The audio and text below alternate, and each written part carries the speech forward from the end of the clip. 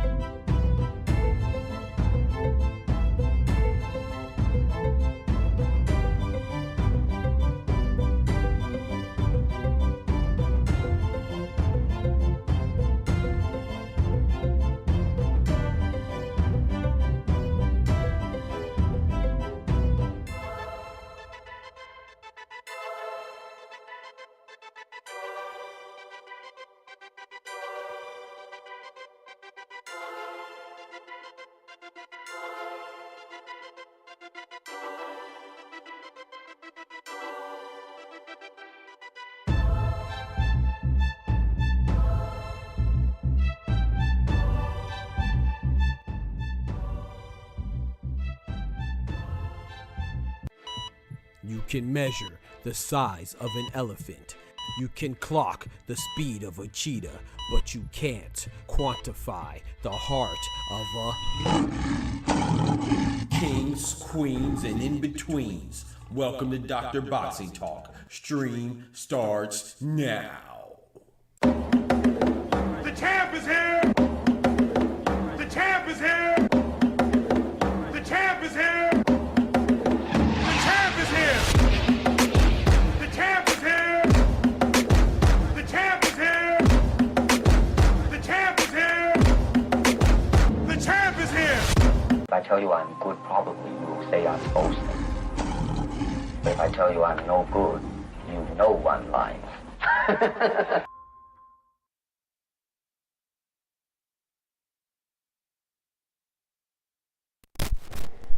This man said the size of an elephant, bro.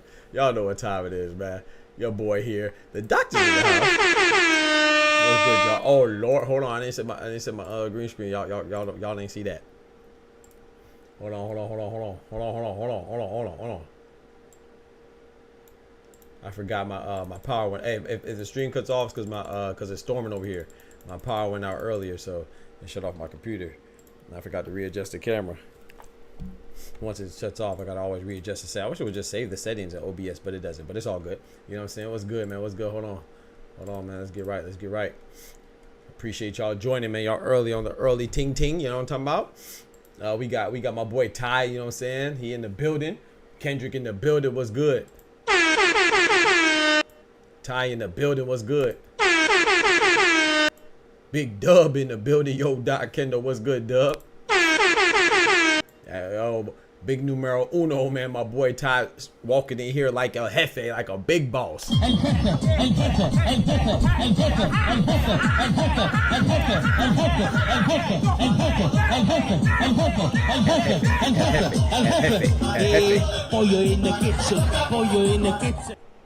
Yes, sir. You know, big. That's the. The first person gets that, man. But yes, so I appreciate y'all joining, man. We got a lot of stuff to talk about. 2 days. You know what I'm talking about? Don't forget to like the video, but more importantly, you know, don't forget to be thankful. You know what I'm saying? And let's start the stream off with thanks, as we always do, man. Please bow your heads and join me in prayer. Thank you, Lord, for this day that we received. Thank you, Lord, for getting us through the morning, the afternoon, and now into the evening as we prepare to wind down. A lot of us, unless you work the night shift, we might be just getting up and getting started with our day, Lord. Either way, please continue to protect us as only you can and only you will and only you're able, Lord. And please also, you know, I want to thank you for the rough times that we go through too, the sad times, the low times, the down times, the failures and the sadness. I'm not saying that because I welcome that and I want or I desire that, but I know a lot of times when we are down, it provokes us to lean more on you and less on ourselves and our own ability, Lord, and it brings us closer to you because it keeps us humble and keeps us, and it stands as a reminder that, you know, with you we can get through anything, Lord, and get over our spirit of hurt, and get over our mental state of pain, and, you know, and be able to keep growing and growing, because every trial that you put us through and we endure, we come out better, and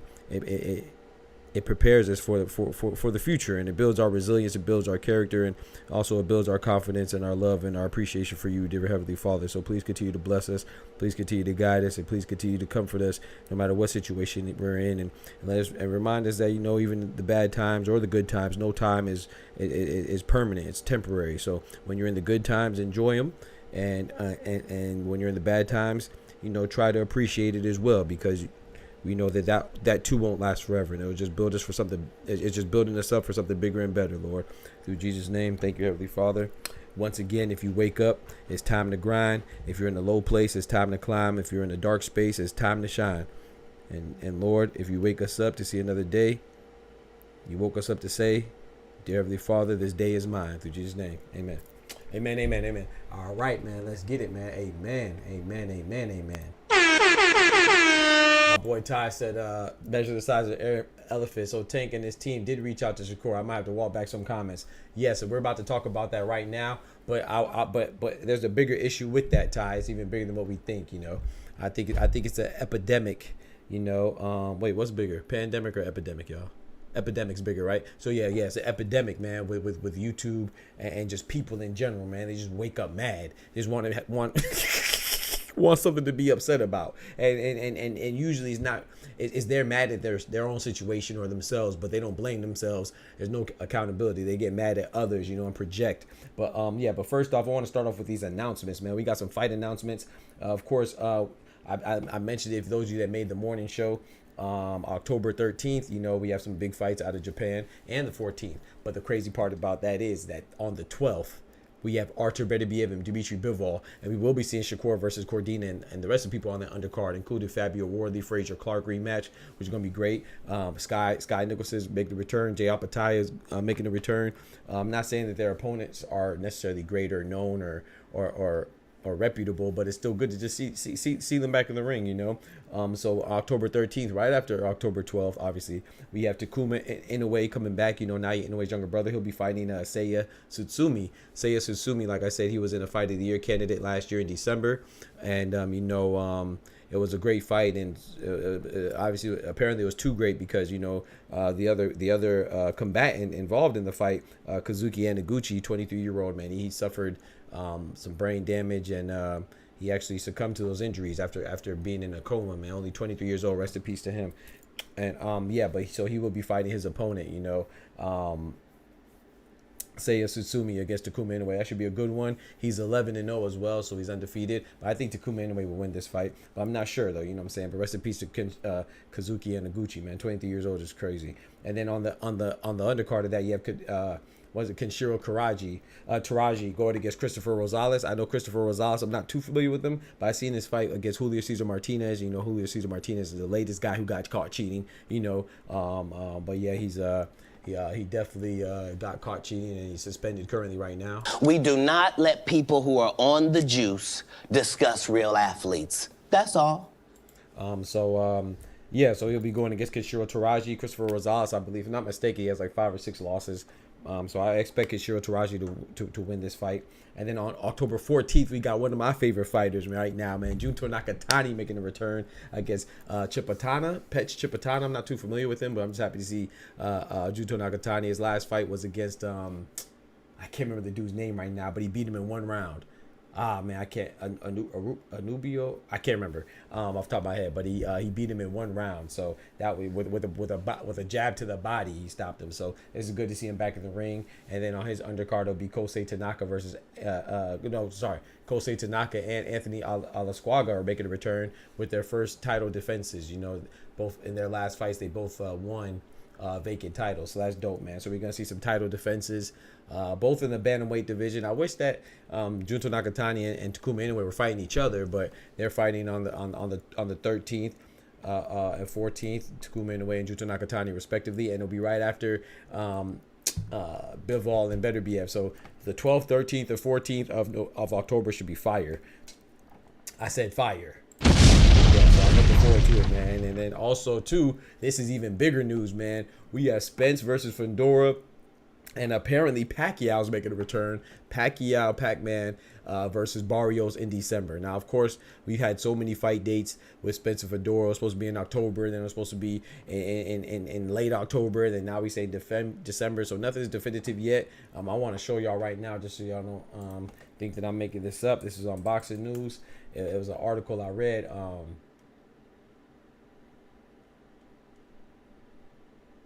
Wait, what?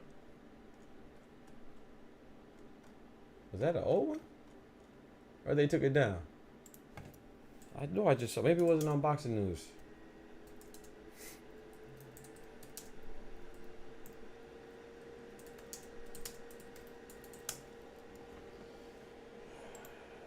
Yeah, right here. So I don't know. Like I said, I don't know if it's true or not, but this is just an article that I read.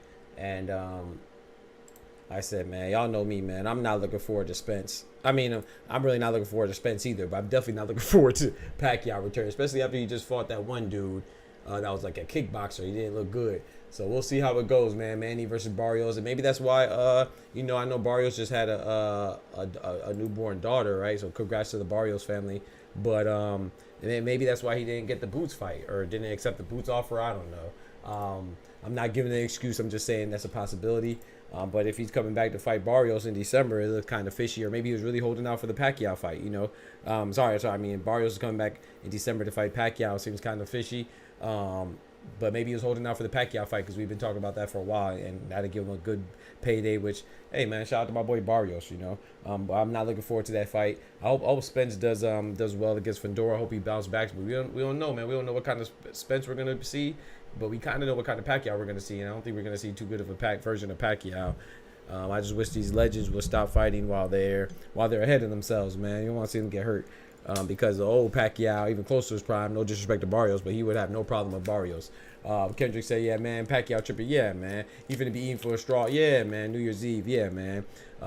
Ty said also the time is questionable. Yeah, we gonna get to that. Yeah, Pacquiao's tripping, man. I don't like it at all, man. I thought Shakur said his team reached out to him. He just didn't get a contract. He said, baby, yeah, man. I just hope Manny is I hope he gets out on his own too, because I don't think that's gonna bode well for him unless Barrio takes it easy. It's just these guys are older, man. It's like same with Mike Tyson, man. You just wish the best for their well-being, but hey, if that's what they want to do, that's what they want to do, man. It's hard to tell somebody not to do something that they enjoy doing, especially when they get paid handsomely for it, you know, or get a lucrative lump sum, you know, exorbitant amount of money. So it is what it is. On the next story, I don't want to stay there too long. The next story, we got Canelo talking about Benavidez. And Canelo was going in once again. He said, man, look at Benavidez, man. Benavidez didn't look good at all in his last fight. His last fight was against Alexander Vosdik, and he was coming off of a long layoff after he beat Better BF, but he was actually on a 3-fight win streak before he fought Benavidez. Obviously, they tried to tune up and get ready for the Benavidez fight, but it was David Benavidez's first time at light heavyweight, his debut moving up, and I think Vosdik is a formidable opponent, man, and he was a former champion at light heavyweight. But let's face it, Benavidez did not look good, you know, so I will say that, you know, so Canelo is right that he didn't look good, but in my opinion, also Cinnamon is wrong, because I'm going to tell you why he's wrong, because we don't want to hear that from you, Cinnamon. I like Cinnamon. I think Cinnamon beats Benavidez, but he's not fighting Benavidez. So if you're not fighting Benavidez, I don't feel like it's appropriate for you to talk down on Benavidez. I don't care how bad he looked, you know, but he's right there. You know, he's saying that, well, I agree with him that Benavidez is at his proper weight of 175, and he did not look as dominant. But that was his debut, you know what I'm saying? But I like Cinnamon as my guy, but I feel like he out of line and out of pocket for this one, because you're not fighting him. So if you're not fighting him, you know, you should be one of the last people critiquing his fights. But it's just funny, though. But like I said, I know it's not that Cinnamon is wrong, what he's saying. But he's wrong because he shouldn't be saying nothing. You know, you're not fighting Benavidez, so no matter how he looks, you know what I'm saying, you're not fighting him. But Canelo also, yeah, that's crazy, dub. And Canelo also said that he still might be interested in fighting Bivol, man. If Bivol beats Better BF, he said he'll be interested in revisiting that rematch. and I don't like that idea either, because like I said, it's no disrespect to Cinnamon, but I thought he did a pretty good job. I don't think there's no shame in that loss, but it just looked like Bivol was too big, you know. He didn't get embarrassed, you know, and he didn't get knocked out, so it was good. But I just don't see how Cinnamon would beat Bivol, or how it would be better in the second fight, you know, because it just looked like a bigger man against a smaller man. That's all, and that's a good thing, because that's how good Cinnamon is. You know, he was still able to keep up, still make it a good fight, but it just looked like Bivol was just bigger. You know what I'm saying? So, yo, DD in the building, what's good? But yeah, man. So I just think that with Cinnamon saying that, I thought it was funny, but in my opinion, if I'm Benavidez, you know I like Cinnamon, but I would tell Canelo to Shut up, bitch! yeah, I would tell him to shut up, because he wilding. The only thing I could gripe about taking Shakur not to negotiate longer, they even got that process. Yo, what up, DD? Yes, man. And so to speak on the Tank and Shakur thing about negotiation, man, there's things that go on, man. Just I don't know. I don't know what people think. They think that just because they want to fight, that the fighters are just gonna do what they want, or they're in their heads, or they're in their thoughts, or in their dreams. And oh yeah, so they're not fighting, man. Why aren't they fighting, man? They're supposed to make a fight today or tomorrow. Bro, shut up, bro. You don't know what the heck they got going on. You don't know nothing about the negotiation process. You don't know who's involved. You don't know, you know what I'm saying? You just know the two fighters. But yeah, but speaking of, I just wanted to chime in on that. We're gonna talk about it more with this next comment. So like as the topic says right there, earn with Hearn. My boy Mike in the building. What's good, Mike?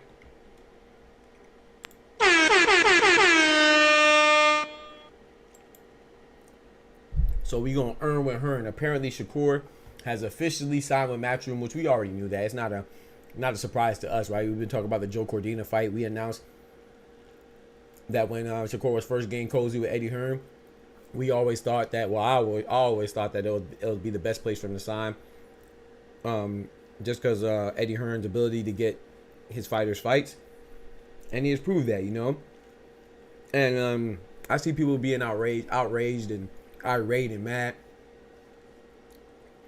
Let me finish this chocolate. Ooh, this chocolate good. All right, man.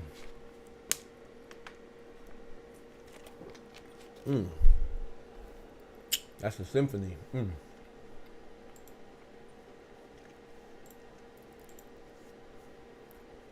Yeah, people being irate and mad, and I think a lot of it is fabricated, man.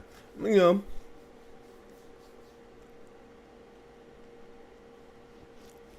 because people are saying it's bad. Why is it bad? Why is it bad that he signed with Matchroom and Eddie Hearn? I already know that his stable's weak. We've been saying that. Out of everybody in Matchroom, and everybody at 135, you know, when you think about Top Rank, PBC, and Golden Boy, Matchroom has the weakest 135, you know, a division, that's a stable, right? So I get that, but that doesn't mean that because Matchroom doesn't have any fighters. Hey yo, no Diddy. Hey yo, no Diddy. Chill, bruh. Chill, Dub. Chill. Yo, my boy Teach in the building. So like people are acting like, oh, so other fights can't be facilitated. Did we not just see the Terrence Crawford card? How many people on that card were from the same company or from the same promotional company? Wasn't it a mixture? Doesn't Eddie Hearn have a deal with have a partnership with Turkey Al-Sheikh, Big Turk? Doesn't Frank Warren have a partnership with Big Turk? Doesn't Oscar have a partnership with Big Turk? Haven't we seen PBC deal with Big Turk? Esau Cruz just fought. He's with PBC, and Jose Valenzuela on a Turk card. So like I feel like people are just making up issues. But you know, I get it.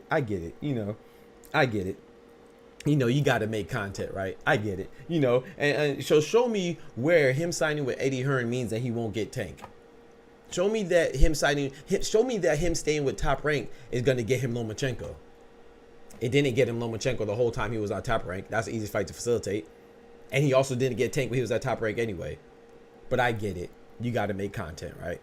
So you got to pretend like you're irate and you're mad, because you got to pretend like you know when you're educated on something that you have no clue what's gonna happen.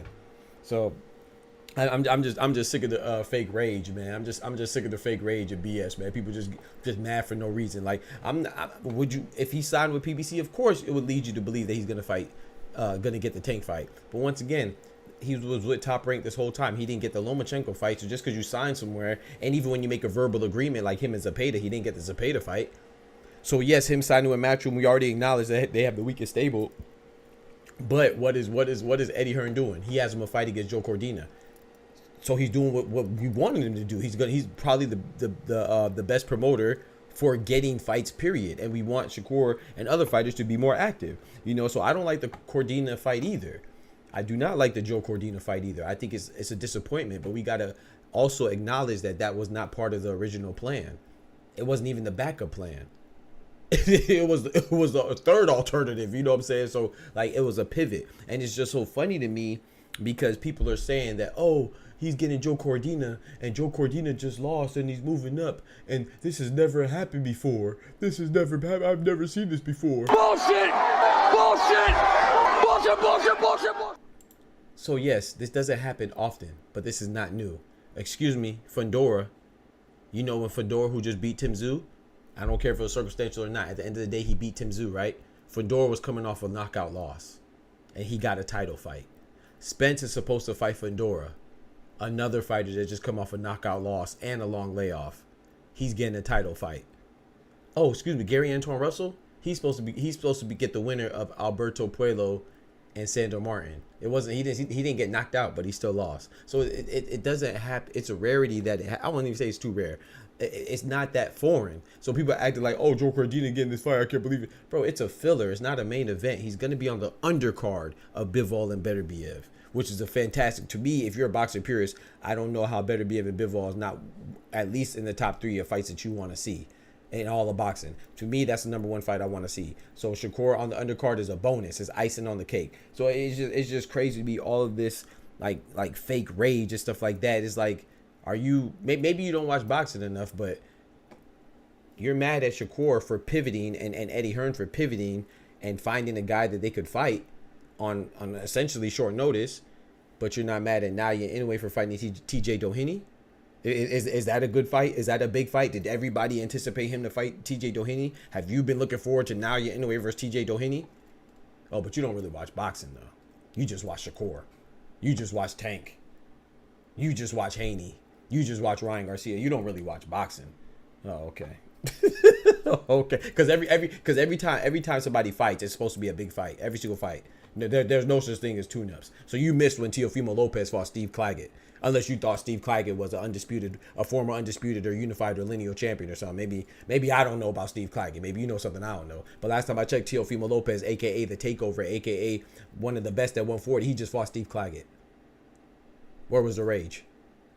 So we've seen this before. I'm not saying don't be upset. I'm not saying don't be disappointed. But stop acting like this is just something. But once again, I get it. You got to make content, right? So you got to pretend to be mad because that's how you get the clicks up. You got to convince people that this is unheard of and nothing like this has ever happened before in life. People are worried about the Andrade effect. But to that point, you just said it. These fights are easier to make because of exactly. Not even that. I hear people talk about Boo Boo Andrade. I know. I'm going to be honest too, man. I think I understand it, but in my opinion, that's kind of a reach too, because Demetrius Boo Boo Andrade, he doesn't have the pull that Shakur has. Let's not. I know Andre. You're right. He didn't get a chance, but Shakur is known, man. Andrade has never had buzz like this. You know, we like Boo Boo Andrade. You know, he was considered like the best kept secret. Shakur's not a secret. There's no way. I don't care what promotional company he's on. There's no way you're gonna overlook him. You know, Boo Boo Andrade was overlooked for a long time. You know, by the Charlos, by Canelo, and all that stuff. But he was in a different position than Shakur. I think it's a similar thing, but I don't think that it's the same. Andre was exactly somewhat. I don't want to blame him because good fighters should get good chances, but that's different, man. That's different. You know, Andrade is more of like a guy, and I'm not disrespecting. He's good, but he's more like a guy that's like I don't know if you watch basketball, but he's like a Larry Hughes. You know he's good when you know Larry Hughes was good when he was on a team that you liked, but you're not keeping track of Larry Hughes. Shakur, you're keeping track of Shakur because Shakur is one of the biggest names in boxing. Is he the biggest? No, he's not Canelo. He's not Anthony Joshua. He's not Naya Inoue. He's not Terrence Crawford. But he's one of the biggest fighters in basketball. So like, it's like you're gonna know where I would compare him right now to like, I don't know, man. I would say like I don't want to say Kawhi, because that might be a little too much. But even Kawhi, nah, I'll say like a Paul George. You know where Paul George is going. You keep it up with Paul George. Or like a Damian Lillard. That's like a Shakur, man. You're not gonna lose track of those guys, man. So I think it's kind of different. Boo Boo wasn't overlooked. He practiced bad business and made even worse decisions. Depending if you want to talk semantics, but that's overlooked. So he wasn't in the ring. He didn't get good shots. So I don't whether it was by hook or by crook, whether it was his fault or not. It's essentially the same thing. He just didn't get the chances and no one cared about it. So if Shakur doesn't get fights, people will care. You know, you have pro boxer Paulie Malignaggi talked about your favorite fighters need to fight him, but he's only talking about Gervonta. He doesn't care if Lomachenko ducks him. He only cares if Gervonta ducks him. You know, so it's real preferential. So people will holler on Shakur's behalf. And like I said, you got Cam and Mace talking about.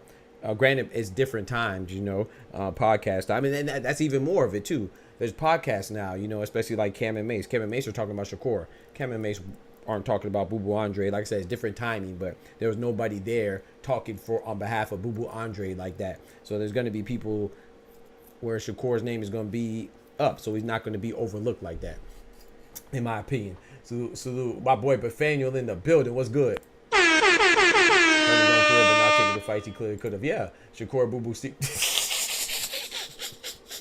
D-Dog in the building. Yeah, man. I mean, you want to say he probably had bad business practices. I don't know, man. You know what I'm saying? I don't want to put too much. I don't want to kick a dog while he's down. But whether it's bad practices or was good practices, it was still overlooked. You know what I'm saying? It just didn't happen. You know, whether it was him trying to go fight Billy Joe Saunders when he should have fought somebody else, and Billy Joe Saunders getting hurt. You know, it just wasn't that much of an uproar. So, but I don't know. I mean, hey. It is what it is, man. So I don't think Shakur will go down that road no matter who he signed with, and I definitely don't think he's going to go down that road sign with Eddie Hearn right now, especially with the influence of Big Turk. So I think that people are just it's just fake rage, man. Like I don't know what about this deal with Eddie, and also too, I don't even know. He said I like that, Shakur. I don't even know. Why do we feel that you have to be on the same stable, in the same stable as with the same promoter to fight? Like I know it's more likely and it's easier to facilitate a fight when you're on the same promotional company. But Shakur, let's just use Shakur and Tank for example. He was never on PBC before. He was with Top Rank, and when he was with Top Rank, he didn't get the Lomachenko fight. He didn't get the Morotalo fight. He didn't get the Teofimo Lopez fight. So my point is that yes, it's different from PBC, but the point is that it still remains that didn't guarantee him those fights on the same promotional company. So like I said, him signing with Eddie Hearn, man, I actually like it. This is one that I thought it would be best for him. And I don't know if it's a 1-fight deal. I've been hearing it's a 1-fight deal. I hear it's a 3-fight deal. I don't know the details yet and the specifics.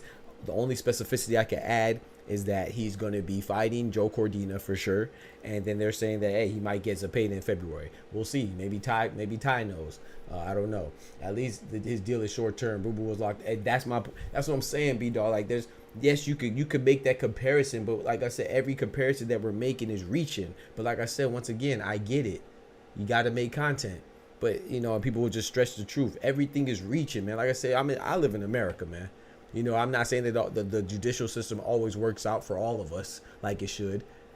But last time I checked, we go by and live by innocent until proven guilty. He hasn't even had a chance to mess up yet, because you already, everything that people are complaining about, it's fear.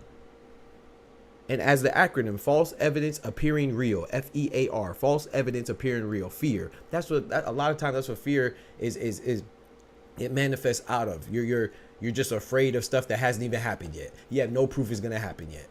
So you're saying, oh, Shakur, Gervonta, and Tank Davis will never fight because they're not both on the same promotional company. That's cap. We've seen that happen plenty of times. Now, will it be postponed? Will it be harder to make? Maybe, yeah.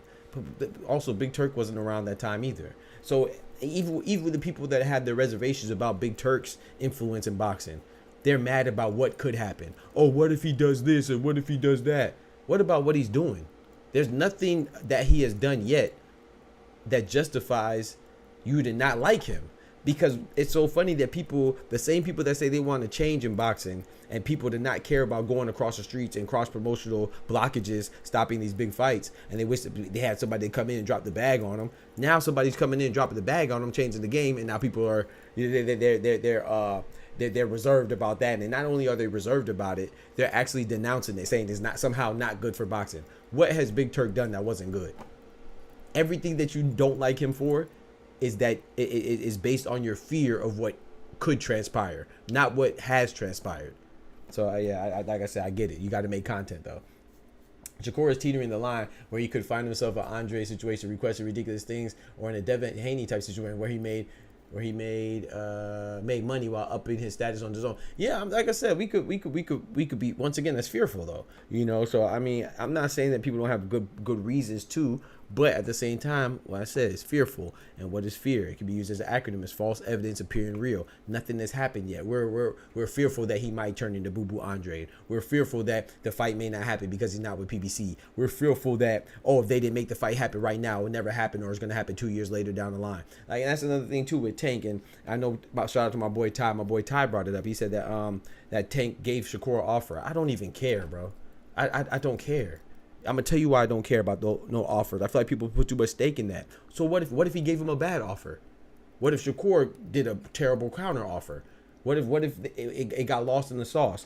Case in point. So we just see Boots and Brian Norman Jr. They have some drama right now. Boots released. I just dropped a video on it too. Boots dropped a video today saying, or not Boots himself, but you know, someone interviewed Boots, and Boots said that he sent an offer to Brian Norman Jr. And I made a video saying that people, even though he just said I sent the offer, people are going to hear that, oh, I sent the offer, that means Brian Norman ducked me. What if he sent him an offer that he didn't like? What if he sent him an offer that didn't value his worth? I gave an example like this. Like, I like Boots too, and but what if, I think Boots beats everybody, but let's say that he wants to stay at the 147-pound division, right? Let's call the 147-pound division CarMax, or your local car dealer. Let's call the 3 champions the best cars on the lot. So one car you got is called Barrios. You have another car called B. Norman Jr. And you got another car called Stanionis, which sounds like a foreign. Let me get that Stanionis. That Stanionis, out of those 3, I want that one the most. But I don't ask the dealer, I don't say, hey, how much does it cost? How much is it worth? How much do you want for it? I just say, here, hey, the offer sent. I expect it on my driveway in the morning. And then when the morning comes, I don't see the car on my driveway, so I'm mad. I don't hear anything about them saying that they're going to give me the car, so I'm mad. I didn't even ask them what they wanted for the car. I just sent an offer. So my point is that what if my evaluation for their worth is lower than what they think? Just because you sent an offer, that does not mean that somebody ducked you. You could send me kibbles and bits as an offer. If I don't like kibbles and bits, I'm not going.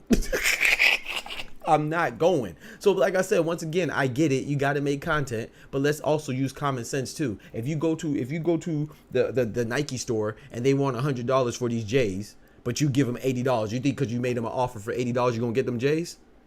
Or you got to come up with the other 20? Oh, okay. I don't get why people think just, oh, you sent the offer, so I sent the offer. So I mean, and also they think the boxer should send the offer. People think that the coach should send the offer, the promoter should send the offer. So if anybody could just send the offer, you as a fan, why don't you just send the offer then? Why don't you facilitate the deal? Why don't you broker the deal? Since it seems like everybody can send an offer. And then the point, my main point about Boots' video today, he said he sent the offer and he didn't hear nothing back. He didn't even say he didn't hear anything back. But he just said we sent the offer, right? And he implied that he said it 2 days ago, so he didn't hear anything back. That's what he's saying. And then I made a video saying that the most important part to me was not that he sent the offer. The most important part was that the interviewer asked the interviewee, who was Boots, about the negotiations. And Boots didn't answer about the negotiations, symbolizing that there probably wasn't any negotiations. So if there's no negotiations, then it doesn't matter if you just sent me an offer. That means there was no counter offer. That means there was nothing. So I could send an offer. What if they didn't get it? And then while I made the video, and I'm just a beast, bro. I made the video before Brian Norman came out, like an hour or two later. Brian Norman came out and he hit somebody's interview. I don't remember who it was, and he denounced everything that Boots said. And I don't think Boots was lying, and I don't think Brian Norman is ducking. I just think it was a misunderstanding. Brian Norman has come out and said that he talked to Bozy Ennis himself and they accepted the offer. And first they made a counter offer and Bozy didn't even know. So Boots didn't know. So whoever told Boots, who relayed that information to Boots, they were wrong. And they're on the same team. So there's a miscommunication between their team. But yet you're saying that you know how everything should go and they should make an offer and whoever gets the offer, they should just accept it. But you see a confusion between Jerron Boots Ennis, Bozy Ennis, Eddie Hearn in Matchroom. They had the whole confusion to where they did receive the offer. That was true. And Brian Norman and them, they talked about the offer. They discussed the offer, just not with Jerron Boots Ennis himself directly. So that just shows you right there that there's a confusion. It just demonstrates the confusion. So when you screaming, oh, he sent the offer, so he ducked. Offers don't mean nothing, man. Anybody can send an offer, or nobody can send an offer because their offer probably means nothing. So, man, it's just crazy, bro. It's crazy, bro. At least he said Shakur is. I read that. That's the thing. I don't like Tank gave a formal offer. The only thing that's known is he reached out. Exactly. You don't know. We don't know the capacity in which these offers are going. We don't know if it's somebody reaching out. We don't know if it's a verbal agreement. Because last time I checked, Big Turk made an offer to Oscar De La Hoya and Zepeda, and they agreed. Is Zepeda and Shakur happening right now or no? Is it happening or no? It doesn't look like it's happened to me. So that verbal agreement in front of everybody that was watching that broadcast, it meant nothing. So I need people to just stop acting like they know everything that goes on in the ins and outs, man. So I think that Boots will fight Brian Norman. I think Brian Norman will fight Boots.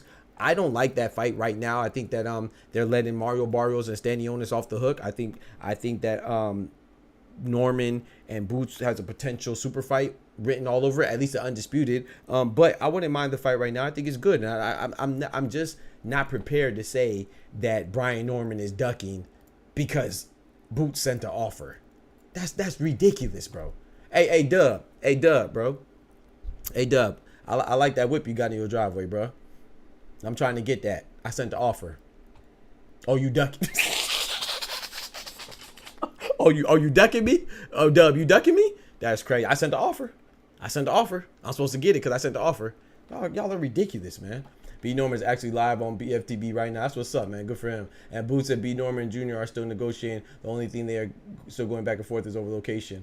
Well, that's not what I heard. I mean, I think that you just, I think you just broke it down in a, I don't know. I think you skipped some steps. So, I mean, unless you're listening to him talk right now, I don't know the update, but I know that they were saying that if they fight in Philly, they want a little bit more money because once again they're going in someone's backyard, which is okay. Which I understand that they would want more money, but if they change the location, then they're cool with the current amount of money they have. But also, Bozy has said that they didn't want the fight right now. According to Brian Norman Sr., Bozy said that they're on the same page. They didn't really want the fight right now. So I would not say that it's only location like it's gonna happen next. See, once again, we're jumping the gun. That was said about that if it were to happen, that if it's going to happen in Philly, they want a little bit more money to compensate for them making that sacrifice of being in someone's hometown and fighting the crowd. Or if they do have a neutral location, they'll take the current money it is now. However, that doesn't mean that even if they agree that they will actually have the fight next, because they both said that, you know, Bozy and Brian, according to Brian Norman Sr., that they were both kind of thinking the same thing, that that's a fight that they could have for potentially undisputed. You know what I'm saying? That they'll go last, just like Brian Norman Jr. said a little while that they'll get Boots last. And I think that's the best plan of action. But if it happens now, that's cool. Comes with a Trump sticker. Yeah, in fact. hey, dude, I made an offer, bro, you know? Oh, yeah. Hey, what up, Smoochie in the building? I'm skipping over the stupid semantics of who's hosting. Okay. Yeah, so but my point is, I know you are. So when I talk, I know I'm not just talking to you, Ty, because I know you're pretty well versed, you know. But my point is that you're not. I'm not saying you're wrong. But I'm just saying that that's what we do, and that gives people the impression that all it is just send an offer. You know, there's nothing in life like that, bro. If you go, I don't know how many people have jobs, but like when I. You know, when like I told you, I was flown out to go to be a potential professor at the University of Colorado Boulder. They made an offer. So am I ducking the job because I don't think that because I don't accept, or maybe I made a counter offer and they don't approve of it. So are they ducking me? No, bro, you have to come into agreement. Every job that you have, once you get to a certain part of the interview process, if it's a job with a degree and a lot of stuff, a lot of times, I'm not knocking anybody's job, but I'm not talking about like a grocery bagger or something like that. And no disrespect to those jobs. Every job is respectful. Wherever you make your money, however you make your money, is respectable. It's respectable. It's a respectable gig. I'm just saying, once you get to a certain point in occupations, you discuss a potential salary, and you have to negotiate it. They can make you an offer. That doesn't mean if you don't accept that you're ducking it. I know it's a little different. You would say that, but that doesn't mean that you're avoiding anything. It just means that you're not satisfied. And when you're talking about boxing, people make offers all the time, and sometimes it just doesn't work out. You know how many times that I'm sure what's the name? What it calls going through an offer right now? What's the name? Inside the NBA with the is it called Inside the NBA? Yeah, Inside the NBA on TNT. They're trying to get the rights back for NBA basketball. That people are making offers. That's how it goes. That's just because you made an offer don't mean it's concrete. So I don't like, you don't even know what the offer is. You're telling that this person is ducking, implying that they should accept it. You don't even know what the offer is. What if Boots offered them 2 Happy Meals and a lunchbox? What if that was an offer? Get the freak out of here, bro. You ducked it like Canelo. I'm not going. Ryan, what's good, Ryan? What up, fam? Sound like Eddie Hearn didn't relay the news to Bozy or Boots. Hearn protection play. Right, exactly. Well, I'm not gonna say protection play, but I'm saying yes. What if Eddie Hearn didn't relate? What if Eddie Hearn was busy? If you listen to the interview, Boots said it was 2 days ago. You know how like when you have a lot of stuff on your plate, 2 days is not a long time, bro. That's 48 hours. I'm sure I'm not making any excuses for anybody, but I'm just saying, let's just say Eddie Hearn has a lot on his plate dealing with trying to coerce Shakur into a deal. What if he's working with Joe Cordina? He just made that fight. What if, you know what I'm saying? What if he got his hands everywhere? And he should have a team. I'm not making excuses. What I'm saying is that 2 days sounds like a long time to have an offer, but 2 days is not really a long time to make an offer. If you talk about something that's a fight, how long do you think it takes to prepare for a fight? Look how long it took for Beterbiev and Bivol. You know how many offers probably went back and forth between them before they finally got it right with the influence of Big Turk Al-Sheikh? What about Terrence Crawford and Errol Spence?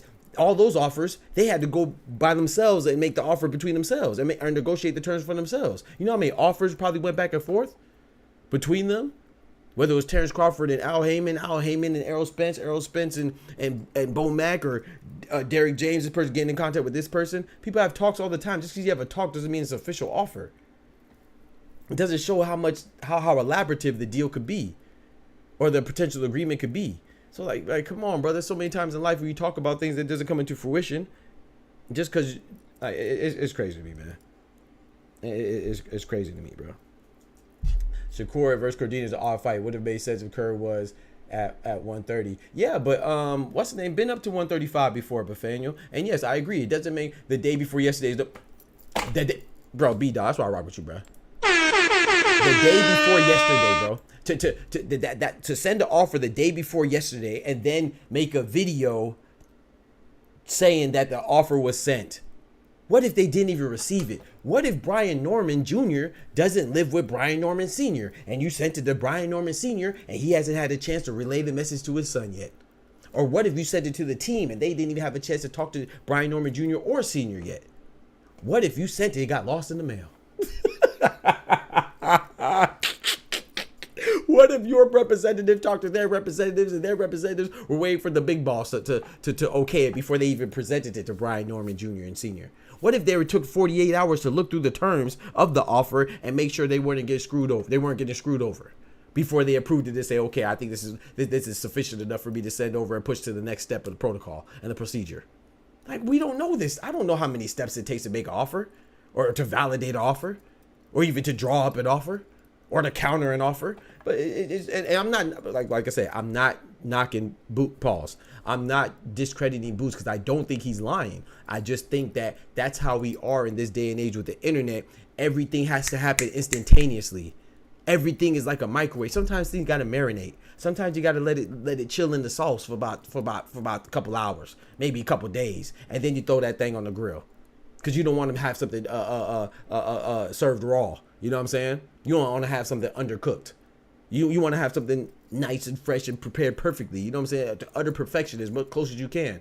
But people, it's just that people are talking so much that I bet Boots probably feels obligated to let us know something, just because they're probably on his neck, just like everybody else. So I want to be very clear. I don't think Boots was lying. I think that they did send an offer, and Brian Norman Sr. Validated that. But I don't think Brian was ducking. I just think that there was a miscommunication along the way. I don't think Brian Norman is ducking. I don't think Boots is lying. I just think that at the end of the day, it was a miscommunication, and hopefully they're gonna iron things out soon. Like, come on, bro. 48 hours, bro. Oh Lord, what the heck happened with Smoochie? Oh, Smoochie drunk. Yeah, Eddie got a lot on his plate. Shakur better be. Yes, Bivon. Thank you, Ryan. He has Sky Shakur. Right, Sky Nicholson. You know, they talk about he got Sky in multiple. Hey, he got Skies in multiple references. You know what I'm talking about? According to the rumors, you know, they say he got Sky as a boxer or to something else. You know, a Paramore even. Joshua event next month against Dubois. He got to go fight Gillo Hackett. And like I said, I'm not making an excuse. You have a team. This guy's a millionaire. He knows what he's doing. Been in the game for a long time. Same with Oscar De La Hoya. Oscar De La Hoya just did clapback Thursdays. What if somebody would have sent him a deal while he was clapping back, or he was gyrating with his thong. What if he would have got a deal then and he didn't respond till Monday? Are they ducking? Like, come on, bro. Like, we got and the thing with the Tank and Shakur stuff. Shakur was a free agent. Tank was in the Olympics. I'm sorry, the Olympics only happens once every 4 years. So you're telling me that he should be at the Olympics? First, he had to go to court. I'm not making excuses. I'm just telling you what it is. First, he had to go to court to get the permission from the judge to legally travel internationally. After they requested his presence to act as a consultant or advisor for the Olympic team. So he should be in Paris, because you're saying the boxers make the offer, right, Ryan? That's what we're saying, right? I'm not talking about you, really. We're talking about that's what we're saying as a boxing community. We're saying the offers come from the fighters themselves. So Tank should be in traveling to Paris, because the Olympics just ended on the 15th of August. So that would have been last week, literally a week ago, because today's the 22nd. The Olympics just ended on the 15th. So he should be at the Olympics. He should be going to court to get clearance to go to the Olympics. He should be at the Olympics while at the same time sending Shakur an offer. And Shakur, who doesn't even have a promoter yet, he just got a promoter today because he just signed with Eddie Hearn today.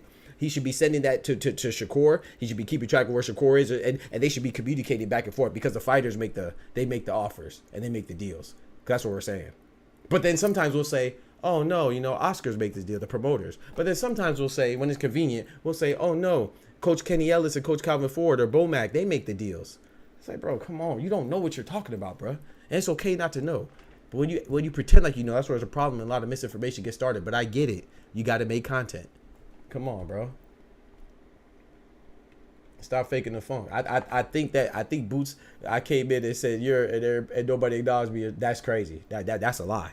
You rewind the tape. You came in, I even gave you the alert and everything, Smoochie. Yeah. That's crazy. That's crazy. Lying and snitching. So first you snitching and you lying? That's crazy. Like you said, nasty work. Yes. that's why I F with you only. Wow. All right. That was up. That's what's up. Yeah. I'll enjoy that. Yeah. And Unicorn. That's what's up. Yeah. Y'all the freaky bunch. Talk to him, Ryan. But that's my thing too. Even with Cinnamon, I think that, Ryan, and maybe you know more than me, I think that Cinnamon calls the shots in every aspect. But I don't know either. What if, now this is hypothetical now, I'm not giving anybody out once again. What if Cinnamon wanted to fight Benavidez, but Reynoso said not to fight him? Is that completely out of bounds? Reynoso, who he's been working with, he respects. It's kind of like Bomac to Terrence Crawford or Ryan Garcia. I'm not Ryan Garcia, sorry. Robert Garcia to, let's say, Mikey Garcia back in the day, even though they're brothers, Or what if their relationship is something like that? I'm sure he listens to him. So what if Reynoso didn't want the fight? What if it's not Canelo? Because when Zepeda ducks Shakur, some people will say, oh, it's Oscar. It's not Zepeda, it's Oscar. Or when Zepeda ducks Shakur, they say, oh, no, it's not Zepeda, it's Panda. Because Coach Panda came out and said he didn't want that Shakur fight right then. So what if somebody on Canelo's team is not really Canelo, but we only care when it's convenient. So because we want to say Canelo ducking Benavidez, which it might be the truth. I'm not saying it is or it ain't. So I'm not defending Canelo. But I'm just saying we don't always know what is real and what's just what we see, and what we see is not always real. It's how we interpret things.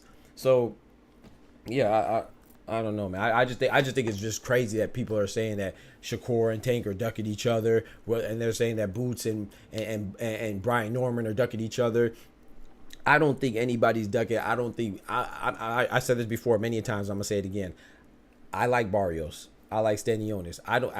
I can't speak on Stanionis as much because I'm less familiar with Stanionis than I am with Barrios. I'm very familiar with Barrios. I've never seen Barrios duck anybody or anything. So I'm not going to assume that he's ducking now. And I don't mind saying that someone's ducking, but you got to give me substantial proof. It has to be substantiated. It has to be verified. It has to be documented to where I can see, oh, yeah, Barrios is ducking. So if Barrios not fighting Boots, I'm sorry. I'm not going to say he's ducking. I'm going to say that maybe he has something else going on. Oh, he did just have a baby girl, right? Or let's say, I'm not saying that's a reason not to fight. Like I said, once again, I'm not defending anybody. I'm just saying the facts. Barrios just had a baby girl. Just like I heard Zepeda had a baby as well. I think that's a pretty good reason not to fight somebody because you had a baby. But let's say that you could also look at the flip side. Maybe that's why you want to fight even more, because you want to take care of that baby. Make sure that baby is Gucci, is great, is good. So maybe you do want to fight. But let's say Barrios, hypothetically, has a fight against Manny Pacquiao. What if he fights Manny Pacquiao in December? Who you fighting? You fighting Boots or you fighting Pacquiao? I think I'm going to fight Pacquiao. The all-time Hall of Fame great that's probably going to put more money in my pocket. Why is that equate to ducking? Because I take another route? Because I take something that's more advantageous for me? Come on, bro. I don't know, man. I swear I want people to apply the same thing to their lives. I want to give them job A and job B. Both are the same. Both are the same job, but one gives you more money and one gives you a lot less money. I want you to pick the one that gives you less money, because that's what people are advocating that the fighter should do. You're saying that there's two fights, and there's an easier fight and a harder fight. You probably get paid the same amount of money. In fact, you probably get more money for the easier fight in Pacquiao, but you go pick the harder fight in Boots and get less money, and then you potentially lose the Pacquiao fight. Come on, I'm not saying that's what it is. I'm saying hypothetically, because I did just read an article where it says in December, Barrios could be fighting Pacquiao on the same night as Spence could be fighting Fundora. That's a real article. It doesn't mean it's real. That doesn't mean that it's verified, but that's rumored. You know what I'm saying? That it was rumored so much that these people on Boxing News took time to write an article about it. So come on, and we've been hearing about the Spence and Fundora, and unless you've been under a rock, you also heard about Barrios and Pacquiao too.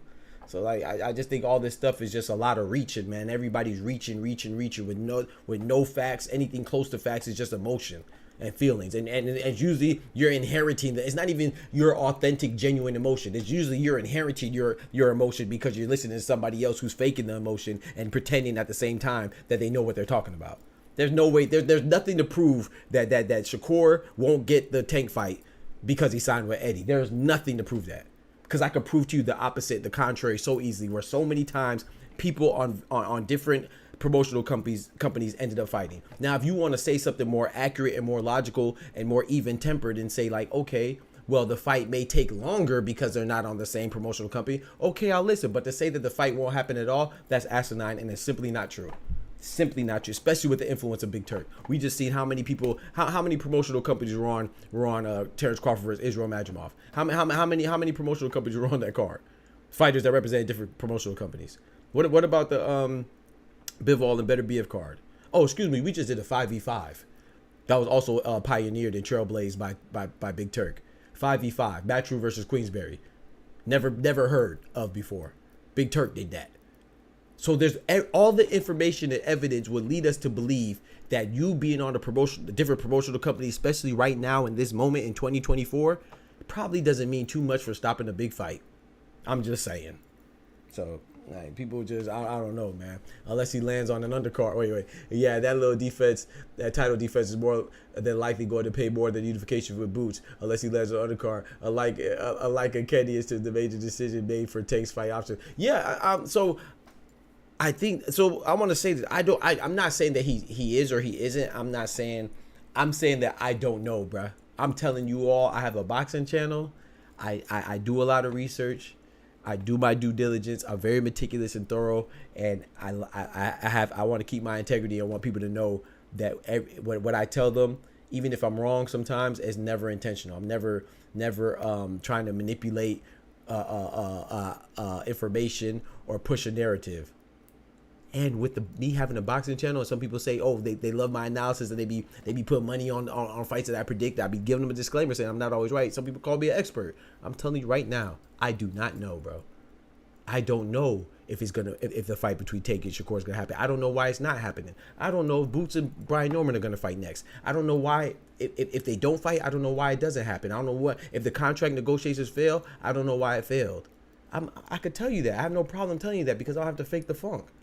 I can't fake it. So everybody else is telling you that they know something. Maybe they do, but you gotta decide for yourself. I put money that they don't.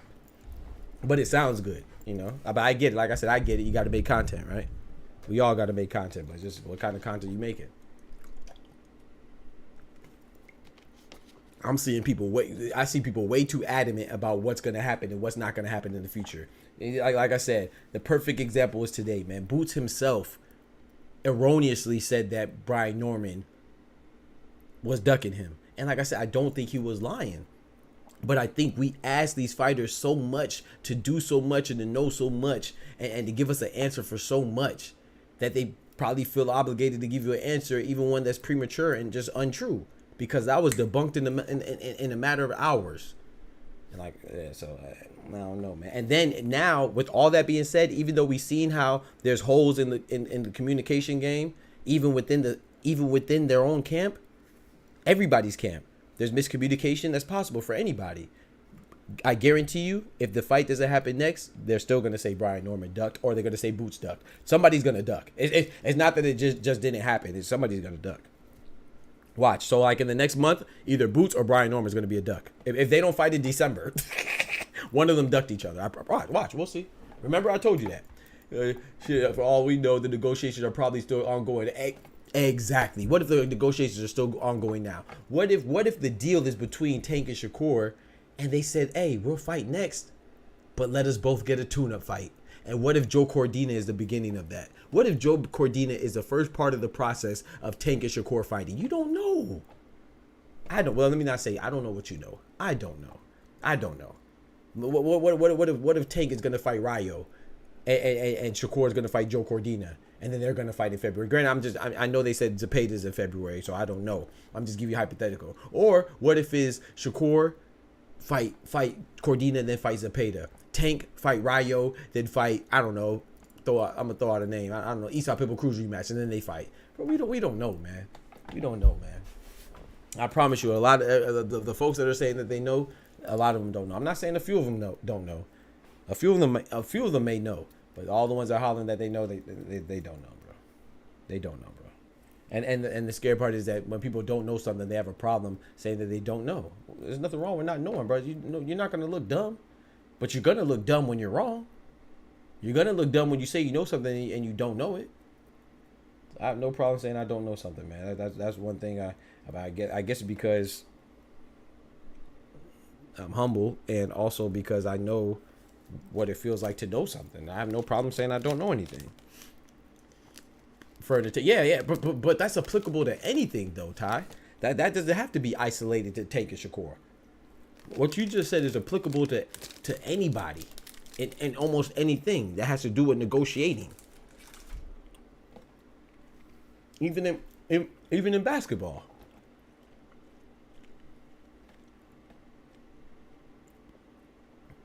Anything, like even Chris Paul was gonna sign with the Kobe Bryant Lakers. They had a deal and everything, and then what happened? Out of nowhere, boom, veto, and they stopped Chris Paul from joining the Lakers with Kobe Bryant. Rest in peace. So my point is that even they came to terms with it, with the deal, and then it got vetoed. Something came out of nowhere and said, Mr. Jackson.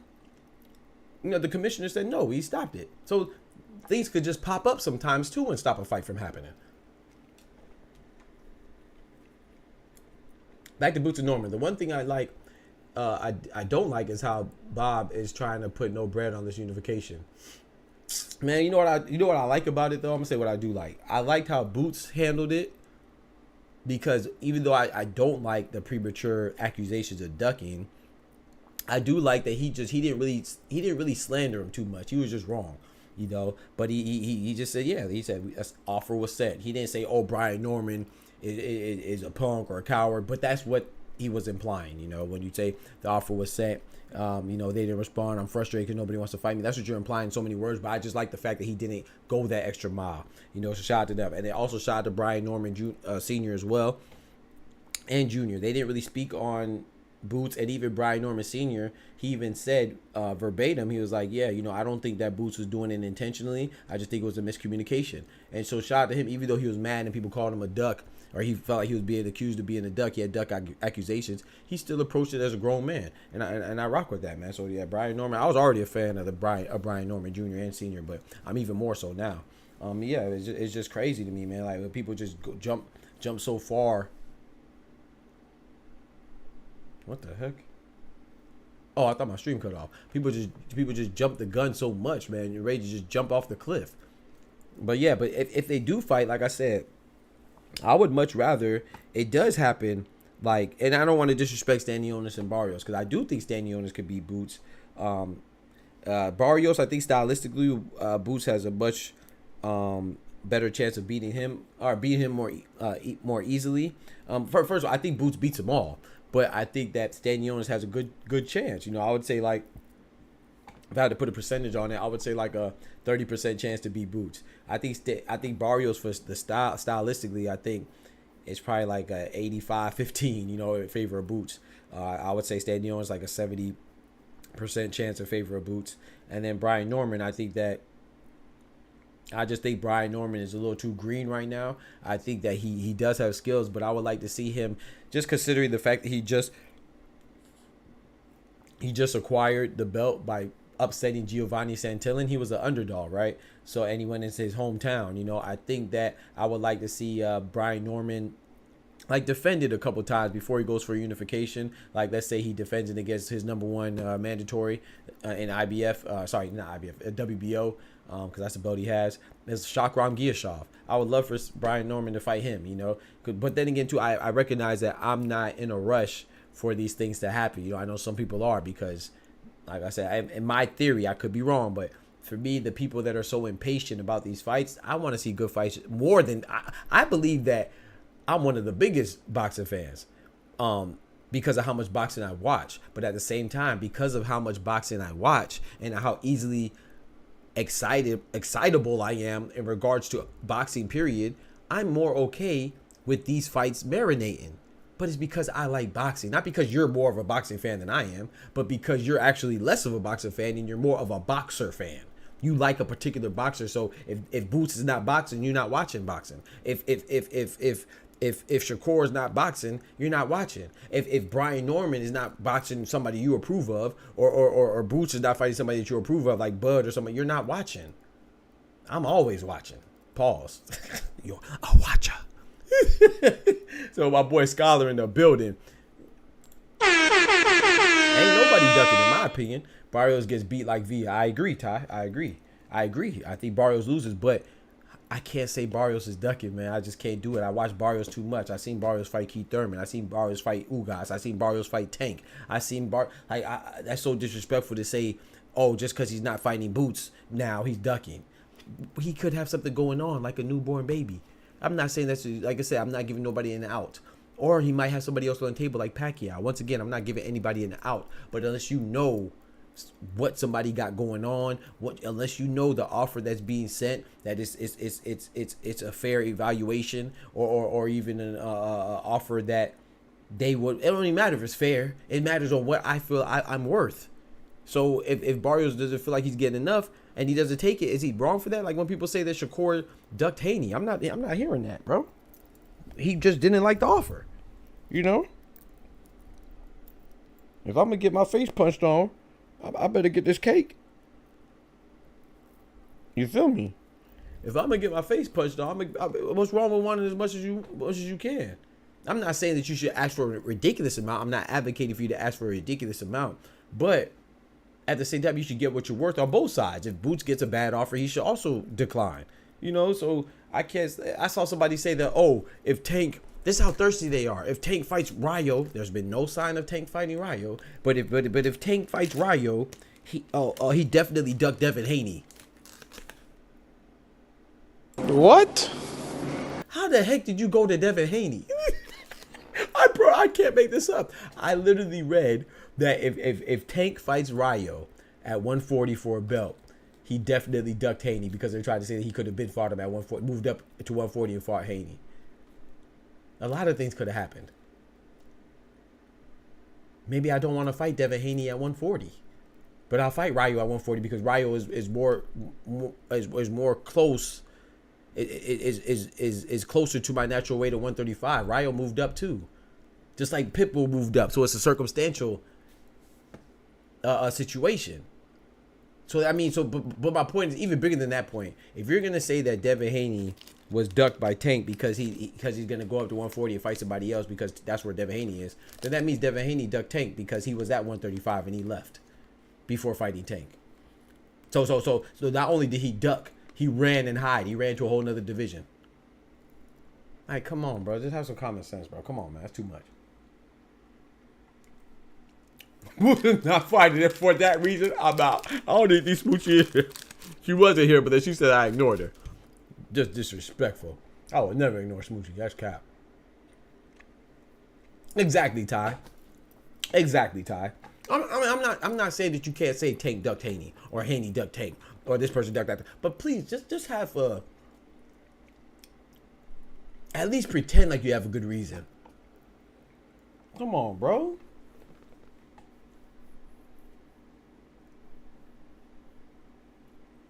You hear that? Smoochie boxing is bigger than poo.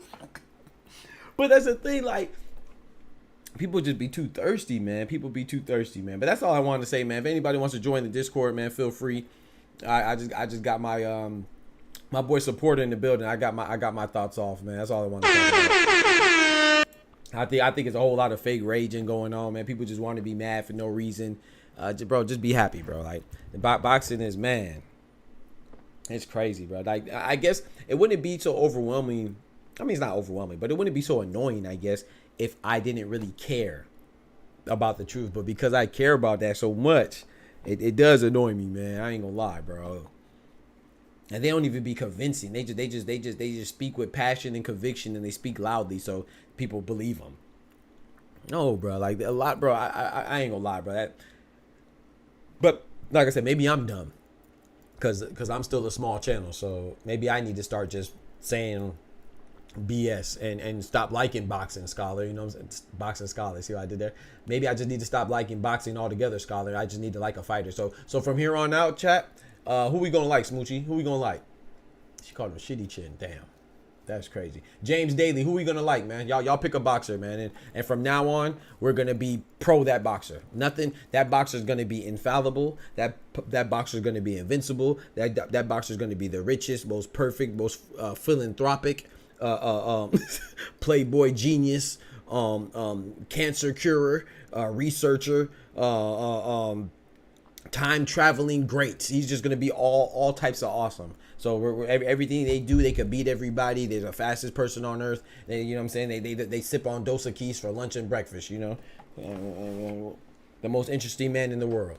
So y'all let me know who to pick, chat. Y'all pick a good boxer, man. So we just gonna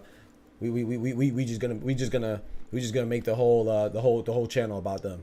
Nick, I ain't gonna lie, you got me with that one. Nah, you got me with that one, Switch. I ain't gonna lie. You got me with that one. You got me with that one. You got me with that one. I ain't gonna lie. You got. Nah, that was a good one. I ain't gonna lie. That was a good one. Let's go, Rolly. Bet. There it is. Rolly. I like Rolly. Supporter said Rolly. Yeah. From now on, we're not a boxing channel. We're a Rolly channel. Yeah, everything Rolly does. Rolly got robbed against, even though Ishmael Barroso seemed like it was stopped prematurely, Rolly really got robbed because before Rolly got hit with that big shot by Ishmael, the referee stepped on his shoelace, and that's why it kind of made him. He didn't really get hit. He just kind of lost his balance and got bumped. So it really should have they really jumped him in there, you know. And when he fought Tank, you know, he didn't really get put to sleep. It was he had an outer body experience, you know. It was some UFOs came down and they put some type of invisible phase beam that wasn't detectable by human eyes or other human senses, and it kind of, you know, it discombobulated him, and that's how he got dropped by Tank. So it was outside interference, you know. So really, Rolly's undefeated, you know. Even against Pitbull, that was unfair circumstances, man. Pitbull had on. I heard. I think Pitbull had got a metal plate in his head, you know. I think Pitbull got a metal plate in his head, and actually in his gloves, he actually has 2 live pit bulls that actually bite you every time he swings at you. So he was fighting Pitbull with 2 pit bulls at the same time. So they cheated. Yeah. Tank elbowed Rolly. There it is. Yeah, Tank elbowed Rolly. Yep. Yeah. So Rolly should be undefeated, man. It's all a conspiracy. Kid Austin's a good one. I could be on Kid Austin's side. His daddy is still good on my nerves. Yeah, Rolly the greatest of all time, man. From now on, man. Nick Ball the greatest of all time. Yeah, we gonna be a Rolly channel, chat, because I guess that's the way to grow. You know, you just make up everything for your favorite boxer, your favorite fighter. The ref punched Rolly in the back of the head because he was beating Tank. Yeah, facts. Exactly, bro. So yeah, Rolly it's all conspiracy theory, man. You know, that joke is like, it doesn't get old, bro. He said you got to be for the UK, that or 12, right? Like, come on, bro. Like, that's crazy, bro. Oh wait, what you talking about? I'll be right back. Let me go grab a water. Oh, you talking to Smoochie? Yeah. All right, man. All right, Scholar.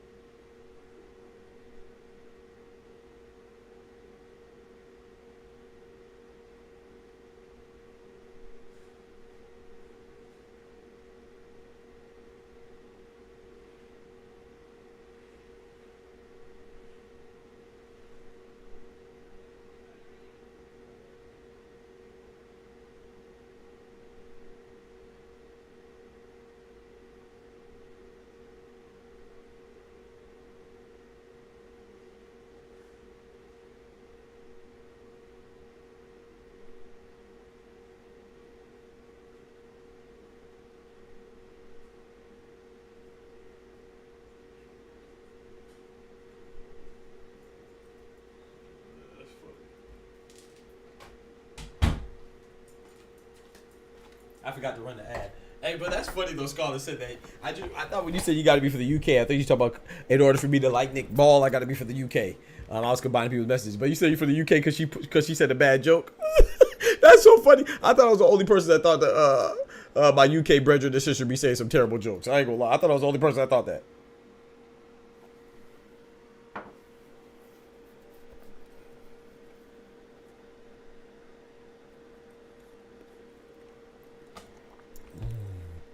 Yo, Ray Davis in the building. Edwin in the building was good. Yeah, we gonna make a Rolly channel, bro. His dad snapped out on Coach Malachi, that kid's biggest supporter. Yeah. And that's kids. Oh, I didn't know that. Rolly and Nick Ball, number 1, number 2, pound for pound, depending on. Yeah, facts. Yo, what's good? Edwin, what's good? Ray Davis. Yeah, Smoochie got a kiss of disease. That's how she got her name. Oh, Doc, get it. I did get me a water, bro. I had to get me a water and some more of that smoothie. I took that personal. He said, Ron, what's supposed to do? We got to set in this draw.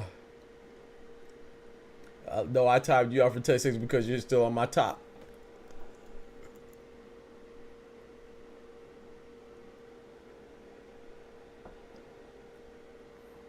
These beans are peng, bro? What that mean? That's some UK stuff? All right, so what's up, man? Who all joined? I see Edwin in there. Ty, you in there?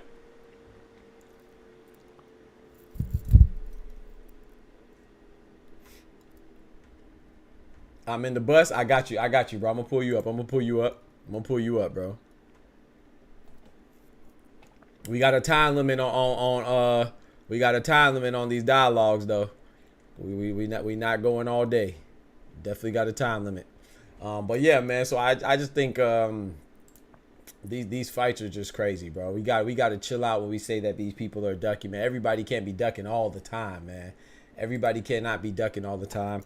It's ridiculous, man. It's getting ridiculous, man.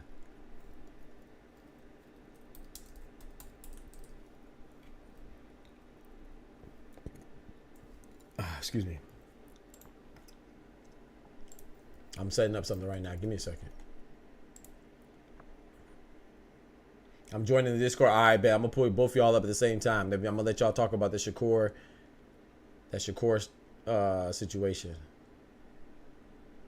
While I set this up real quick. All right. You dumbass. Hey, chill. I know y'all saw that. Chill out.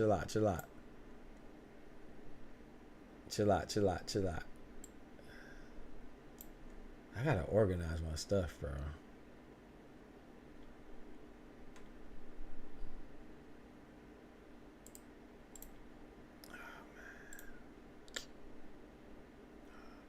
You dumbass.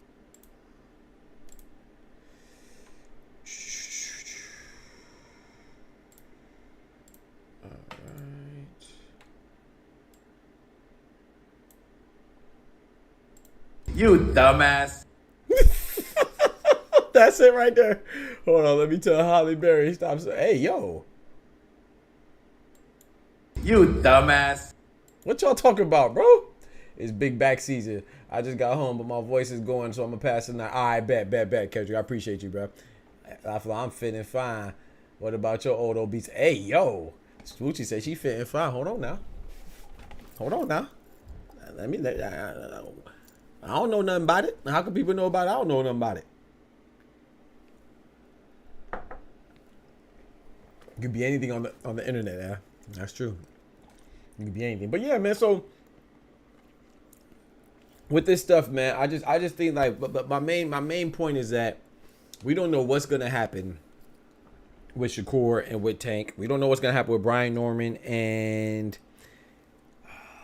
Boots, man. I just hope that how Boots is able to get some fights to unify, some unification fights. I hope he's able to try to go for undisputed. I personally don't want the Boots and Brian Norman fight to happen next. I don't think it will happen next. But if it happened next, I wouldn't be mad.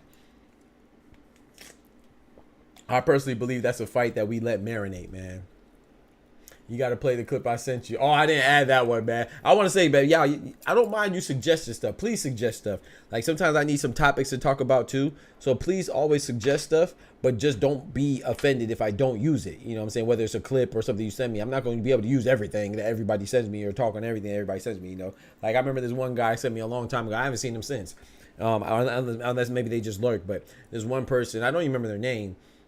But they used to come to the stream quite a bit, and then they asked me to make a video about this topic, and I haven't seen them since. I was like, yeah, I said, nah, I'm not really interested in that. It was you know I just like boxing, man. I don't really like the messy stuff, and it was yes, it was about Pacquiao, because apparently Pacquiao got like 2 kids. Pacquiao got a kid out of wedlock, and then he got his other kid that was within his marriage, and apparently that they could potentially be fighting in one of the circuits out there in the Philippines. And he wanted me to do a video. I think it's dope. Don't get me wrong. I mean, I think that's a good. I'm not dope. I think it's a good story, but I don't. You know what I'm saying? I don't. I'm not saying that people don't know about it, of course, but I'm not making a video about like if it became big, then maybe. But like, I don't want to be a person that's. I ain't no snitch, man. You know what I'm saying? If someone gets snitched on, I'm not saying that people don't know, but if somebody finds out some stuff, it ain't because of me, man. I ain't snitching on nobody, man. My mama ain't raised no snitch, man. You know, you see me, I don't make videos about Charlos getting in trouble, you know what I'm saying? Or I just don't do stuff like that, bro. I just didn't feel like that was, I feel like it was boxing by way of drama. I don't really care for drama, bro. BM Hunter says, Boots untested, only fought tomato cans. I disagree with that. I think Boots is untested, but I don't think he only fought tomato cans. I definitely think Boots is untested though, but I don't think he only fought tomato cans. That's disrespectful. Larry listening in the building.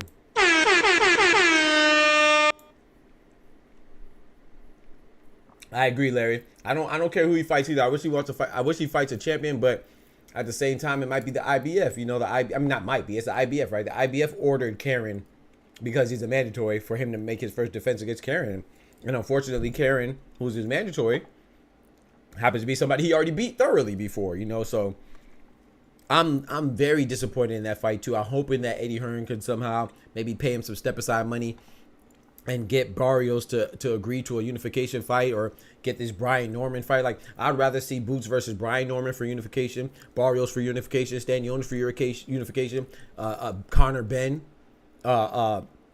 just cause, you know, and it's gonna boost his renown. You know, Conor Ben has England behind him, or fight either Shakram Giyashov. You know, there's so many other people. Like, I'll even rather him fight Blair the Flair, Cobbs, or Alexis Rocha, who beat Blair the Flair, Cobbs. Like, there's so many other options that I would prioritize over a Karen rematch. But at the same time, he can't deny it, right? Because IBF is quick to strip you. They quick to strip you like a $2 hoe. Now, you know what I'm saying? So he might have to do it, but that's not his fault.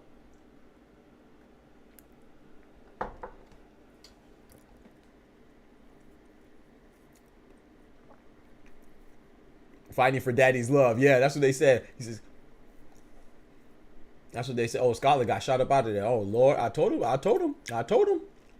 Let me find out he got the boots. Smoochie out there giving out boots and she ain't tell nobody? My bad, Scholar. Scholar got up out of there. They done kicked Scholar out the party. I told you Smoochie the bouncer, man. You better leave Smoochie alone. Who's a better name for his resume? Barrios or Norman? Swag Moolah, what's good? Who's better? I think Barrios is better for your resume. I think Norman is a better opponent for Boots stylistically, like a better opponent, like as far as being competitive. But as far as boosting your resume, no. But Barrios more accomplished, right? No disrespect to Brian Norman. I like Brian Norman. I think he's gonna be great, but he's not accomplished compared to Barrios. Barrios, he's been in the ring with Tank, right? He lost, but he's been in the ring with Tank, a future all-time great. He's been in the ring with Keith Thurman, a future all-time great. You know, he lost that too, but he also been in the ring with Ugas, somebody that beat one of the GOATs, a legend, in Manny Pacquiao. Whether you want to say he beat him because he was old, it doesn't matter. He still beat Pacquiao, and Barrios beat him, and he had the title. You know, so now who's better for a resume is Barrios, but who's better from a competitive standpoint? I think Boots would have to prove more against Brian Norman.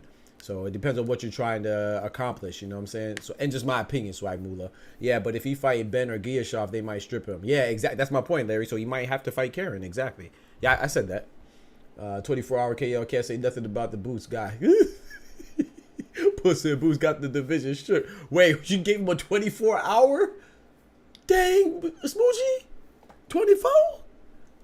Yeah, that makes sense. Appreciate it, Swag. Yeah, I think from a competitive standpoint, Brian Norman is better. But from a resume building, I think Barrios. Because, like I said, I like Barrios, man. And I hate the fact that, I mean, I don't hate it. But I don't like the fact that people are trying to say that Barrios is ducking.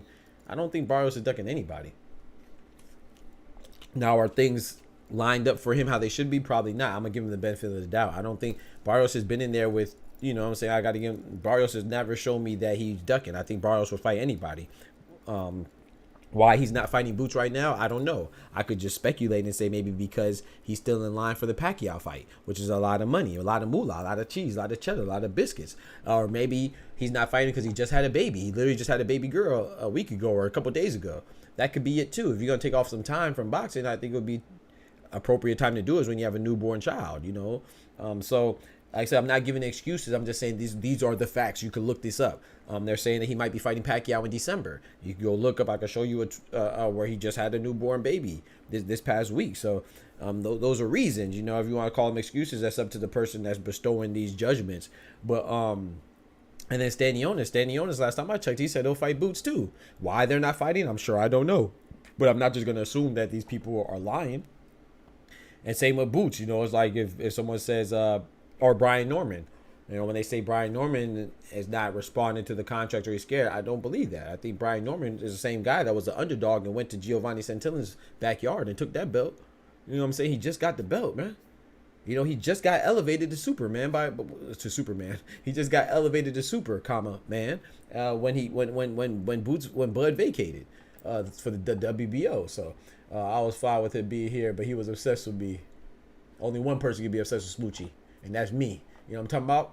Nah. I take that back. I'm not obsessed with Smoochie because Smoochie said she only rock with Ty and Unicorn. Never mind. I take that back. Do your thing. Do your thing. Do your thing, Scholar. Well, when you get back. when you get out of purgatory, do your thing. PBC don't want to give up that belt from Barrios. That's another chess piece. I agree. And I think they think the same with Stanionis. I agree. I think that's a I agree with that, Larry, because that's a logical. I understand your logic, right? Your thought process. You know what I'm saying? I don't mind theories and hypothesis. We know a hypothesis is what? It's not just a guess. It's an educated guess. That's an educated guess. I understand why you get there because that's what a lot of the promotional companies do. They want to keep their belts in their stable. Matchroom does it with Eddie Hearn. Oscar does it with Golden Boy. Al Heyman does it with PBC. Bob Arum does it with Top Rank. Habitually and notoriously. So that's a very good point. That could be it. I don't know. That could very much well be it. Maybe and that's the thing about ducking, Larry. You just said it. What if what's my guy's name? What if Barrios wants to fight him, but PBC and Al Heyman are like, Mr. Jackson, you're not fighting him. We got to keep this belt, man. We got to keep this belt for a little longer. We're not going to let you fight him right now. What if it's not even up to him? You see what I'm saying? Like, there's so many factors that people just think it's just simple as, oh, I want to fight him, so I'm going to fight him.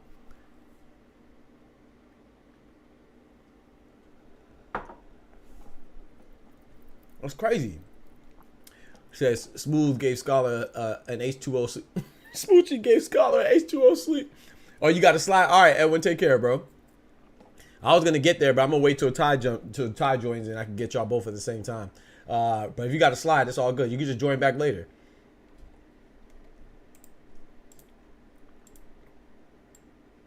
Y'all gotta wait, man. I don't just as soon as people want to join on, I don't just go to it.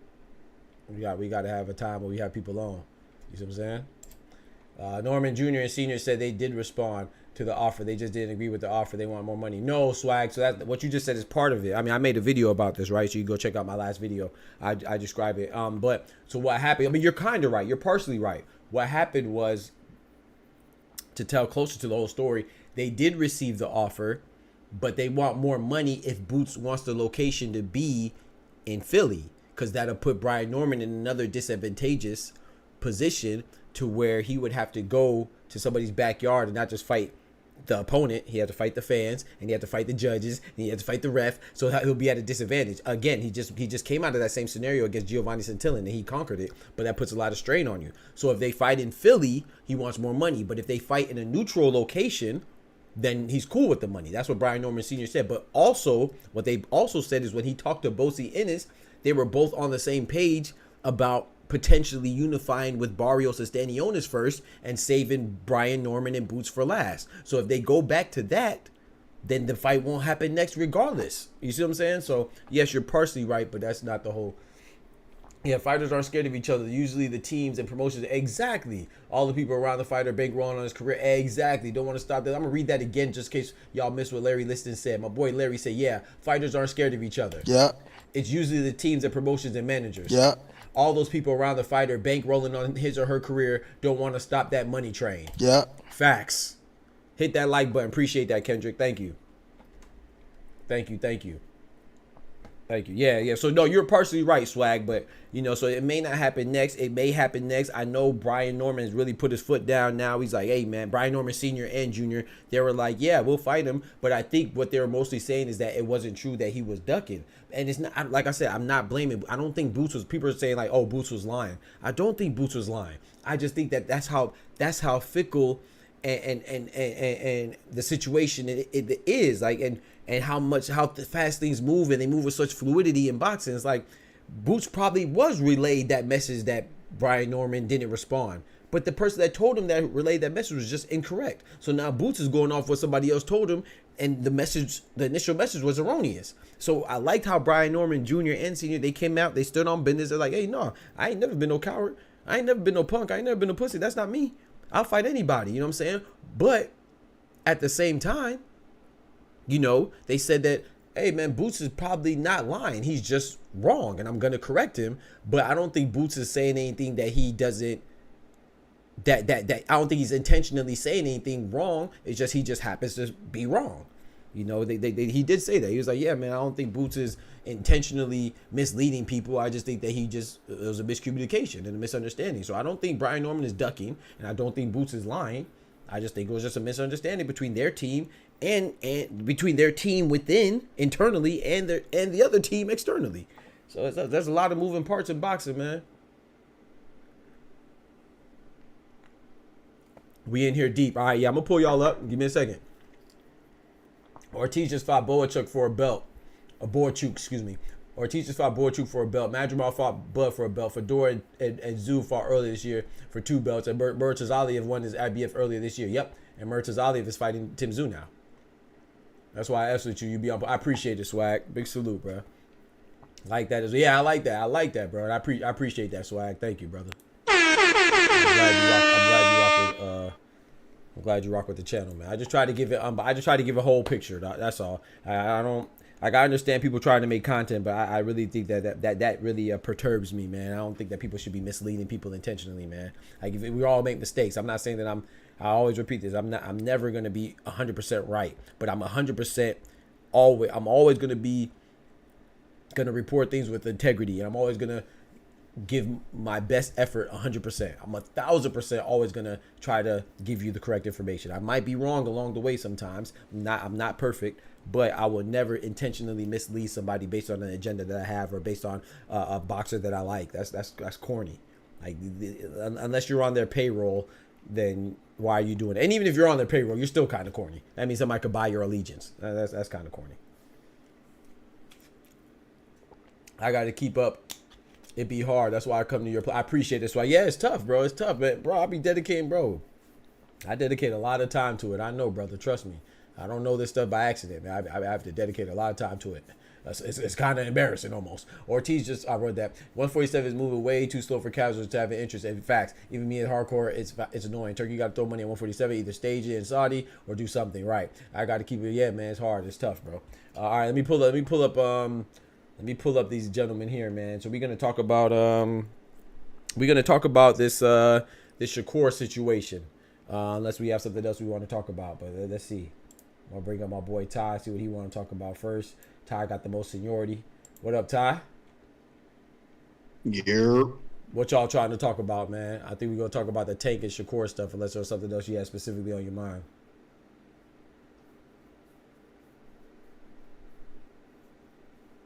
What the hell? Yeah. You ain't hear me? Yo. I had to switch my thing. We're here smuggling the donut. What's up? Hey, yo. I said we gonna talk about the Tank and Shakur stuff unless you have something specific on your mind. Oh, I don't mind where everybody else just go. I'm pulling them up one at a time, baby. Here go Edwin. Yeah, a special guest back there looking. And I got my boy Scholar. I think that's Scholar. Yo. Yeah. Edwin's on mute. All right, we got I just pulled up Scholar. Scholar just disappeared. So you at Scholar? I just pulled you up. Tried to join back, and I pull you up again. By the way, I heard Tank versus Ryo talk is happening. Yeah, so I was wrong about that. Nah, you're not wrong, bro. We're speculating, bro. There's nothing wrong having a conversation, bro. You're not wrong. You're just, you know. I think that was a good. I know I said that, Ryo. I know you're not wrong, bro. It's just we don't know for sure, so we just speculating, man. I just happen to be right. You know what I'm talking about? Well, it's not a case of you being wrong or me being right. We just speculating, bro. And it's still not sure. You know, we're still not sure it's gonna happen. It's just, you know, he could be in talks with Ryo and then turn around and fight Zepeda. You know what I'm saying? That's the dope part about boxing, man. You know, so we have different opinions and see who's right, but you know, you ain't got to be a butthole about it. You just be you know, sometimes you right and you know, it's just when you act like you know everything. That's when it's troublesome and annoying when people act like they know everything with no substantial evidence to prove their point besides their feelings. Yo. What'd you say? Who was that?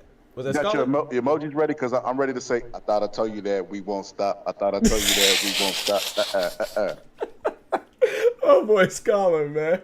Yo, Smoochie banned Scholar for the Discord too. I'm telling you, Kendrick, Smoochie don't be playing. I'm not in charge of Discord, but if I was, I would. All right, so look, man, I want to talk about a few things, man. I want to talk about what we've been talking about, man. I want to talk about the Shakur. I mean, sorry, not Shakur. I want to talk about Shakur and Tank, but I also want to talk about, since we have Scholar in here and we have Ty in here, I know they are going to have opposing thoughts on the Boots and the Brian Norman situation, or Boots and just welterweight situation. You know what I'm saying? As it pertains to Boots, man. So I wanted to know y'all thoughts on that, and then you'll see we'll go from there, man. Edward, you're on mute. We can't hear you if you're talking, bro.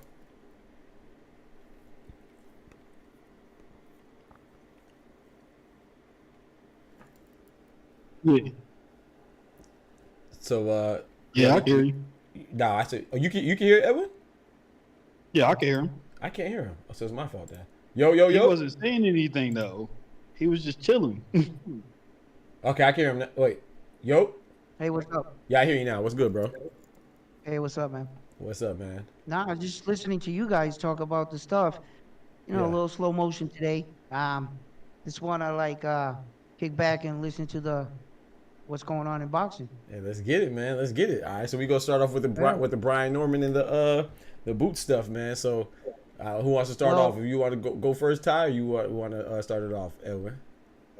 I'll start it off real quick so I can listen to Or you Scholar. guys. I'll just give you my 2 cents real quick, 30 seconds. From what I heard, Brian Norman and Ron Boots Ennis, the way I get this, you know, I do my due diligence just like you, Dog Boxing, and I do my investigation. So Jerron said he sent them an offer.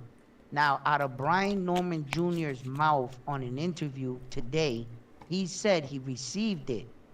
He said he accepted the fight, but he sent a counter offer, meaning he didn't come to terms, or he wants more money, or he wants more of something. I'm not in the room. I don't know what it is. That's Yeah. pure speculation. But if you send a counter offer, that means you didn't agree to the original offer. So you're acknowledging that Boots sent you an offer, and then maybe Boots went on early before his team was able to see the counter, might have responded a little early, seeing that this is going down between a 24, 48-hour window here, and the story's just catching fire. Now, I don't think neither guy is ducking. And I'm with you, Doc. I think that fight should marinate. I think that maybe a little bit down the line we should get that potential mega, because I think that's going to be the mega fight if you let these guys get better, you know? So that's just my opinion. Yeah, that's a good opinion, though. I mean, yeah, to shed some light on that, I did see the interview where he was talking, and his father elaborated more. So the counter offer is that, you know, so the original offer, I don't know the money as well either, but from what his father said, Brian Norman Sr., was that, and I touched on it in the stream a little earlier, that he wanted more money in the scenario that they fight in Philly. So if this location is going to be in Boots' hometown, they want more money, but they're cool with the money if the location is at a neutral spot. So if it's at a neutral location, let's say Vegas, hypothetically, then they're cool with the money. But if it's going to be in his backyard, then naturally they want more money. Do you call that a duck? Do I call it a duck? No, I don't call it a duck at all. I don't call that a duck. No, I don't call it a duck. I call that negotiation. Yeah, me too. You know, I call that negotiation. So, you know, that's where I stand with it. But I don't know. Let me hear what you guys got to say. What you think, Ty? I'm trying to be diplomatic with it because, being as though my position, I'm a little closer to certain things. It was just some miscommunications. It's hard to really get contact with a dude while you're in the gym. So yeah, an initial offer was sent out. He heard some words from somebody else, and he misspoke. But there's still negotiations as we speak. So nobody's ducking. It's just a little friendly banter right now. Yeah, I saw videos about them saying they're ducking shit. So, what's up, brother? I don't know. What you guys say about it, Scholar? Doc, I know you're not familiar with the Kendrick Lamar Drake beef, but in the song he said compromise. It sounds like Ty might be a little compromised. You heard what he said, being so close to this. I'm like, Yeah, I heard him, bro. No I wonder heard he him, took bro. that shit personally in the chat the other day. I was talking about Boots' beard. Yep. But nah, Bro, all seriousness, bro. I have to see this man. So, just saying. Tell him next time give Bud some eye gotta see him contact in and the make it gym. convincing. When you talk to him again, tell him next time give Bud some eye contact, make it convincing. Don't act. He look like Red whenever Debo was asking for his bike. So those of you that missed that, what Scholar is talking about is at the Israel Madrimov and Terrence Crawford fight, they kind of crossed paths while Boots was talking to somebody that was interviewing him, and Bud said, "Hey man, I thought you weren't coming," and Boots was just looking down, but so that's what he's referred to. Is he right or wrong? I don't know, but that's what he's talking about, He is man. right though. Yeah. So, well, in a sense, you gotta give Terrence Crawford respect as a champion. It has to be a little like, like as Boots meeting him. I'm pretty sure as Boots was coming up, he was seeing Terrence Crawford go on his reign, become the 2 division and shit like that. And when you meet him, sometimes they say you fight your hero, your idol. Yep. He's going to be standing in front of you one day. And, that's like playing against Michael Jordan on a basketball court and you coming in as a rookie. I'm pretty sure you're talking all this shit in the locker room, but when you see him, it's a little... So I think Boots, even though he showed him respect, he wasn't going to act gangster right there. Maybe it was something on that line. I could see that. But fear or anything, Boots ain't scared of no man on this planet. He's a fighter. He's a professional fighter. So, I think he just was like, oh shit, Terrence Crawford. And he was like, and it got a little surreal maybe. But he maybe showed him that champion respect, but that's about it. That's about it. You spot on. Because that's kind of how he looks at Bud. And being as though he's a fighter and all, sometimes your publicist gives you things to say. I can't wait to hear Scholar on this one. You have to boost up Boots' name and shit, you know what I'm saying? He knows one day he might share the ring with him, and he'll give him that respect as he meets him maybe for the first time in his life or whatever, and he walked up on him and shit, and he'll give him that respect, but that's about it. That's about it. And when it's time to rock and roll, Boots will turn into that beast he is, win, lose, or draw. I'm not saying he could beat Terrence, but there's been many fighters that walked in with their idols. For instance, Mayweather, against Hernandez. That was his idol, and he fought him for the WBC World Championship at 130 pounds. Yeah. So sometimes you're gonna fight your idol and everything, but I think that was cool. But Jerron Boots, and it's Terrence could beat his chest on this one. I just think that was a level of respect you would have to understand if you were a fighter. That's a fact. That's all. We go past the Scholar on this one. Let Scholar get in. That's what I personally think. I think it's a big difference between looking at sharks on the TV than it is actually being in a ring with the motherfuckers. Talk to him. I think that he was talking that shit, Yup. and then he seen them, and he didn't have that energy. Now I don't think it's a for sure W for Bud, but I just think that, we all know what Bud is, bro. He's either number 1 or number 2 pound for pound. He's a great fighter, bro. There's no taking that away from him. I don't think he's interested in that fight. I think he only brings his name up because people keep asking him about that fight, but he doesn't desire that fight. He wants to get undisputed at 47, but he can't say I'm scared of him. You know what I mean? He can't say, well, that dude dangerous. Or we headed in different directions, because then it looked like, he's scared. He don't want that, because you remember when he was with Gilly and Wallow, they wanted that fight because they kind of casuals to a certain degree, but they actually know a fair amount of boxing to be labeled casuals. But they was like, when you gonna get in the ring with they try to instigate and then he was like, man, I've been trying to fight him since like 2017. Like, man, get out of here, Boots. You ain't been trying to fight no Bud since 27. Get out of here, man. Yep. So I'll just say this. The same way I feel about Boots and Bud is the same way I feel about Brian Norman Jr. and Boots. Boots. They don't want Boots, bro.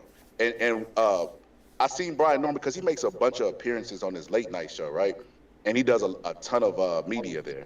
And he said before he said, you know how he talk. I told my son, I said, hey son, you know, the guy's just too big. Boots is just too big. I don't ever want to fight him. And I remember being in the like, bro, how you gonna be at the weight class and say you don't want to fight somebody who said they're gonna get undisputed? You gotta cross paths eventually, unless you just gonna remain a non-champion for the rest of your career until Boots leaves the division. But he said that they don't want them to fight. He gonna watch.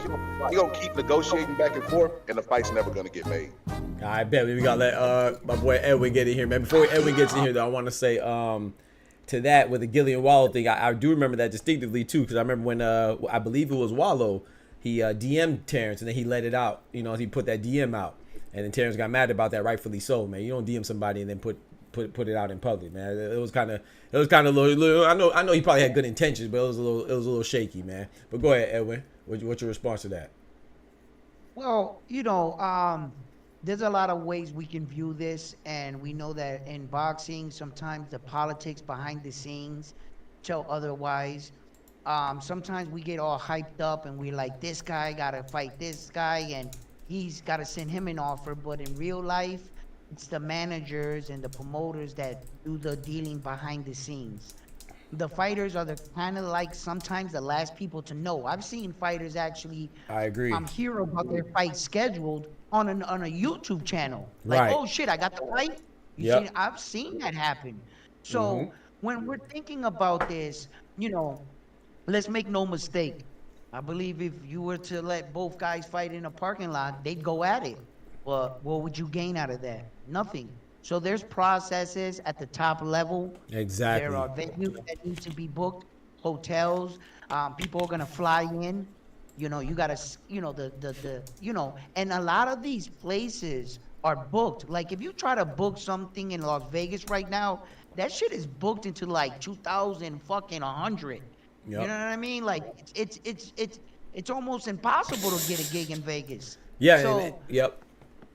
Yeah, so there's a lot of things that go into these fights and stuff. So when these fighters are coming on, I just want you to remember that some of these fighters are reporting things that weren't true. For instance, when Shakur was criticized highly for not taking the Devin Haney fight, in fact, later I found out that offer only got to Jay Prince. It never got to Bob Arum. Okay. So when you see, if it would have got to Bob Arum's ears, you know, then real shit could have happened. But I guess Jay Prince felt disrespect from Devin Haney's dad, Bill Haney. They got in a pissing contest, and I don't know what that happened. But who got the criticism? Cocaine is a hell of a drug. Shakur Stevenson. Because no, you don't get a phone call for 4 belts. You don't have to do the work. The guy did all the work for you. It's the real 4 deal. belts, you stamp your name in the Hall of Fame on one night. Right. Who knew Buster Douglas before he beat Mike Tyson? He wasn't going to the Hall of Fame. That's a good point. One fight. He will never won another fight after that. Buster Douglas. He went to the Hall of Fame for that one night. Talk to him. When you get called for 4 belts, bro, you know, so you see where the people get, and I got all over Shakur Stevenson shit. Right. Because I was like, but when I found that shit never even got to Bob Arum. Right. Like that's where the wheels start moving. Right. And that's all this manager promotion shit. So when we think about this, and sometimes I hear reactions to fighters, I gotta calm down and be like, wait a minute, the fighter didn't actually do this. He doesn't have that kind of power. Right. You know, That's so a good point. let's see where this unfolds. That's all. Thank you. Let's get Ty in here. I wanted to chime in before Ty jumped in or what Edward said. You said something about it slipped my mind. Go ahead, Ty. It slipped my mind. I want to just add to something Edward said. Jerron and B. Norman Jr. stuff, right? Yeah, I mean you could You can do whatever. Yeah, if you want to divert, if you want to go to something else. I was going to add something to the Bud part. I mean, you know, it's always publicists and promoters wanting you to say certain things, and things are a lot different when the cameras are off. So the best way I can describe it is kind of like a WWE aspect where some things have to be kayfabe, somebody has to be a villain, you know, a heel, somebody got to be a face. Say that. Yeah, I'm trying to remember what Edward said something, man. I can't remember what I wanted to add to it, but it was talked about Shakur. Was it about his dealings with Jay Prince? That was before that, man. It was slightly before that. I don't remember what it was, man. It wasn't anything wrong. I just wanted to reiterate a point that he made. I thought it was a good point. I was gonna add. I can't remember what it was though. What's good, Clone? My boy Clone in the building. I do have a timer on though, so I'll let y'all know when the timer's up. But I do have a timer. Go ahead, Ty. Sorry. I was about to say I do agree with him. If Bob would have got that offer first, it probably would have been a different conversation. Mainly because of like how he handles his fighters. Bob wasn't on board with Jared going to fight old boy. Right. That was Jay Prince. Right. Oh, I remember what it was. Thank you. Just remind me. So Edwin said about the venues being booked, and just to as a testament to that, for example, you know, it's still speculated, but his current speculation is that the TGB who's a promotion company that works on behalf of PBC, the reason why everybody thinks that Tank is having a fight on November 2nd is because they booked the T-Mobile Arena for November 2nd. And so that's why we all assume that it's a Tank fight because that's their biggest fighter, right? Usually that's I mean, I think that's a well-educated guess. Whether it's true or not, time will tell. But what Edward just said is that they do have scheduling conflicts because if you look at the Vegas schedule, the Vegas hockey team, the Golden Knights, they actually have a home game on November 2nd. And this is in T-Mobile Arena because that's where they play at. So something will have to shift, you know what I'm saying, for these fights to happen. Or you know, most likely the hockey game will probably go to another arena, or maybe Tank will go to MGM or something like that. But so there are scheduling conflicts. So these things do take time. It's just a testament. So when you say somebody's ducking because they got an offer 2 days ago, you don't know what's going on. You don't know if they have a place to have the event, you know, a designated area to have the event that day. You don't know if the coaches agreed to that. You don't know if the fighters are aware of that. You don't know if the fighters in country. So a lot of people are saying that Tank is supposed to send Shakur an offer. Tank was just in Paris up until the Olympics just ended the 15th. Not even, it was just a week ago, 7 days ago. It was the 15th. That's when the Olympics ended. So people say the fighters send the offer. So Tank should send the offer while he's at the Olympics. Granted, I don't think that the fighters send the offer at all. I'm with Edwin on that. I think that's a very good point. I think that's accurate. But the notion that people think that they know everything and they think that, oh well Shakur needs to send the offer, Tank needs to send the offer, anyway send the offer, Haney send the offer. Like, it's crazy, bro. And you want to know something about that, right? Check this out. Tank shouldn't send or can't send anybody an offer right now for Prime. If I'm not mistaken, Tank did admit that he signed a Amazon Prime deal. You don't give him $200 million to a fighter to own 6 fights and say, oh yeah, you make your own contracts, you do whatever you want. No, I just bought you for 6 fights. Amazon Prime are the people that are going to send out the contracts, and they're going to negotiate the fights, and that this is the fights they're paying for. They've already bought him for 6 fights. He's got to live up to his contract. So when they're saying Tank Davis got to send an offer, hold on, you might be calling the wrong people, because I'm going out of Tank Davis's mouth. Right. When he said, yup, I signed the and what negotiation deal have you ever heard in the world that says I'm gonna give you over $200 million and you do whatever you want? I mean, no. You're in business with me. I'm paying you. Now I need to see some fights. Now these are the fights, and if Prime says no, they're like, yo, we're not paying you $30 million to fight this fucking tomato can. Right. This cab driver. So Prime is gonna go boom, right? So that's what I'm saying. You 100% right. People are like, oh, Tank didn't send him. Wasn't he in the Olympics? Right. Didn't he get a court order in front of a judge in order to go? I don't think he's dealing. He has a team, doesn't he? Has a management. This is a Mickey Mouse operation. Right. There's a process to get to Tank. You just don't call him and he picks up his phone. Right. What do you think this is? Right. So there were, there are things that are talked about, and when you're a mega star like Tank, there's, you in order to get to him, like I said, there's lawyers, managers, handlers. I mean, come on, and you're not even getting past the coach. Exactly. You know what I mean? But you're claiming to know something, so hey. Yeah, and I before I let Ty go, I don't know. So I want Larry asked me. He said the A side sends a thing. Yeah. So the A, we're not saying. And correct me if I'm wrong, Edwin. I don't think Edwin is saying, or I know I'm not saying that his side wouldn't send it, but we're saying he has designated people that take care of certain responsibilities. You know what I'm saying? Responsibilities are designated to this person, that person, whether it's even him or, like you say, it could be a team that Amazon brought in, or I'm just hypothetically speaking, it could be Coach Calvin picks that this person does this. I don't know who's deciding what does what on each team, but remember Leonard Ellaby works there. So like I'm saying that it's not Tank himself, as in him individually, not his side or not his team. I'm just saying that Tank himself is not sending the offer, I don't think. And with the Amazon thing, I'm not sure how that deal went. Like I don't know if it's like, okay, Amazon as a group has some type of influence on who he fights, or Amazon just saying that, hey, PBC, you have to put on this amount of fights, and it includes 6 fights with Tank, but we're gonna give you the freedom to pick what fights you fight. I don't know how it goes, so I'm not I'm not gonna pretend like I know that. I have no clue.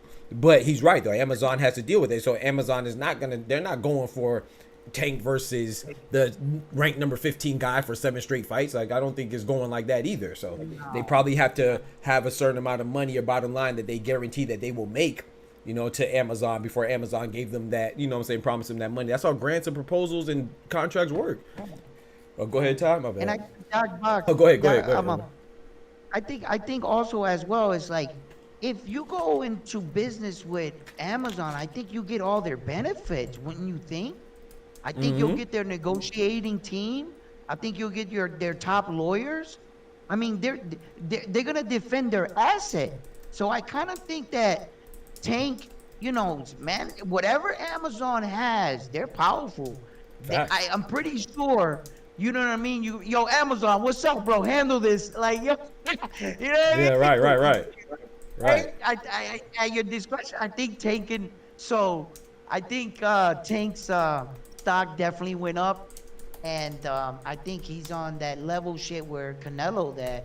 Look, they even go down as far as occupying, like looking at the landscape of the city or the venue they're gonna rent out to see if there's construction going up, if that's gonna affect like venues and shit. Right. Like they're like meticulous about this shit. Everyone is cooking tonight. Yo, it's Talk like. to him. Go ahead, guys.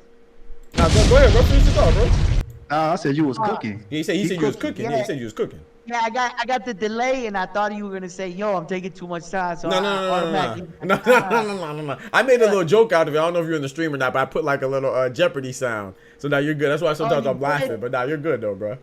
I'm just trying to make a little joke out of it, man. I appreciate you being here, Edwin. You know what I'm saying? Yeah, absolutely, brother. You know what I'm saying? Hey, we do this for the love of the sport, don't we? We're brothers in this. Absolutely. You know what I'm saying? All of us. Oh, absolutely. You know what I mean? So, you know, talking about just the fighters and stuff, and all these things that go into these fights, sometimes I can be a little, oh, why didn't he fight him? Why didn't he take this fight and this and that? He's ducking. And then Edwin calms down and thinks about the business aspect. And it brings me back to like, okay, there's a lot more that goes into these fights than I think. You know, so, but hopefully we get these fights with Shakur and Tank. Doc, what do you, Ty, what do you think? That should Shakur fight him now? It was like a lot of fights we talk about, we say, that guy should have fought him. Right. Then, before he let him get any better. You see? Right. That's a good point. That's a good point. I think Canelo should have fought David the Monster Benavidez 3 years ago when he had trash footwork. He would have beat him. Right off the booger sugar. He would have beat him. And nobody wants to argue this with me. I'm like, yo, listen, no one ever looked down. When David the Monster Benavidez was firing on all cylinders, he was exciting. He was new. He was powerful. He was ferocious. And no one ever bothered to look down at his footwork. When I went back and I saw his highlight tapes and I looked at his footwork, I'm talking 4 years ago, right? Yo, that footwork was trash.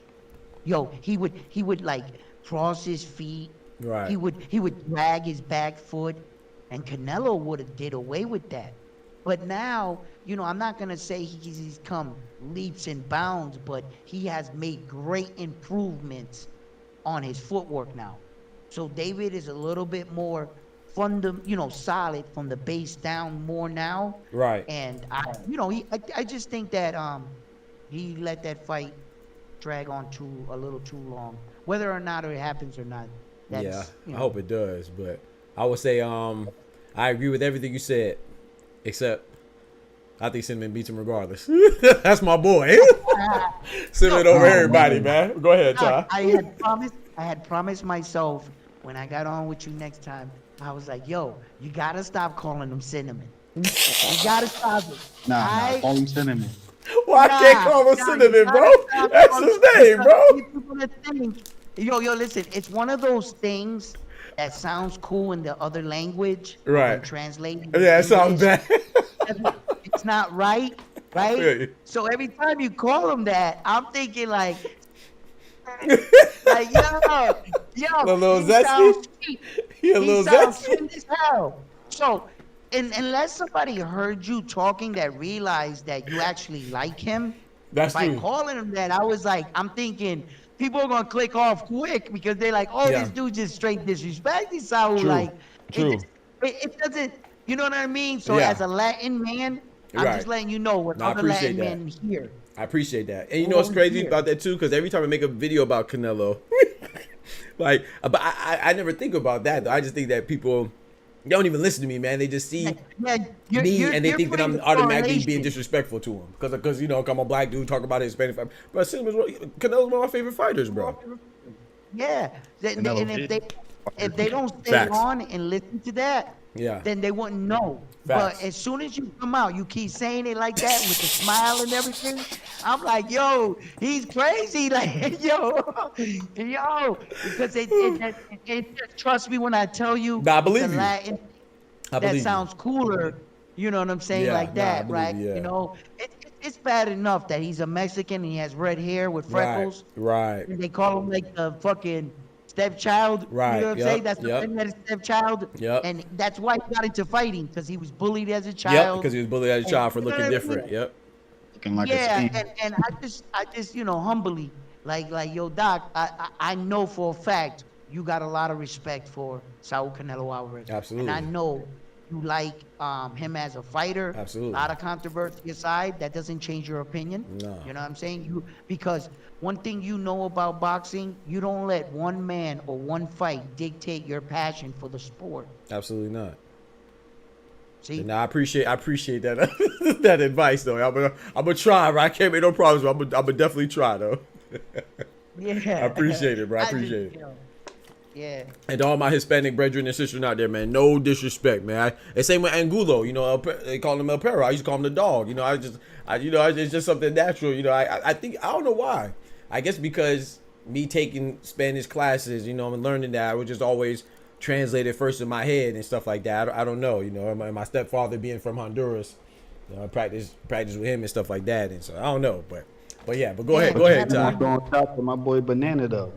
Nah, I'm not calling him Banana, bro. You wildin'. I gotta draw the line. I'm not calling Jason Rosario, but he's Rosario. No, that's Banana. Nah, bro, I'm good on that one. Memories. I took up Spanish, and I am a Latin man, and I failed Spanish. Bro, how the fuck did that happen? No, bro. My best friend, he didn't fail it, but one of my best friends growing up, I failed it. He's Puerto Rican, and his mom used to help us, and I actually got an A, and he got a C, so he was mad. Yo, I actually speak Puerto Rican. I'm looking at the teacher. I'm like, how the hell are you failing me? Right. And to be fair, and because, from how he explained it, and how his mom explained it, is like even some stuff she would mess up on because, like you said, there's different types of Spanish. Like there's what they teach you in school, at least the school that I went to, they taught us the Spanish from Spain. Yeah. Right, they taught us the European Spanish, the Spain Spanish, and then there's Mexican Spanish, and then Puerto Rican Spanish. Say different dialects, different slang. Right, so it's slightly different rules. So I understand it. I understand how he did bad to me. So some of the stuff will kind of be contradictory to what he knows. Me, I'm a new learner, so I'm just going by the book. You know what I'm saying? So you're like, right.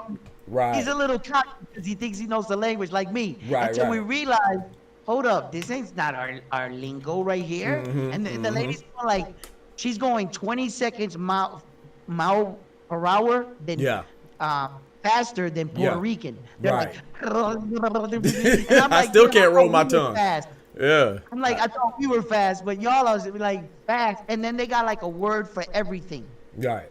You know, like the Germans, they got a word for everything. Right. You know, to pronounce or to give an opinion and stuff. Right. Like the actually, yeah, like some languages is like real, like, Real particular you know, type. And like, Americans, we start like to realize we don't got a word for everything. So now we like make up words, cap. We like, yeah, like straight up. We'll make a word. We'll make a word to let you know how we feel with one word. You know what I'm saying? And it's not a word that was ever made in the American dictionary. Right. But you'll understand it. Exactly. You'll be like, I. Yep. You know what I mean? Yep. So coming up from the hood, man. Yeah, Coming up from the hood, everything good, man. Go ahead, Tyler. What you were saying, bro? I'm sorry. I know what you were about to chime in, and then we cut you off. Our bad. All right, I don't know where to start from. Anywhere, from the Canelo and David stuff, or back to Tank and his Amazon Prime deal. Whichever one you want to go to. If you want to start the Amazon Prime and then go to and make that transition, or whatever you want to do. I have no preference. I'm chilling. I mean, that one is right. Not just handing out this deal to just one person, which is the reason why when you look it up, there's actually a deal with GTD Promotions, and the person that is like the spokesman or the leader of it, or COO, whatever that position is Leonard Ellerby. Yep. So that's the person that's speaking on behalf of Tank and his promotion. Probably the guy to get in contact with if you need him for stuff. But with the booking of the T-Mobile Arena, I think that may change depending on who his opponent is. I feel like if, like, what people keep on rumoring, saying it's what's his name, El Rayo. If that happens, I feel like it's going to be a venue change because I don't see him filling out the seats with that opponent. The T-Mobile T-Mobile Arena is usually for the big fights or the big cards. Yeah. So before Arrow got the Jerry Jones deal, I was assuming it was going to be him there. Yep. And now there's a rumor about Errol Spence Fundora happening on the same night as Barrios and PACQUIAO in December. Just rumor. What do you think about that, Doc? About PACQUIAO and Barrios. What do you tell me? PACQUIAO's one of the GOATs to me, man. And like I said, I just wish, I wish they wouldn't fight no more, man. Because he no disrespect to Barrios. I think Barrios is a great champion. I like him. I think he'd fight anybody. I don't think he's scared to fight anybody. I think he's proven that. And I like him, man. But I just think that PACQUIAO, if he was anything close to what we know him as, what he's infamous for, and what he's loved for, then Barrios wouldn't stand a chance against PACQUIAO. But I think Barrios beats him now. And And one more thing. I don't like that. Do you think that WBC should sanction the fight? No, I don't. But do I think they will? Yes. But do I think they should? No. So do you think that Manny Pacquiao deserves it? Yes or no? Well, that's tough. You put me on the spot. What'd you say, Ty? I'm saying no. You say no? I disagree. I think he does. You think he does just because of his name? Just because of his name. I think you transcend. And I know some people disagree with this, and I understand it too. But I think that as much as I love boxing, when you're a Hall of Famer, when you're a legend, I think some people do transcend the sport, and I think Pacquiao is one of those guys that whatever he wants, you got to give it to him, man. If you can, you know what I'm saying. I'm not saying something ridiculous like if he wants to fight AJ, no, but I feel like the WBC shouldn't make the same mistake that WBA made years back. Well, no. So I said the first question. I said I don't think they should sanction it. But I'm saying if they're going to, I think that if you're gonna let him fight, then you let him fight for whatever he wants, in my opinion. But I don't think they should though. No. But go ahead, finish your thought. Time. My fault. Because what if we get into the? I'm smoking. What if we get into the scenario he wins? We don't know if he's actually going to compete or defend that belt. Yep. Yeah, you got to vacate it. Yeah. The belt sitting on the shelf. Yeah.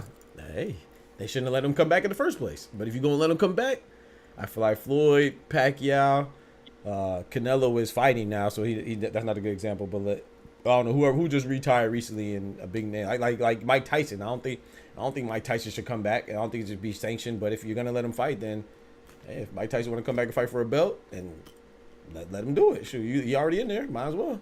Yo, listen, guys.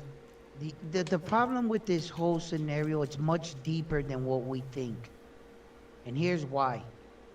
When you talk about fighters want to be argued about the greatest fighter to ever live, better than Floyd, and all these conversations, and then they go out there and schedule these gimme fights. But guess what? He's fighting a real world champion on a real world stage in a real boxing ring. So this loss or win counts. And then we're talking about legendary status. It's like, oh, remember me in my prime. Don't remember my losses, but argue with me that I'm the best fighter in the world. Based off your prime, and that's how you yet negotiate. They go out and they do these things. That's why this is much bigger, because the fighter thinks that a win or a loss this late in the career doesn't affect your legendary status. Right. They're wrong. I agree. Absolutely wrong. Absolutely wrong. So look, and then when they criticize Floyd for doing this, and they said that Floyd was stupid on many points in his career, he proved them all wrong, even now in the end. If you ask me, he's doing it the best. He's doing exhibition fights with and getting $9 million a fight, and even if you knock him out, it doesn't affect his career. Right. That's intact. Right. But these guys want to play around with boxing because of a big name. Look, I believe, and I'm on the side with you, that Manny Pacquiao has given us enough blood where that he can, as a legend, can step in and ask for some favors. Right. And I think that like a George Foreman at 45. That's a good example right jumped there. in line to fight Michael Moore. I think he deserved it. And look what he went out and did at 45. Right. Manny Pacquiao 45. Yep. 45. Yep. I got some pushback for that though. You know, but I understand. George Foreman came back and still competed. No, but he was on his couch for a year after the loss with George Foreman. When George Foreman lost to Evander Holyfield, he was on his couch for a year. Yeah. Michael Moore fought Evander Holyfield, beat him, became the champion, and George Foreman called Bob Arum for a favor. He was already sitting on his couch for a year. I think he still competed. But I think that he had two fights before Michael Moore though. Let me look at it. Let me see. I think so. Don't quote me though. You could be right, but I think I'm not sure. But still, I still see it as a favor though. I mean, it was probably easy fights. You know what I'm saying? Remember Michael Moore? Remember Michael Moore? What's his name? The Tim Hagley, the famous coach, was all over George Foreman. George Foreman told him, "Go make me a sandwich." Right. And he was like, "You're a fraud. You're a phony. Why'd they give you this fight? You didn't deserve it." Right. And George Foreman called in a favor. And Bob Arum said it on the YouTube famous thing. He goes, I got a phone call from George, and I said, George, don't tell me you want the fight. No, you're right. Yeah, he was out for a year. He was out for a year. You're right. Yeah, he was out for a year. He called in a favor. I'm trying to tell you. He jumped the line. But, I knew he jumped in line, but I thought he got a tune-up and then fought him. I thought he had like 2 fights before. But no, you're right. Yeah, he was out a year. Fight, So, look, where do you say that you put in? Okay, let's say Saul Canelo Alvarez was to retire today, right? And he comes back in a year, and he says, I want to fight for the 168-pound title of the world. You think they're not going to give it to him? Yeah, he deserves it. He's only been off for a year. He should be able to get that. Okay, 2 years. He's out for 2 years. You think they're not going to give it to him? 2 years from today, what would he be? What, 36, 37? His name by himself is going to sell tickets at pay-per-views if they want to, if shall choose to. Just the name. Manny Pacquiao, oh, don't worry. He's got the backing. He looks shitty against that kickboxer. He wants to get the cobwebs out, and he's going to get knocked out by a young Mario Barrios. I'm going to tell you that much, right? But see, my opinion is Mario Barrios as a champion, why are you entertaining this? That's the part. But you should be taking these fights at the end of your career. Do exhibitions at the end. Now, why as an active fighter? Yeah. Why do you even put your name for that your name could be in headlines with this and people could view you as this? You think everybody's happy with Jake Paul? Bro, if he hurts Mike Tyson, bro, I might be in a car. I'll be alive. Bro, what's going after Jake Paul? Hey, boy. In Barrio's defense, I have to say that if he wasn't a champion, he wouldn't be targeted, by Manny Pacquiao. So, why me saying that is that I can't really blame him because this would probably be, not probably, this would be a big payday for him. And if it's not him, then it'll be somebody else. So it might as well be him. So I feel that. Okay. Let Mario Barrio go out there and brutally knock out Manny Pacquiao and see what those Filipino fans feel about that. Hey, they still mad at Ugas. Oh, facts. Hey, I agree. That's a good point. But hey, somebody got to do it. If not Barrios, it'll be somebody else, some other young bull. Yeah, but he shouldn't take this fight now, man. He's a real world champion. Facts. And I know. And then on top of it, right? Doc, they're calling him the weakest champion of the division. Yeah. I don't like that either. So like you're the weak. They're saying out of all the champions, you're the weakest champion, and then you're proving it by fighting. Man, I don't know, man. I gotta get in there, and get my stripes up. I gotta get my rep up. That's like in what was that the movie The Longest Yard or something? Longest Yard, yep. He said I'm a star. I gotta get my rep up. But another thing that remember Flavor Flav, man, he said, hey man, I remember what was it Cat Williams said, how you let them call you all these types of names and you still do their show? He said, hey man, they're gonna call me those names regardless. So I might as well get paid for it. So that's what Barrio's like, hey, they're gonna call me the weakest in the division anyway, so I might as well get paid for it. So I don't know. But no, you make a good point though. I'm gonna let Ty hop in here. Go ahead. Oh, go ahead real quick. Yeah, let Ty get in. I mean, I'm not going to poo-poo on the fight, but I feel like if the WBC is going to sanction this fight, it should be under these grounds. They should give him the JCC treatment and commemorate him. I mean, it is Pac-Man. Yeah. So if Pac-Man was to win, give him the WBC Platinum. Hey, why not? Why not? And if Mario Barrios loses, he gets stripped. And you let 1 and 2 fight for that belt. Hey, I like that. Or maybe the belt won't even be on the line because, as you guys can see, the subtle things in boxing, right? Once upon a time, Chin Tzu was scheduled to fight one-time Keith Thurman. And a lot of people didn't even catch on to this, that the fight was actually scheduled at 155, not 154. And the reason for that is because at the time, the WBO wouldn't sanction the fight. They wouldn't go along with the shenanigans. Keith Thurman just coming out of left field and deserving the shot. And as you can see, some of these situations are as such. So, yeah, you might get Mario Barrio fighting Manny They put out an Pacquiao. official statement on that, too. Because they didn't want to be stuck with him at champion and he not fight again. Right. It's not going to be for the belt. It'll be like at a catch weight at 148. And that'll be just 1 pound difference. Once you're over 1 pound, the sanctioning body doesn't approve the fight. And before you that's another way of the sanctioning body telling you nicely, bro, we're not gonna sanction this shit. He doesn't deserve it. So,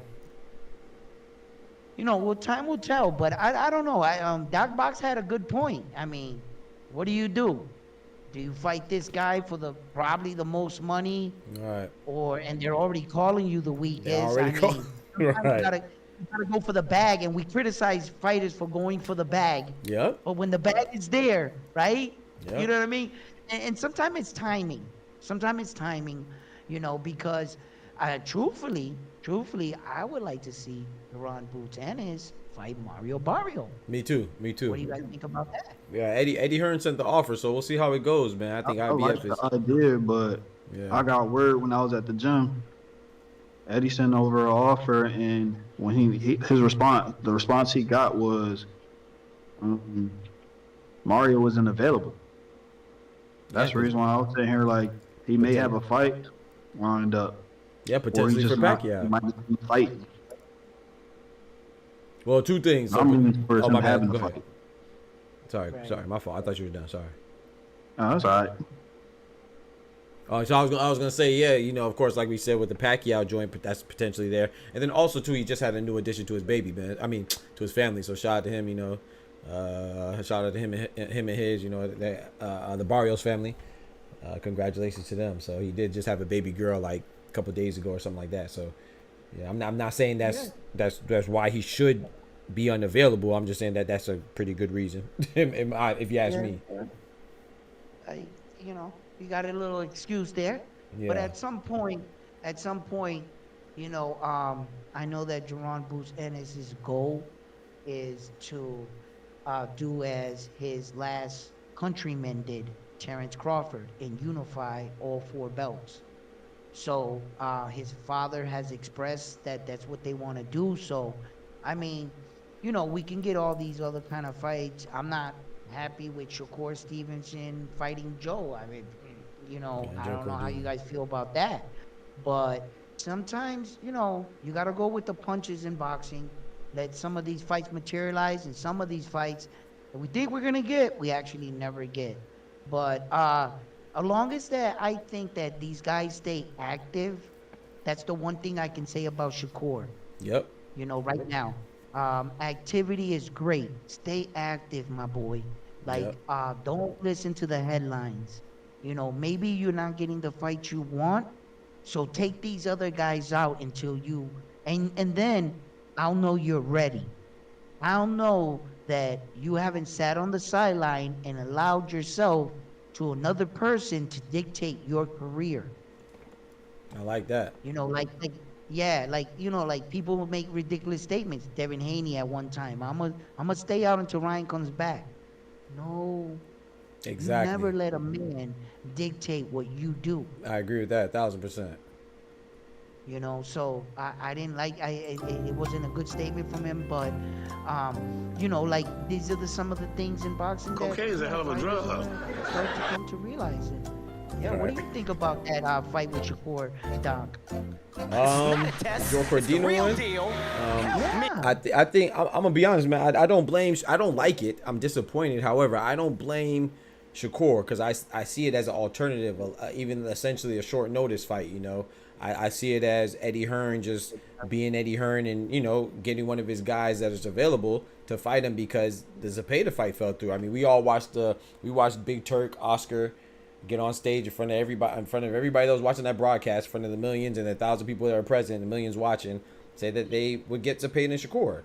So when that fell through, I just feel like I actually applaud Eddie Hearn, even though that's his fighter. That's the easiest fight to facilitate because Joe Cordina signed with Matchroom. I feel like that was a good fight. It was a last resort, and like you said, I rather him be active against a lesser opponent than be inactive. I think activity trumps inactivity for me, regardless of who you're fighting. So of course, do I want to see Joe Cordina? No, he just got knocked out his last fight. He's moving up. He's been to 135 before, but that's not the weight that he's accustomed to. So he's going back up to 135. So there's a lot of things that puts him in a disadvantageous position. But like I said, the way I see it is the only option was to wait on Tank, which you potentially won't get, and I don't think that's a fight that's going to be made on short notice anyway, or not fight because Zepeda's not fighting you. So yeah, I'm not mad at the fight because of the circumstances around it, but I don't like the fight. Hell no. Who would like Joe Cordina? Like who wants to see that? But I just like I'm the okay with activity. it. Yeah, exactly. So I'm in the same boat as you. Go ahead, Ty. Yeah. And then we're gonna get Scholar in after this. I'm fine with the Joe Cordina fight because I know on the business side, Eddie Hearn did his due diligence. William Zepeda isn't trying to fight. Raymond Moritalia isn't available to him. He definitely wasn't getting Keyshawn Davis. Edwin De Los Santos isn't crossing the street. Mark Chamberlain he's booked. Andy Cruz is a conflict of interest, and he's a prospect. Yeah. Zaur Abdullaev, the Russians ain't sending him. Frank Martin is a question mark. Gustavo Lemons. Yeah, he's supposed to be at 140. He has a fight that he's booked for. Yep. Antonio Perez, I don't know his story. The other dude, Sam Noak, UK guy. I think he's on Queensbury. Yeah, So I don't know if Frank would send him over. The next possible guy was Joe Cordina. And if you go under him, because I seen people sitting here talking about George Kambosos, he's ranked after Joe Cordina. Man, people don't And the really guy care in about the between them is rankings, Archie. man. He just The fought fighter Archie. ranked, They just want to complain, bro. yeah, Artem is right under Joe Cordina. Yeah. Yep. They just want to complain, bro. And so we got to realize, maybe. Bro, I heard somebody say Campbell Hatton. Campbell Hatton also just came off a loss, but they don't know that because they don't watch my Campbell Hatton. God. They just want to say somebody. I see Mark Somebody's Chamberlain. unranked in the WBC. Right. I see Mark Chamberlain. Mark Chamberlain, he has a fight on the 21st of September. He already has a fight. So unless you're going to want Shakur to strong arm him, then what are we doing? People just saying anything. I'm not saying you can't be disappointed, but be rational. Don't be illogical, man. Yeah, you're right. Hey, Doc. Yo, Yes, when sir. I first well, saw... let me get a scholar in. My bad, Evan. Let me get Scholar All right, in real quick. Go ahead. Yeah, hear me? Yes, sir. We hear you now. What's good, bro? What I was gonna say is, you notice, you remember the trio I gave, you know, the Trinity that I gave the other day: Shakur, Jared Anderson, And Jerron Boots Ennis. and Boots. And it's not a coincidence that Boots is with Hearns, and so is Shakur. Look, this is the strategy they do. I'm gonna let y'all in on the play if y'all ain't recognizing it, right? So what they do is they go out and say everybody's ducking me, right? And then when people try to call them on their bluff, they go into negotiations and then act like the other person didn't want it. You remember Shakur? Yep. He could have took Devin Haney's belts and undisputed at 35. He said Devin Haney priced himself out. It's like, wait a minute, bro. How the champion price himself out? And if you think the fight gonna be so easy, just go whoop his ass and take his belts, like Bud did Spence. But that ain't what he did. He beat his chest and said, "I'm this, I'm that." Then went to go fight Barton. And then when Frank Barton pulled out for the same reasons, called him pussy. You can't make this shit up, right? So Shakur will never go into a 50-50 fight, bro. He'll fight bums to the point where people will just be happy when he fights somebody that ain't a bum. And that's what Boots is like. Boots fighting Barrios, bro. What person on this panel gives Barrios a legitimate shot to beat Boots? Nobody, but it's just better, a step up from the competition that we're used to seeing them fight. And that's what they'll do. They'll play this game of I'll fight bums and, hey, I'm finna step up. I'm gonna fight the great Barrios. Like, bro, come on. Tank knocked out Barrios, and Tank is smaller than fucking Boots, bro. Like, nobody's calling for that fucking fight, bro. That's insane. So with Boots, bro, I'd rather see Boots, like I say, go up to 54. Bro, he's been boxing 8 years, bro. 8 years of his career. And his step-up fight is Mario Barrios. Like, you cannot make that shit up, bro. If Boots was 3 years in, bro, hey, I cut him some slack, man. But 8 years in, and people are comparing you to Roy Jones Jr., and you're talking about fighting Mario Barrios? Like, bro, come on, bro. Move up to 54, bro. Bro, he definitely looked like a super middleweight. The last fight that he did, he definitely could make 54 very comfortably, bro. Move up to 54, bro. Go beat those guys and beat a monster instead of claiming to beat a monster without fighting. Now, okay, so I will say something in regards to that, Scholar. I like what Scholar's saying. I love his position, man, because, like I said, it don't even matter. To me, it's less important about being in agreement or concurrence or anything. It's more about, like, you present a logical argument. I love his argument. Even though I disagree with it, I love it because I do want to see Barrios, because I do agree that's not 50-50. But at a certain extent, it's kind of like what we saw with Wilder and Tyson Fury, right? At a certain time period, we got to acknowledge that, yeah, maybe the division is just dry at the moment. I can't blame that on Wilder for him not having the opposition that his predecessors had. So with Barrios, yeah, I don't think Barrios can beat Boots, but I can't discredit Barrios because he's a champion, and he's been, if I'm not mistaken, he's the longest reigning champion at 147 currently, right? He's had the belt the longest. Yeah, so I got to give him some love, man. You know what I'm saying? So I can't knock somebody for unifying or potentially getting undisputed, no matter how easy the path is, because that's still an accomplishment, you know. But I see what you're saying, though, especially just the way you say it, but you say it too good. Then you get bad, Scholar. You say it too good. But Doc, Mario Barrio has value. Facts. He has a belt. Absolutely. He had the belt. Absolutely. So by him fighting Jerron Boots Ennis, he put a target on himself. Whether he's a good boxer or not, Right. that's not in the argument. Right. You were good enough to get that WBC world title, Right. and you're good enough to get punched in your face and let me Right. take that strap. Right. I agree. No, the argument is not that we think that Mario Barrios can beat Jerron Boots Ennis. That's not the argument. The argument is we want to see Jerron Boots Ennis unify. That's a good point. And he's in the way. I got a question for y'all. I'm gonna piggyback off of bro. Mm-hmm. So, being as though we know what the 147 division looks like right now, Yeah. this is just a hypothetical. Boots goes undisputed, beating, let's say, with Barrios, B. Norman Jr., Stanionis. Being as though that the weight class is what it is, that's his undisputed run. Would you still respect that run in comparison to, let's say, what Jermell Charlo did at 54? With the opposition he beat for those belts, would it be respected in the same regard? Or would it be looked at in the same regard as what Canelo did at 68? If he would just sit there and Would it be in the same regard as Devin Haney's belts? Or Devin Haney. How about Right. on the same regard as Devin Haney's belts? Yeah. He got fast one and beat one guy for 3. Yep. So to answer that question, I could give it. I was to me, it's yes. Now in that moment, of course not, right? Because we're gonna remember who Jermell fought. I can't remember the other. Who else you said? Devin Haney, that Edwin said, or Jerron Boots hypothetically.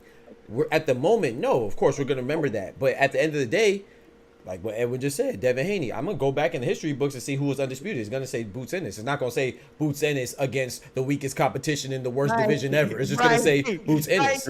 Yeah. So it's gonna be good.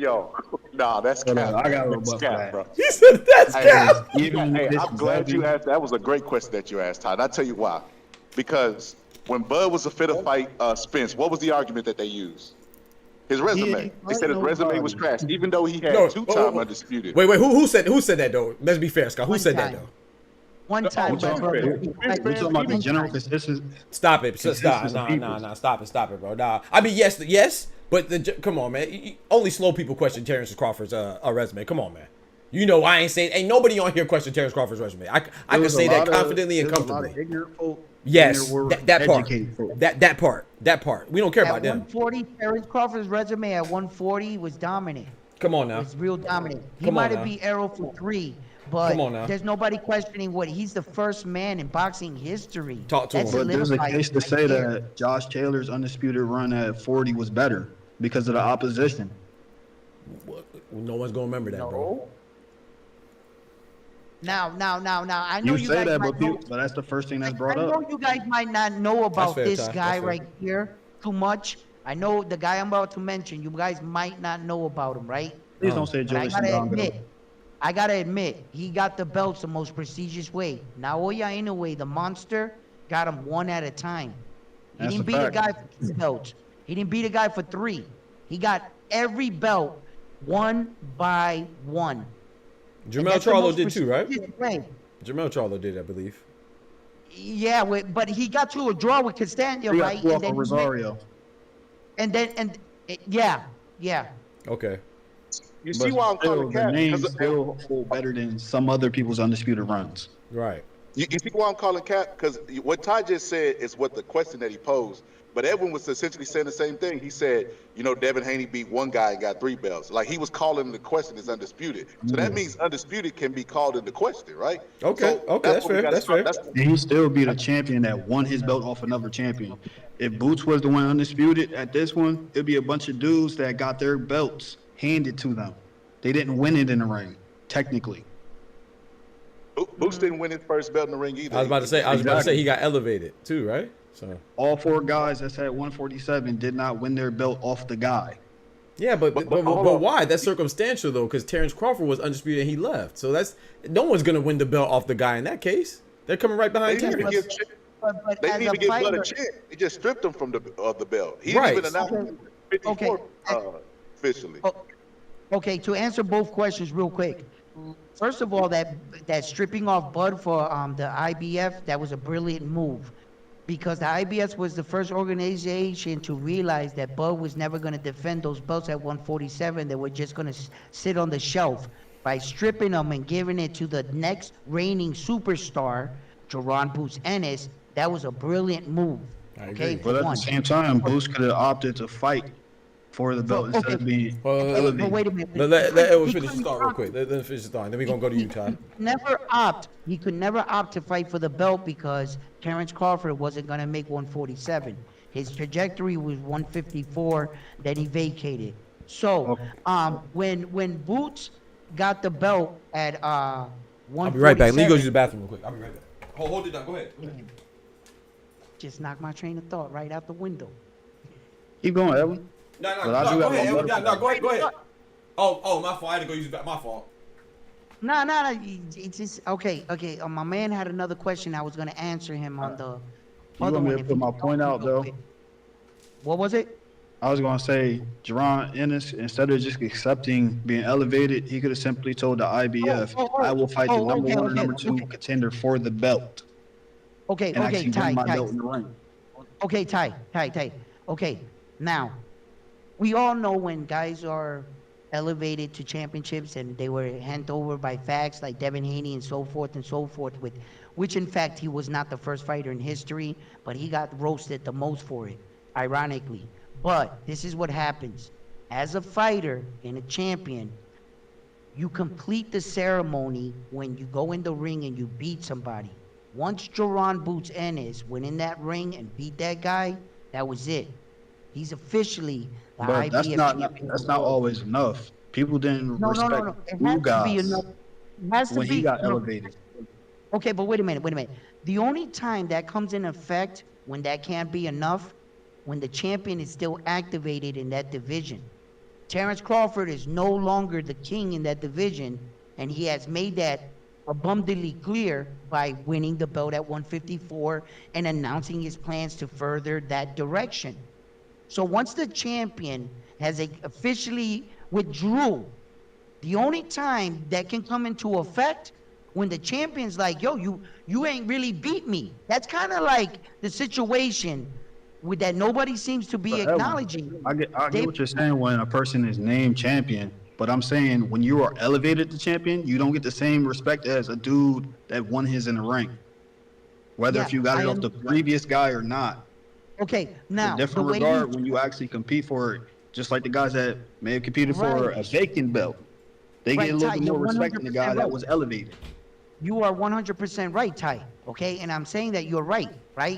But once the moment you go in and you beat someone in the ring, now you erase that title now from there, from what you're saying. Because you're right about that. Yeah, you defended your belt. Listen, I don't wish this on anybody, okay? Say within the time that they announced Jaron Boots Ennis to be elevated to champion, something horrible was to happen to him. His career was to come to an end. Would they recognize him as the IBF champion when he never won it in the ring? He never fought anybody, and he was only elevated. You think the Hall of Fame will give him credit for that belt? Absolutely. They will, but the people of that time are still going to remember that. Right. He didn't fight. Who did he fight? A fax machine? I mean, the only people that wouldn't look at it differently would be the ignorant ones. No, he was a paper champion all the way into the point until he went in the ring and he actually beat somebody and they put the belt around his waist. At that moment, he became the world champion. So from there on in, Jaron Boots Ennis is officially the IBF world champion without question. Because there's no challenge. See, look, what you're saying, Ty, is this. Like, check this out. I believe that the belt that Saul Canelo Alvarez has, the WBC at 168, that's not his belt. That's David the Monster Benavidez' belt. It always has been. No one beat him for that belt. He lost that belt because of recreational drug use. He never officially got beat for that belt. He's technically the champion. But who's wearing the belt? Who's wearing the belt? Yeah, I disagree. Discipline is a part of the sport, bro. They agree on weights, and if you can't make the weight, you lose your belt. And they agree on drugs, bro. Like, that discipline is a part of being a boxer. I agree with Scholar on that. More discipline than the average man. And whose fault is that? Whose fault is that? David the Monster Benavidez' fault. Yep. David the Monster Benavidez' fault. But, I mean, people can make the argument, right? It's always out there. Yeah, but I want to say this though. I think that with first of all, do you really think that Saul Canelo Alvarez gives two shit what I just said? Right. That's my point. Right. And I think I agree with Scholar, and I know that some people do put like I know Edwin does, I know Ty does. Like somebody like me, I tell y'all this all the time. Even if someone gets emailed a belt or elevated for a belt, you still have to be in a position to get that to be elevated, or you still have to be in the position to get that vacant belt. So or email belt. So to me, that doesn't really matter for me. And I like how Scholar thought he was slick, because he tried to say that Edwin. I rock with Scholar, man. So when Edwin brought up the Devin Haney thing, it just came back to me just now. So thank y'all for reminding me. When you brought up how Devin Haney got his undisputed, and Scholar was like, "See, people do remember." But no, Edwin was saying that to rebuttal Ty and say, "Hey man, do you think that other people remember?" Because he's saying that he remembers, just like you remember, Scholar, just like Ty remembers, just like I might remember. But the history book's not gonna remember, man. It's like Kareem Abdul-Jabbar, or not Kareem. Like y'all watch other sports too. Let's just say Shaq. Shaq's gonna remember that Steve Nash stole one of his MVPs. Man, whoever is 30 or under, they're not gonna remember why Steve Nash has 2 MVPs. They're just gonna know Steve Nash got 2 MVPs. So I vehemently disagree with y'all, man. I think it matters for sticklers and historians, like like you may be, or I may be, or whoever may be, and it should matter. But at the end of the day, man, they not writing that many asterisks, man. It's just gonna be you was undisputed. It was undisputed. And that's why I disagree with what Edwin just said about the belts being fax machine, or because somebody won it in the ring, or somebody wasn't disciplined. I do think that if you remember it and you have that recollection and you witnessed it, it's going to mean a little less. But at the end of the day, like Scholar said, I do agree with that with Scholar, man. Hey, you get discipline's part of the sport. However you lost it, whatever it is, I got the belt, man, by hook or by crook. I got it, man. I can't take it away, because everybody can't be a champion, or everybody would be. So yes, it could be. It's better to be the lineal champion. It's better to win it in the ring. But anybody could have been. It didn't have to be Jerron Boots Ennis that got elevated. He had to be in that number 1 position to get elevated after Boots was stripped. So I got to give him credit for that. So context does matter, right? So yeah, facts. If we're looking at 147, right? 147, Barrios reigning the longest champion. Like that says a lot about the health of 147, bro. That a guy that's champion at 135, who didn't beat nobody to get the belt at 35, knocked his ass out, right? Come on, man. So look, you can strategically maneuver yourself to look good in the history books. Facts. But the matter of fact shit, it's still a matter of fact, right? Like you said, the people that know. Yeah. Like for instance, when Floyd Mayweather say I fought the most champions out of anybody. Yep. He fought guys who used to be champions. Yep. But people that are Floyd fans, they won't look at it. Hey, Floyd fight the most champions. He said it, so it must be true. So I look at it like this: if Jerron Boots Ennis goes, or let me say Bud Crawford. If Bud Crawford goes up and beats Canelo, right? Beats Canelo. Yeah. He's probably gonna be like at least top 5 all time, right? If Boots goes up to 160 and beats Laura, right? Because Laura has a belt, mind you. Yep. Laura is food at 160. And he's also a champion. He can go up to 160 and get that belt, then come back and get undisputed at 147. Well, could he say he's pound for pound top 5 for doing that? No. The competition matters. 147 is completely depleted. All the guys that were good, the cream has rose up to 54. The only person that's left there is Stanionis. You know what I mean? Like I said, Barrios it wouldn't even be a 60-40 fight. It'd be a 70-30 fight. Boots way. And Boots would beat the shit out of Barrios. And then he would go and just collect all the belts. He could easily get undisputed at 47. But I'm saying it wouldn't be as much as... You be sounding so good, Scholar, until you put that word easily, bro. Like I just can't subscribe to that, bro. I can't subscribe to that, bro. It wouldn't be easy for you and I, but but Scholar, let me ask you this, Scholar. I'm gonna prove you. I'm gonna see if you agree with this. Like you don't even have to go as far as you and I. Would it be easy for another champion to do it? Would it be easy for Stanionis to do it? No. Okay, so it's not easy for even champions. So we got to give him some credit. I admitted with the eye test that Boots is really, really good. Stanionis is not on the level of Boots with the eyes. I agree. So what I'm saying, it would be easy based off of his skill set and what's there. No, I feel that, but I still feel like, yeah, Barrios. Okay, so let me. I know. I feel like I know what you're gonna say, but I'm gonna give you benefit of the doubt. It's like when people say Kambosos, and I know that you just recently been in the stream, but like people call Kambosos a clown and all this stuff, right? And or Kambozo, whatever they call him. I always give Kambosos credit. Like I don't think Teofimo losing to Kambosos was that bad. It was bad because Teofimo is we expect his expectations are that of a pound for pound talent. But Kambosos is still a champion, bro. Everybody can be a champion, bro. So I think it's different to say it's a difference when you say somebody's weak, and there's a difference between weak as a champion. You could be the weakest champion or be a weak champion and still not be a weak fighter, period. Stanionis is not this is just my opinion now. I'm not trying to change your mind. I know you gonna believe what you believe. I think that you're correct to believe that way. I also think that I'm firm in my belief as well. I think that Mario Barrios is a good fighter. He's not good when you think about like Terrence Crawford as a champion or Errol Spence as a champion. Like he's definitely at a lower tier than them. But to say that Mario Barrios, who beat Ugas, who beat a legend in Pacquiao, I don't care when he beat Pacquiao. Pacquiao's a beast. And you got to be somewhat good to beat Pacquiao at any stage. Hey, Ugas did that, and then Barrios came and dominated Ugas, or not dominated, but he beat him handily. So I got to give him credit, bro. I got to give him credit for that. I got to give Stanionis his credit. I got to give Brian Norman for going in Giovanni Santilla's backyard and beating his ass. I got to give him credit, bro. And if Boots could beat all three of them and become undisputed, I got to give him love, bro. I can't. Just me personally, I got you. I'm not saying you got to, but I definitely got to. Hold on. 1 second, 30 seconds.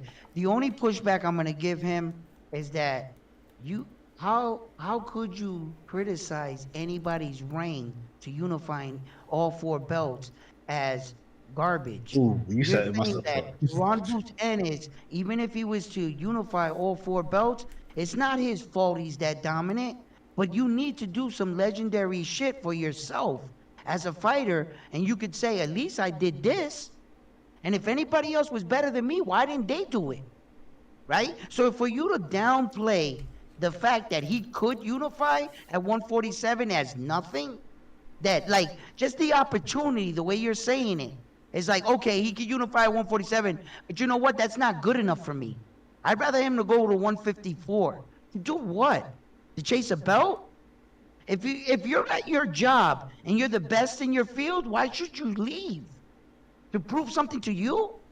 I will push back a little bit. I agree with you, Edward. Of course, it's gonna sound like I'm on the fence, bro. I didn't say go fight a janitor. They're all boxers. No. So I want to piggyback off that real quick because I'm with Scholar on that. I think I would prefer, with all that I said, I would prefer him to go to 154. So I'm with Scholar on that part. But I'm just where I disagree is that it's easy. I don't want to put that on there, but I would prefer for him to go to 154. I do think that's a hotter division, more challenging division with more depth.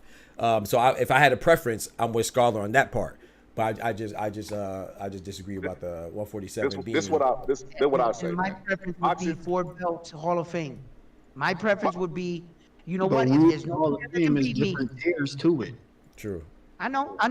But at least I go down as one of the men that had all 4 belts as king. When you got all 4 belts, that says there's only one king in your division. That speaks louder than words. So I don't care what, you could have your opinion or whatever. But since that point that I got all 4 belts, that means there was only one champion in my division. That's all I'm saying. What happens when you have to measure up to the other greats? I mean, Deion Sanders said it's the best. We'll talk about that later. Make it into the Hall of Fame right now. It's an upper room in there. Upper room. So I just gotta say this. I gotta say this. So this is the problem that I have, right? Boxing is the only sport where the fans foot all the bills, right? Like football, you turn on the TV, you watch it for free. Boxing, it literally, if we don't buy the shit, they don't make money, right? Right. I see where you're going. The fans be telling them exactly what they want out of them. They give us the bare minimum, and then when you critique it, you're met with critique from the fans saying, "Why should he do this for your pleasure?" And it's like, bro. That's the reason I like boxing and pay for boxing is because of that reason. They can't depend on me to foot the bill for it and say I'm gonna just give you what you want. It's like going to Chick-fil-A and they serving burgers and they say, "Hey man, shut up, get to the back." That's a good point. I'm with you. So this is what I say to that, bro. I didn't say Boots undisputed 147 would be garbage. So you put words in my mouth. So when I'm talking about See, Boots has the talent to be an all-time great, but I think the way that he's moving now, he's gonna be questionable when it's all said and done.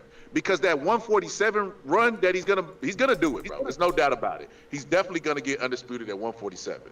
It doesn't mean as much if he goes to 154 is the most competitive division in the sport of boxing, hands down. If he goes up just became that way, he's the king of the hill, I guarantee No, it's been that way for a while. Nah, they're gonna put him pound for pound number 1 or number 2. Like even if put it like this: if he gets an undisputed run at 147, and he versus him going up right now and knocking out Jermell Charlo, the Jermell Charlo will put him on pound for pound versus the 147 undisputed. Just one fight at 54 will put him on the pound for pound. If you get undisputed at 147, when you move up to 154, you can come in as the former 147 undisputed champion, and you can speak more at the negotiation table. You'll be worth more. Yeah. Talk to him. But hey, those are facts. But you know what's gonna happen? You remember when Deontay Wilder and AJ said they was gonna fight for years, and then both of them started getting their ass whipped. So Deontay kept losing. Those guys are gonna sit around and wait for Boots to get undisputed at 147 to find out what's gonna happen at 54. They're gonna be fighting each other. That's true. What's gonna happen is Boots is gonna get undisputed at 147. Those guys are gonna beat each other at 54. And then when he gets there, whatever's left, he's just gonna play the cleanup man. And then people are gonna criticize that. They're gonna say, well, you didn't fight him in their prime. I don't know. I remember you said that last time. I think that's a good point. Yeah. I think that's a little reach. That's a little reach. But I will say this though, Scholar. I know you're not saying that 147 is garbage. I know you're not saying that. But I mean, getting undisputed at 147 is garbage. But I do want to ask you though, do you really think it's that far-fetched for Brian Norman to beat Boots? I think Brian Norman is good, and he made a fan out of me in his last fight. I just think it's too early. Too early. But but Brian Norman Jr. But he's look, still too early. Right, I agree with you. That's why I said I wanted to marinate. So my proposal was that they fight last, potentially, for the undisputed. Like, let's say whether Boots fights Stanionis or Brian Norman fights Barrios, whatever, and then they come together last as a potential super fight. And Ed would agree with me. That's why I was saying it would be a super fight, because I'm assuming that they would probably clean out the division, and then come together as a unified, to get undisputed. And I don't think he'll be too green at that point. I feel like that'd be about a year and a half maybe. And I think at that time, I don't know, Brian Norman may be able to knock him out. I don't know. I don't know, marinate. Same age bracket, make them fight. I was just about to say that, Ty. So let's say we marinate, bro, and then he fights Stanionis, and Stanionis beat his ass. Then what happens? So that shows that we don't know what's gonna happen. Though. So and vice versa. What if we let it marinate and Stanionis beats Boots? Bro, if I ask you I know why you said that Boots is scared, because you said Boots is scared and you think that he don't really want to fight anybody for real. Like you said, him, Shakur, Jared Anderson. So what if we are overhyping him because of he's passing the eye test against lesser caliber opponents and he goes in there and gets dropped? Boots could lose too. We acted like Boots is infallible. Come on now. Come on now. I don't think so either. I don't think so either, Scott. I don't think you'll lose. Toughest fight for Boots? Stanionis? Who's the tougher fight? Barrios? Who are you guys saying is I think Stanionis is tougher for Boots. I think Stanionis. Yeah, I think Stanionis as well. But thank you, Edwin. Thank you, Edwin. Can't beat him because of the stylistic matchup. I watch Stanionis fights, and a dude switched to southpaw on him. And his best quality is his jab, and he wasn't able to land his jab. Scholar, you watch too much boxing to use words like can't when you talk about beating somebody. You watch too much boxing to use words like can't. Yo, absolutely, stop it, bro. I would take. I ain't gonna say everything in the bank. I do 1/3. I do 1/3 of everything I got in the bank, bro, and I put that on standing. Okay, Edwin talked about this early. My bad. I didn't mean to cut you off. Go ahead, Scholar. My fault. I got excited. I think it's a stylistic thing. I looked at Stanionis, and Stanionis is really good, bro. He has a Sonny Liston jab, bro. Like, he can knock you out with his fucking jab. He's really good. But when I looked at him, bro, in his last match, he was wobbling, old dude. Had him looking like he was on a boat and stuff. He was wobbling. And then he switched southpaw. And when he switched southpaw, Stanionis' jab wasn't landing. And then he started to look really basic because that's his best quality. Right? It's like taking away Wilder's right hand. Right. And I'm like, Boots could switch. I'm pretty sure they're going to watch film and pick up on that, bro. No, that's a fact. And take away his jab. I want to ask Edwin a quick. My fault, Ty. Go ahead. What do you say, Ty? Oh, I said he gonna be in there doing the electric boogaloo on Right. I don't think none of us think that he'll beat him. I mean, Stanionis will beat him. But I want to ask Edwin something. Edwin, you brought up Buster Douglas and Mike Tyson. Can you please repeat what you said about Buster Douglas being however he's considered right now? Why is he considered good right now, or in the Hall of Fame or in the record books? Well, the only reason why you know Buster Douglas is because he knocked out Mike Tyson. Okay, thanks. So nobody had Mike Tyson beating Buster Douglas. I mean, nobody had Buster Douglas beating Mike Tyson, right? No one. Oh, okay. Oh, but he won, right? No one. But he won, right? No. Okay. Won. Okay. Yeah. And got beat the fuck up in his next fight. It doesn't matter. All Stanionis has to do is beat Boots. We talk about one person beating one person. Y'all better stop this, man. There's upset of the year for reasons. Stop it, bro. Talk about it. Stop it. Y'all watch too much boxing to act like there's no upsets in boxing. Stop it, bro. Hey, Doc, does he ever Hold on, Doc. Of course. Heavyweight, every punch in the heavyweight division can knock you out. So we talking about a different. Okay. How about this?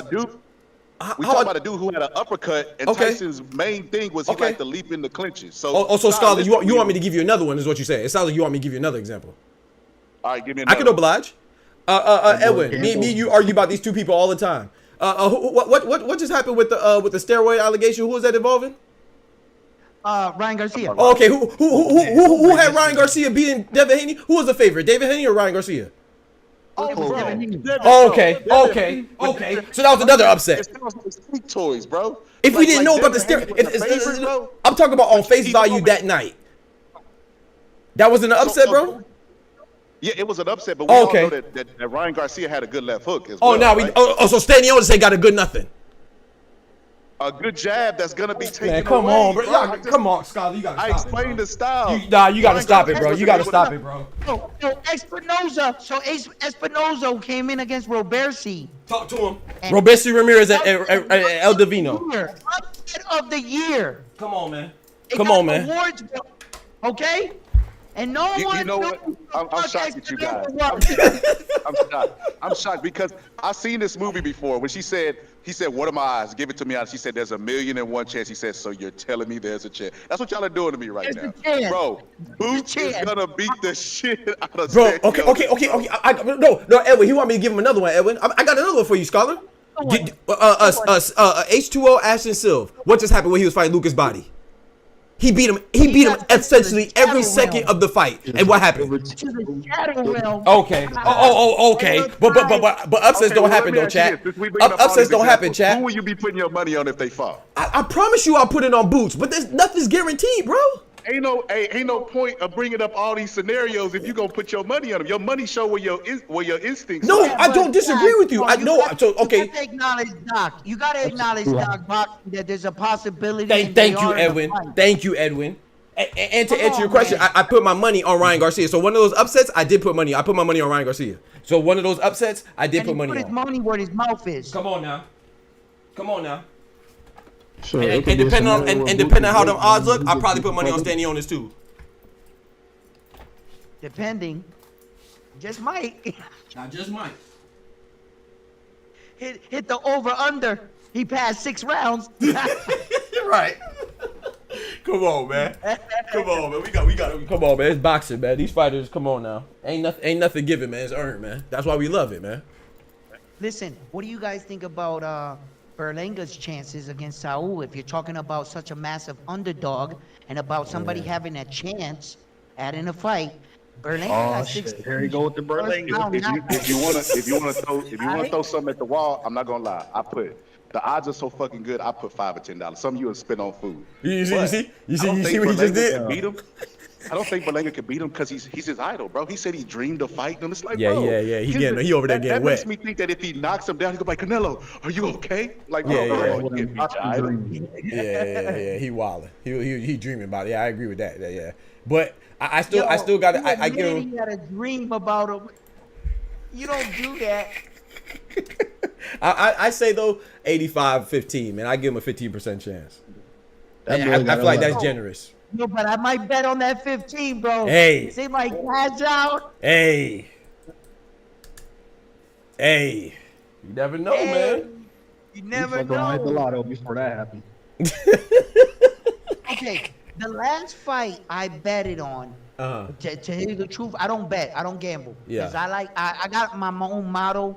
Right. You know that if I already got my money in my pocket, why the fuck am I gonna gamble on it? Let me check your pockets. Like, I feel that. You know what I'm saying? I feel you. Like, I already got my money. I'm not gonna gamble with my money, man. You know. But that's just me, right? But I did put a little humble bet, $20 bet in the last fight I gambled on was Francis Ngannou against Tyson Fury. I took Francis Ngannou for $20. I was gonna win like 196 or some shit. At the last round, I jumped up. Gave you your money. I was like, yo, Facts. I want the money. Yo, I was going crazy in my room. I was like, yo, I just won, right? Yeah. And they robbed me, man. They robbed. Yeah, I agree. I thought Ngannou won that. I ain't gonna lie. But that was the last legitimate fight that I put on like fucking a bet website. That was it. That was the last fight I've ever, since now. But like I said, I don't bet with my money, bro. Right. If I work hard for my money, why the fuck am I gonna put a gamble on it? Yeah, No. Listen, The odds be too good. Edwin, check this out. When Zhilei Zhang fought Herkovich, the odds was so good, bro. I put $5. It could have made 5,000, bro. Yo, it's amazing odds. When Amanda Nunes lost to that girl, yo, you know how much people lost money, bro? Yo, it was insane, man. It was ridiculous, bro. There's the things about fights is the truth is anything can happen with a fight. You can get caught the wrong way. Listen, I thought Luis Alberto Lopez was winning that fight against Leo. And Leo came out of nowhere. Oh yeah. No, he sent him to the shadow realm. I was like, wow. Like, it came out of nowhere. I was 1 minute just like chilling, talking, and then all of a sudden, I was like, oh shit. Yeah.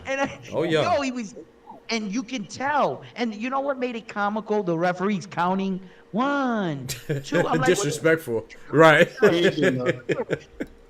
He ain't even count, man. In the middle of the ring, like he's twisted. Everybody could have took turns in the arena counting to 10. He still wouldn't have woke up. Still, I found that comical, but that's the sport for you. You know that when some of these men are given opportunities, sometimes you're gonna get the best out of those men. For instance, you don't get. A lot of people are criticizing the fight against Naoya Inoue and TJ Doheny, right? I am. But I'm going to tell you right now that I criticize that. TJ Doheny out of any fight he's ever fought. Why? You're getting the best opportunity of your life. You mean to tell me, up until this point, TJ Doheny is not going to the Hall of Fame? He hasn't done enough. But I tell you what, if he knocks out Naoya Inoue, guess where he's going? He was the first man to defeat him. He won all 4 belts. And there's a rematch, right? So, look. Oh, I didn't know that.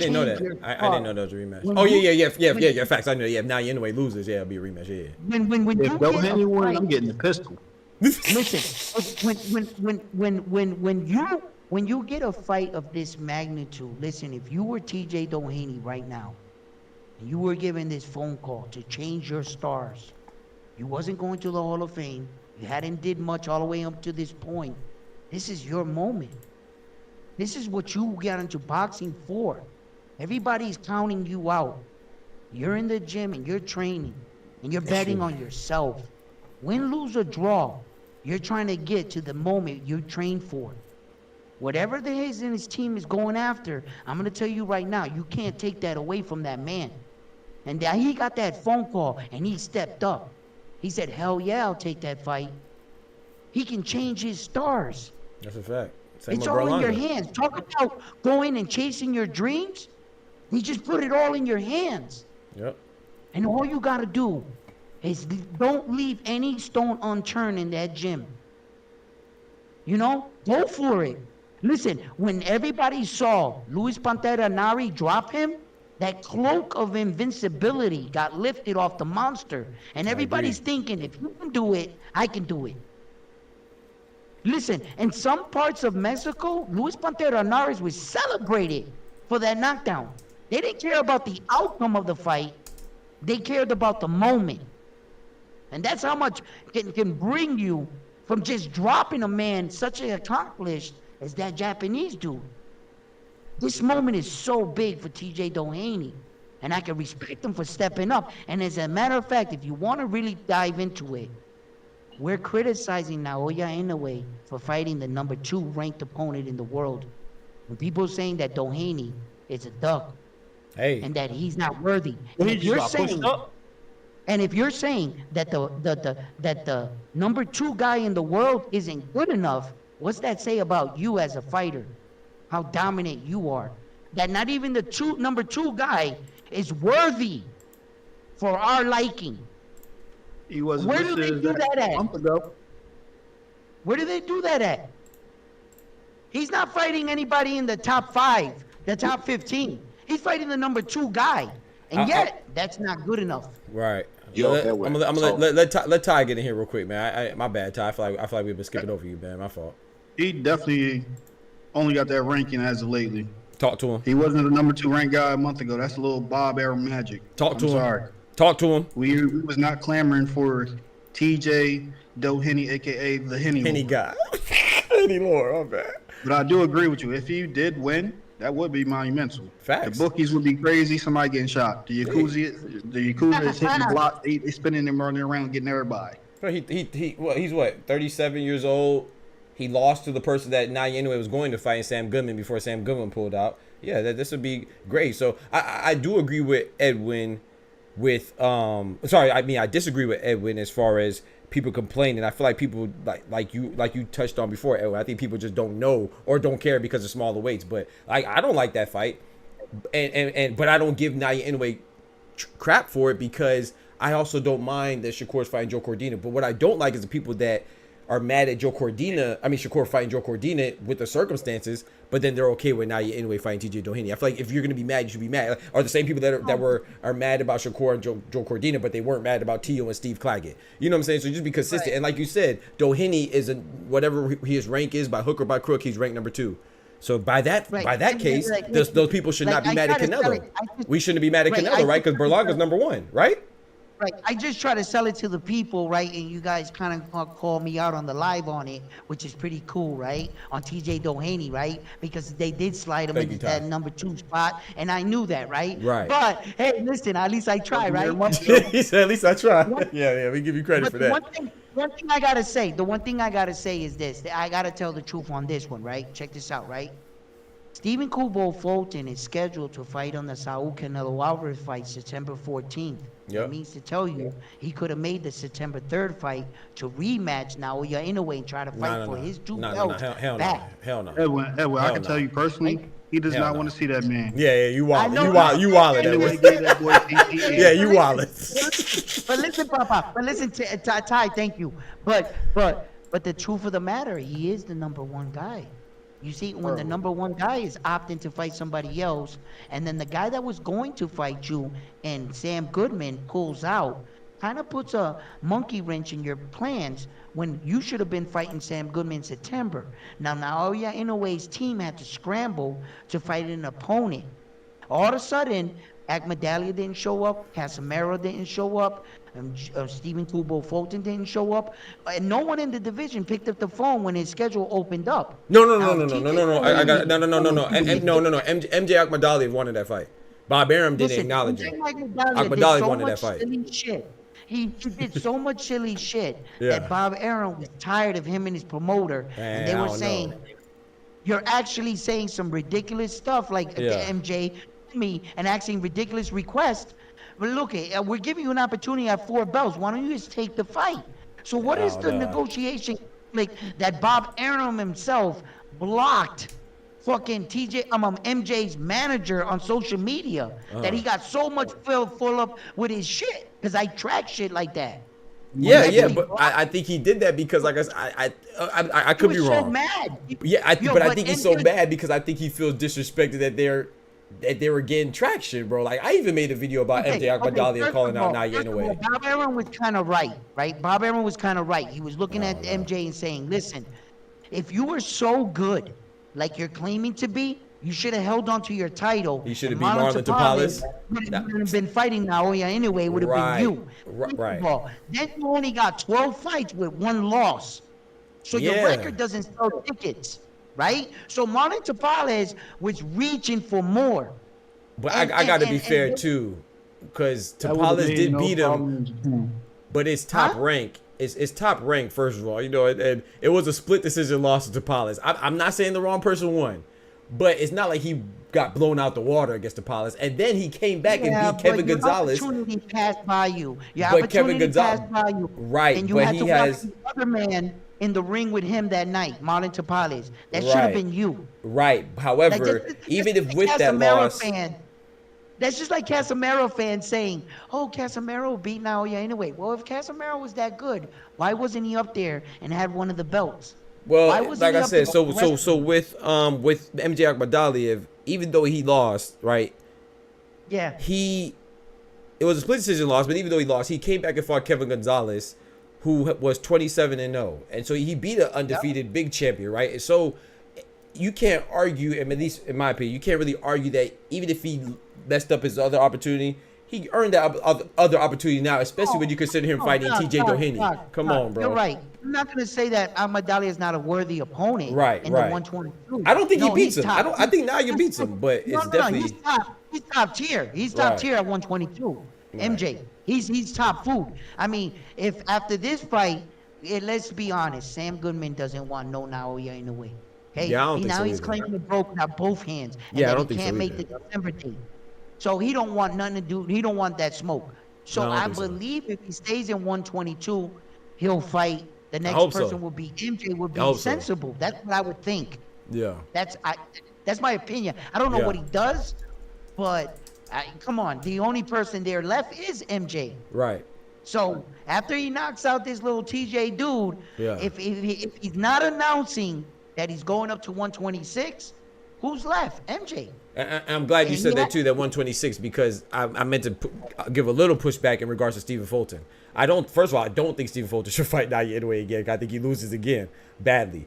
But in his defense too, as far as the ranking goes, he did his next fight against Castro is going to be at 126. So I wouldn't necessarily call it a duck. I would more so call it that, you know, he just can't make the weight anymore. Fight him at what if Stephen Kubo Fulton wins a belt at 126 and meets up with the monster again at a bigger weight? Hey. Would you think that he'd be a little bit stronger, Stephen Kubo Fulton? I don't Would that think be? You ain't hear this from me, but he might just move up. Who? Yeah, I didn't hear this from me, but he'll just be a bigger meal. Yeah, I agree. Yeah, I agree, Scholar. Yeah, I don't think Fulton. So you just got to know when to hold him, know when to fold him. You got to pull that Kenny Rogers, man. You got to know when to hold him, know when to fold him, man. I asked, was you around Philly or something? Because I thought that was funny because that's what they joke about in his gym. Oh, yeah?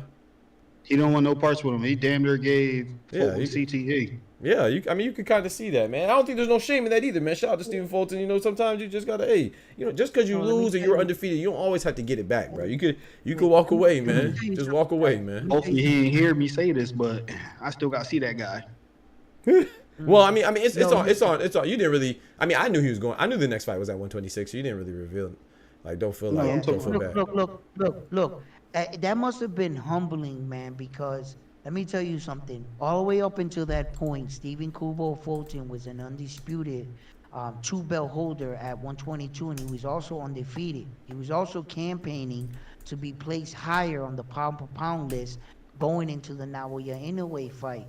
When you're going into a fight like that and they're telling you about this guy, you're thinking to yourself, you're at the top level. There's no more levels above you. If no one's beat you, then what they're proposing is that this 5'5" Japanese guy is coming up in weight. He's not. I think that's a misconception. He's not acclimating to the division, right? He's not acclimating to the division. He's moving up. So I'm the bigger guy. So this is my weight division. You're coming up to mine. So when he did that, he knew more or less, but he just didn't believe in the legend of the monster. He didn't buy into, he couldn't believe that he was better than him. The moment he realized that Naoya Inoue was better than him, it was too late. They were already in the ring.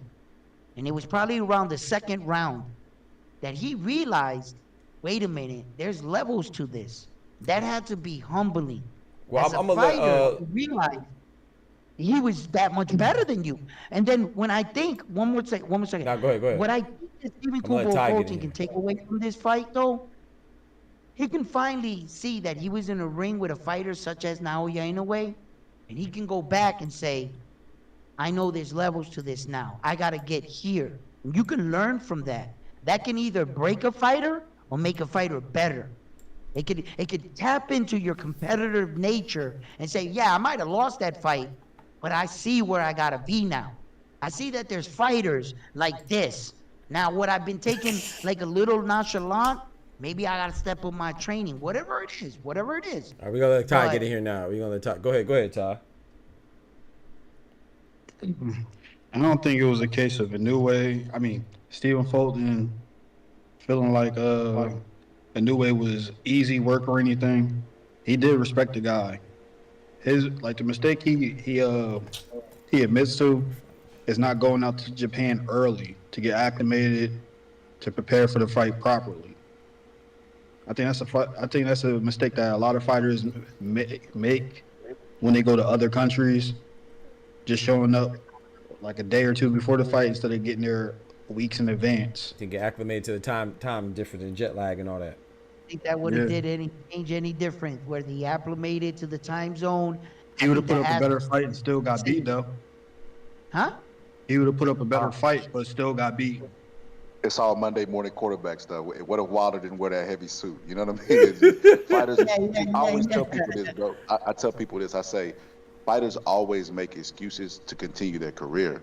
Because people, all these fighters make an excuse. I'm like, bro, you can't, as a fighter, say, at my very best and absolute healthiest, this fighter whooped my ass and continue to be. Because 70-60% of the game is mental. You can't continue your career, bro, if you admit, like, damn, bro, at my very best, somebody beat the shit out of me. So fighters always make excuses. So, hey, man, if the time thing, hey, I agree with you. Just whatever it takes to see Fulton making that kicking ass again. He just got to stay away from it. But I want to. Yeah, so I want to chime in and let me piggyback on what Ty said. I just want to be very clear, and correct me if I'm wrong, Ty. I don't think Ty was saying that it would have changed the outcome. I just think he's saying that I think he's refuting Edwin Spark take specifically on the point that he didn't take him seriously while he lost. He's saying that it's not that, because sometimes you will find out that someone's better than you in the ring. You won't know until you get there. So I don't think it was because I agree with Ty. If that's what he's saying, like I said, correct me if I'm wrong. Yeah, I don't think he's saying that that Fulton didn't take him seriously. Yeah, it's just that there was other circumstances that made it contributed to it. But he underestimated. I think he overestimated himself. When you go into fights like this, bro, you ever notice that Mayweather, the only time that he ever played B-side and conceded was Oscar De La Hoya, and then that was a close fight. A lot of people, Floyd Mayweather's dad said that Floyd could have won on the point system. So you never want to give away too much in a fight of that magnitude, like going to Japan. That is not the only time he played B-side. Yeah, but okay. Check this out, guys. But you're missing the point, Ty. You said you're missing the point. Yo, Scholar is funny. The B-side. I mean, the B-side. When you go into a fight of that magnitude, bro, you can go in overconfident to where it don't matter what. I'll fight you in your mama's backyard with your mama the judge, and then you go in there and you get your ass whipped. What I'm saying is, you want everything to be right. I'll give you a prime example. Bud and Spence, 5 years in the making, right? The fans was ready to pull up on each other with the AKs and all this stuff, right? When the fight finally happened, Bud got Eminem to walk him out. He's wearing the fishnets. He manifested everything, including the ring walk. He didn't go in there overconfident saying, it don't matter what happens, I'm going to beat Spence's ass anyway. He manifested it, bro. And he didn't concede on a whole bunch of stuff, which is why the fight took so long to make. That's all I'm saying. Nah, we got you. It's still wrong, though. I respect your take on that, but the prime example of what I'm trying to say is what happened to George Foreman when he fought Ali. Instead of showing up to fucking Africa on time and getting acclimated, he lost the whole psychological part of the fight. Mm-hmm. Yeah, well, you want to know something? Stephen Fulton's team arrived in Japan on time to disrespect the most famous boxer in Japan has, Naoya Inoue, in a post-fight interview by saying that he has loaded hand wraps. He got there in enough time to disrespect them while they rolled up the red carpet for him. And that ass whooping that he got, he can thank his coach for that. That extra little knockout that he put on that for disrespecting Japanese fucking hero on a stage when they showed you nothing but respect all the way into the point where you called him a cheater. Hey. And then on the rules that Japanese state, you can put tape on the hands. You know what Naoya Inoue does? He tells Stephen Kubo Fulton's coach, how would you like me to wrap my hands? Show me. They wrapped his hands the way they wanted. They signed off on it, and he took that massive ass whooping for the disrespect. So if you're talking about going on time, he was on time enough to disrespect them in front of the whole fucking Japan fucking culture, right? But he wasn't paying attention about being acclimated to the time zone. I see what you're saying. It really is a thing. I'm not saying that's the reason why he won or lost a fight. Right. That really is a thing. That's a fact. If you watch, jet lag is real. When he travels, he's one of the main guys that actually shows up in everybody else's country. He don't show up a day before or the week. He's out there sometimes the whole month. Not facts. Yeah. For preparation. You're supposed to do that because that's the right thing to do. Because Right. the fucking sometimes people train at high elevations so that at a lower elevation their stamina will hold up. You know what I mean? Lungs. So and then flipping over from day to night, like when it's nighttime out there, it's supposed to be day out here. You're supposed to be sleeping, vice versa. So you gotta get acclimated to that. Right. That's up to you and your team. If Fulton didn't get out there, you got a good point. Maybe perhaps he would have been sleeping on that time zone, eating on that time zone, training He on did that sleep on that time zone. That's crazy. In a way, he did sleep on that time zone. He still got He did sleep on that time zone. Give him a first round sleep. Oh man. I don't know, man. I don't think. Oh my bad. Go ahead. This is why I can't accept it. Because when they go into negotiations, bro, they want so much of an advantage that they want to know who walks out first, whose music gonna be playing. Like did they know about the time zone and the altitude before the fight? Yes. Come on. That sounds like a built-in excuse, man. Yes, like I said, fighters did. do need excuses to continue their career. 100% But it's just I just can't. I think you're taking it the wrong way. You taking it as him making an excuse. No, the dude said this was a learning experience. Moving forward. Right. If I have to go to foreign territory, this is what I'm going to do. Right. I think he's just correcting his mistakes. Yeah, That's just saying something he could have did a little bit better. Yeah. I understand what you're saying, Tom. You don't looking think at it's somebody saying- trying to cop a plea. Yeah.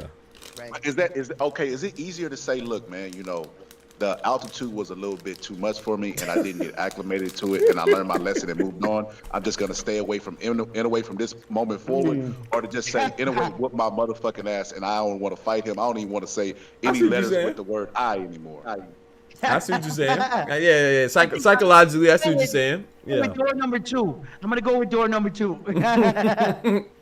I feel what you're saying, Scholar, but.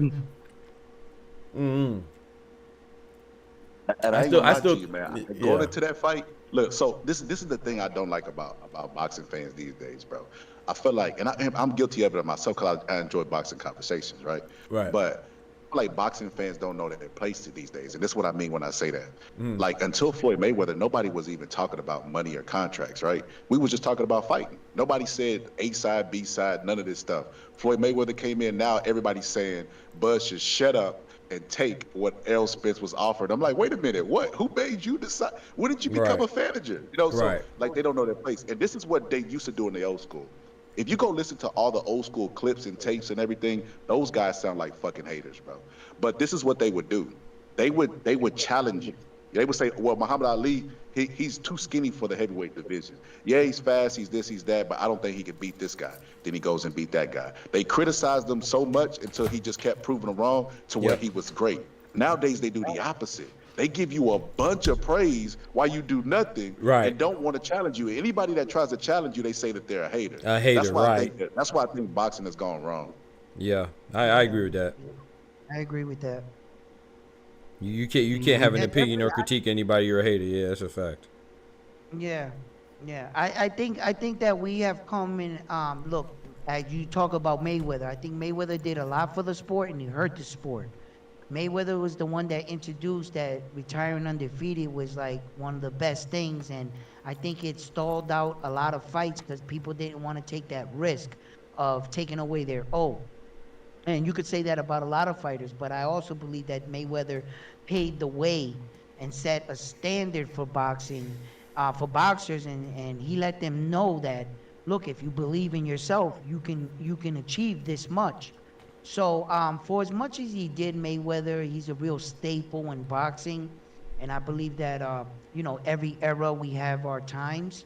You know, we're in an interesting time right now. If we're actually sitting here talking about boxing, when you can go down through multiple weight divisions and pick a superstar.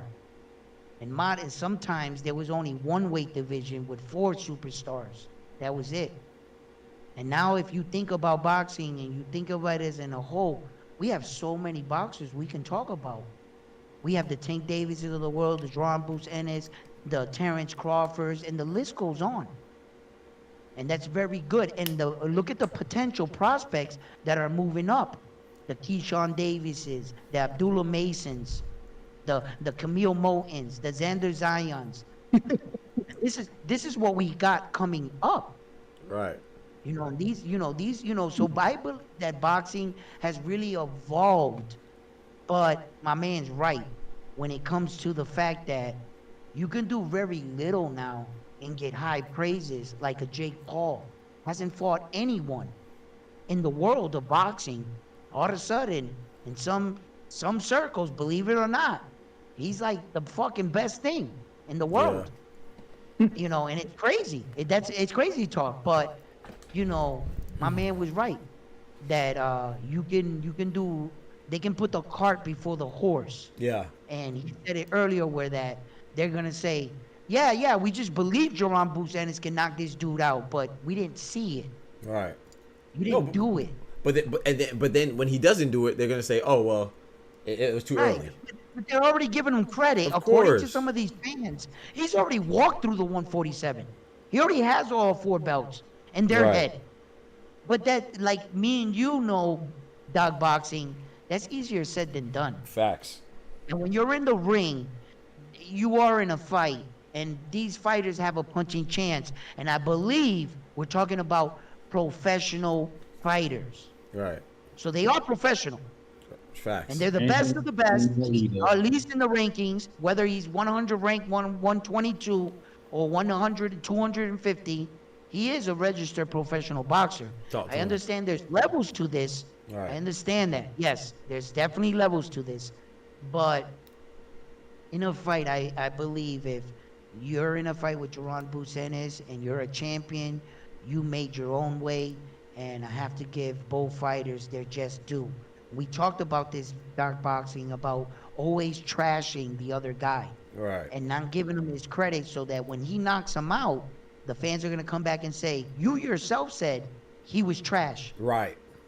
So he's just fighting tomato, according to you. Right. We're going to get your receipts off your video. Right. You didn't give him a shot in the dark. Right. So whether or not I truly believe Mario Barrio can beat him, no, I'm going to give Mario Barrio a champion's credit.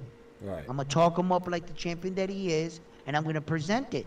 So when Joan Bruce Ennis knocks him out, I can give him credit. A champion. Exactly. And that goes for anybody. Go ahead, Ty. You said something. Oh, my bad. Go ahead. Let Ty get in there real quick, Scholar. I think Ty was saying something earlier. Oh, I was about to say, we need to get back to the version of boxing when people actually understood their value and who was the A side and the B side. There's too many boxers nowadays that keep on, I guess, listening to certain casual fans thinking they deserve more than what they actually had. Harking back to what Scholar said about with the Stephen Fulton thing. There's a reason why you, the champion, had to go to his country and fight under his terms. Because you were the clear B side. Even though you were a champion, Inoue was the money man. Right. He was the A side. He dictated the terms. We got fighters like Shakur that decided he was going to try to dictate something to a person at the time that had a bigger name now. He should have took the 25, called his bluff. Had to paint today. Talk to him, Ty. Shit. My bad, I'm eating a sandwich. The Terrence Crawford fans, they got mad at me back in the day because I used to say, yo, He need to take that 40% because at the time, Earl was the money man. You know, in the 70s and 80s, those fighters understood that. That's the reason why those fights were made. It wasn't no hassle. Unless we're talking about Cocaine's a hell of a drug. and Sugar Ray, because it wasn't a dispute with that. But all the other fights, they made it. People understood their position. This is not a test. And if they wanted to elevate that position, they wouldn't fault. Help me. Dudes now think they just supposed to be getting shit. Help me. I got 100K followers, stupid shit. Talk to him. All right, go ahead, Scott. I think we're on the time. Well, I wanted to say this about we was talking earlier about boots. So like, check this out.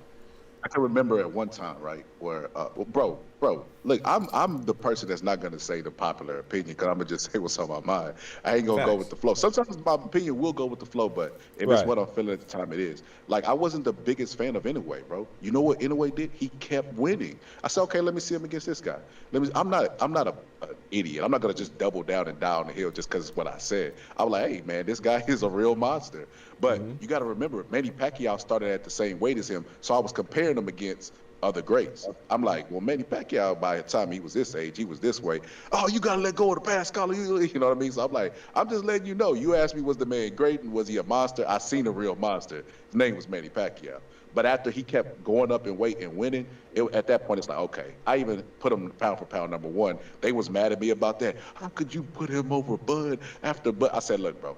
I said, look. Spence was a good win. But before the fight, I did a breakdown, bro. And I told everybody, he has not been the same since he was throwing up a Lamborghini at 100 miles per hour. Talk to him. Nobody would be the same.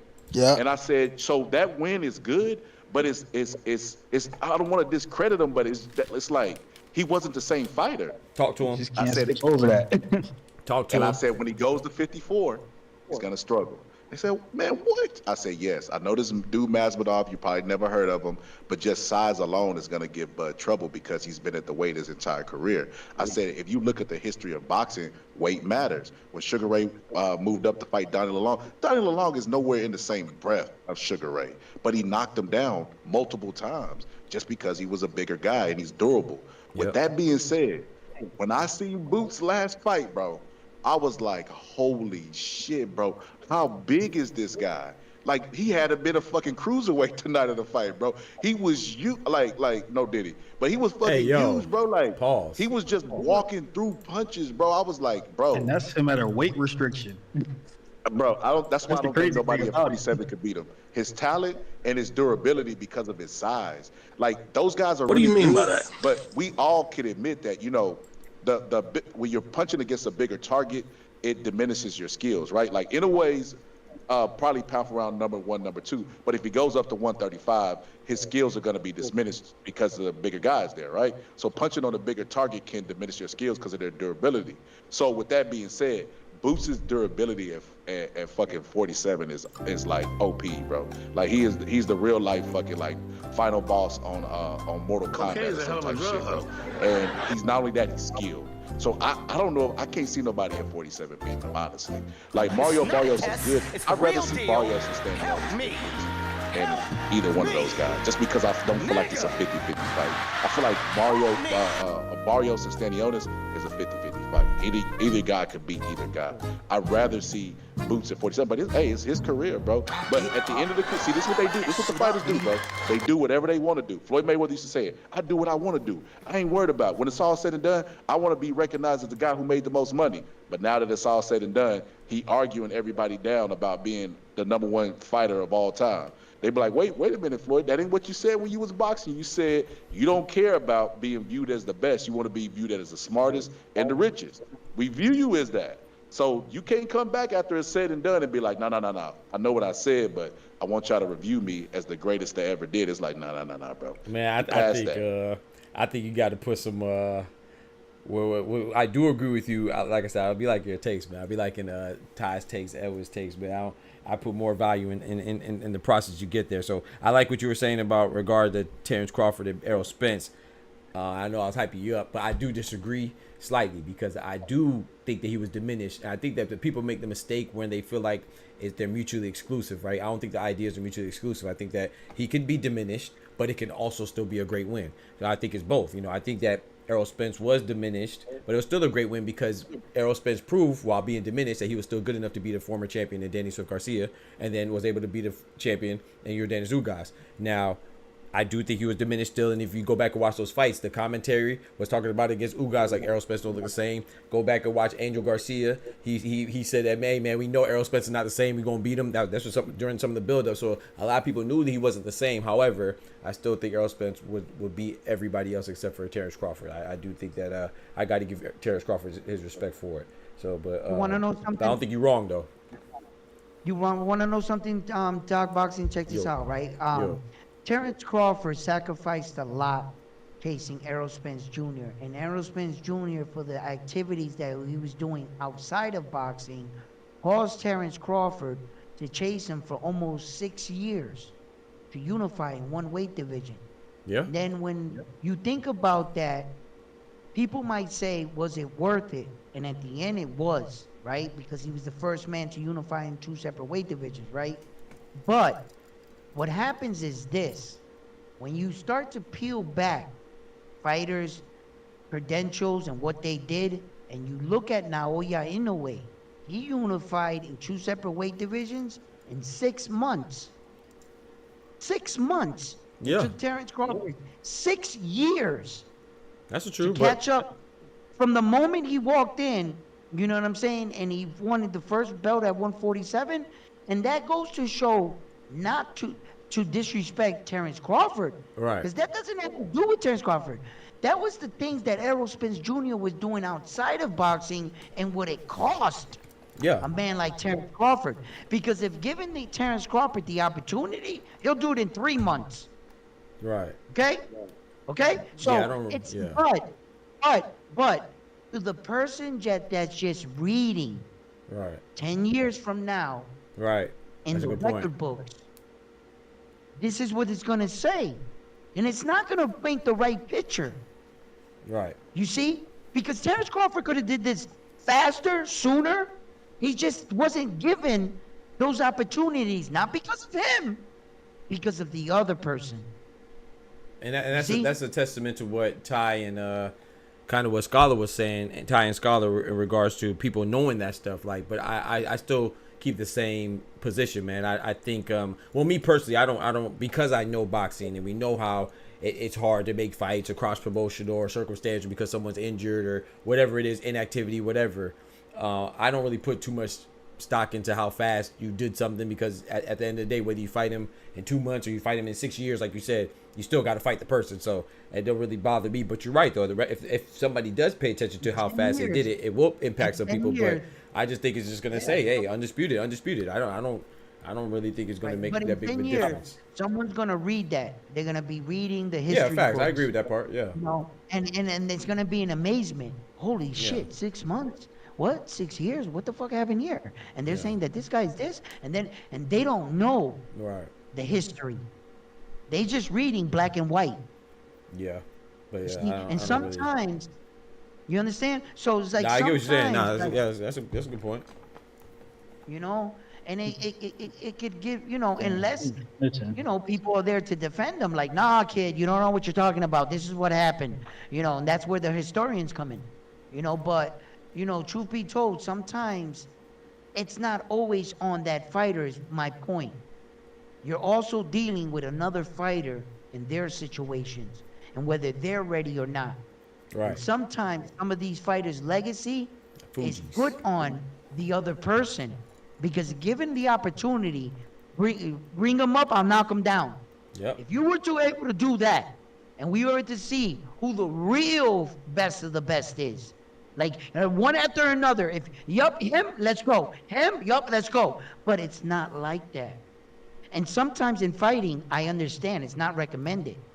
You don't want to go out of one war to the next war to the next war. I don't think you're gonna go a longevity as a fighter. Yeah.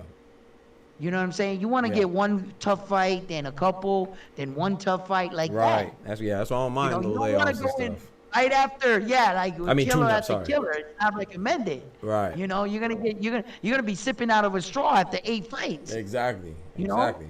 You know, it's just too much. But you know, when it's all said and done, some of these men really got themselves in good positioning with the explosion in boxing and all these exciting fights. You know, the princes coming in, and whether you like it or not, boxing is getting more interesting. And since the explosion in 2023, I've said this, I believe 2025 is going to even be a better year for boxing. We have a lot of boxing to look forward to. There are a lot of great matches. And if you have been entertained all the way up until this point, where that you can see one good fighter after the next, you can rest assured that Doc Boxing on this channel is going to cover these fights and bring you the facts. You know, I appreciate so it, please, brethren. like, drop your likes and subscribe to Doc Boxing's channel, because this Appreciate is where you, you brethren. come to get your boxing facts. Amen. Thank you, sir. I appreciate it, man. And likewise to the Boxing Scholar, as well as Round One Sports Talk, which is Edwin as well, man. So definitely hit my boys with follows, man. I appreciate that. Shout out. Absolutely. And I think Scholar wanted to say something. Oh, great. Yep. Yeah, something I wanted to touch on. So we was talking earlier about you said something about Floyd. See, I wasn't backstage earlier. Okay. I think Floyd has So let me say this first, right? So You said I said like something said- or Ty or Edwin. No, it was Edwin. It was Edwin. Okay, okay. But hold on, let me Edwin, address okay. this first. Let me address this. Okay. So context matters, right? Yep. So Bud getting undisputed at 47 was, if you put it in its proper context, we wanted that fight for 5 years. It's no fault of Bud's, but Spence was undisciplined. He was ballooning Yep. up in weight in between the fights, drinking and all this other stuff, detached retina. He was supposed to fight Manny Pacquiao, Yep. but he was getting beat up by a sparring partner so bad Yep. that he Uga went and stepped in. got surgery on his detached retina. So all these things are facts. Yep, And I that's think how Uga's that fight, the anticipation was so much that they overrated Bud. As crazy as that sounds, right? They overrated Bud, right? To the point where they thought he was going to go up to 54 and just walk through a guy just because his name was Bud. And they were surprised that guy gave him such a tough fight. They made us, well, you know, the ring rust. Well, you know this. Well, you know that. No, bro. Maybe perhaps this. Bud is a great fighter, but Bud has moved up weight divisions to get to 47. And now he just moved up one more. Exactly. Bud is not a huge guy. Nope. So, you know, at some point, your weight is your skills are not going to be able to carry you through the division. The guys are going to be that much bigger than you to where your skills really don't matter, right? So, and Bud might be there. I think Bud he's at his limits at 54. I think agree. 54 is his limit. But I don't want to see him go up anymore. I want to ask you this, Scholar. Before I respond, I want to. What exactly are you saying? Are you saying like, because this is the impression that I got, and correct me if I'm wrong. Are you saying that like he's not as good as we thought he is because he struggled with Badgermov at 54? No, I think people okay. just have recency bias. Put it like this, right? Okay. So I just want to make sure. He fought Fulton, and then they rated him number 1 pound for pound. And then Bud knocked out Spence, and they put him number 1 pound for pound. Okay. If the fights would have happened in reverse, and we would have got Spence versus Bud first, and then Fulton versus Inoue, after that they would have Inoue number 1. So Okay, but wait a minute. Sky, I got to push back 1 second on that real quick, right? I don't mean to cut you off, right? But you mean to tell me that Errol Spence Jr. and Terrence Crawford can fight in June, July, whatever it was, right? One fight.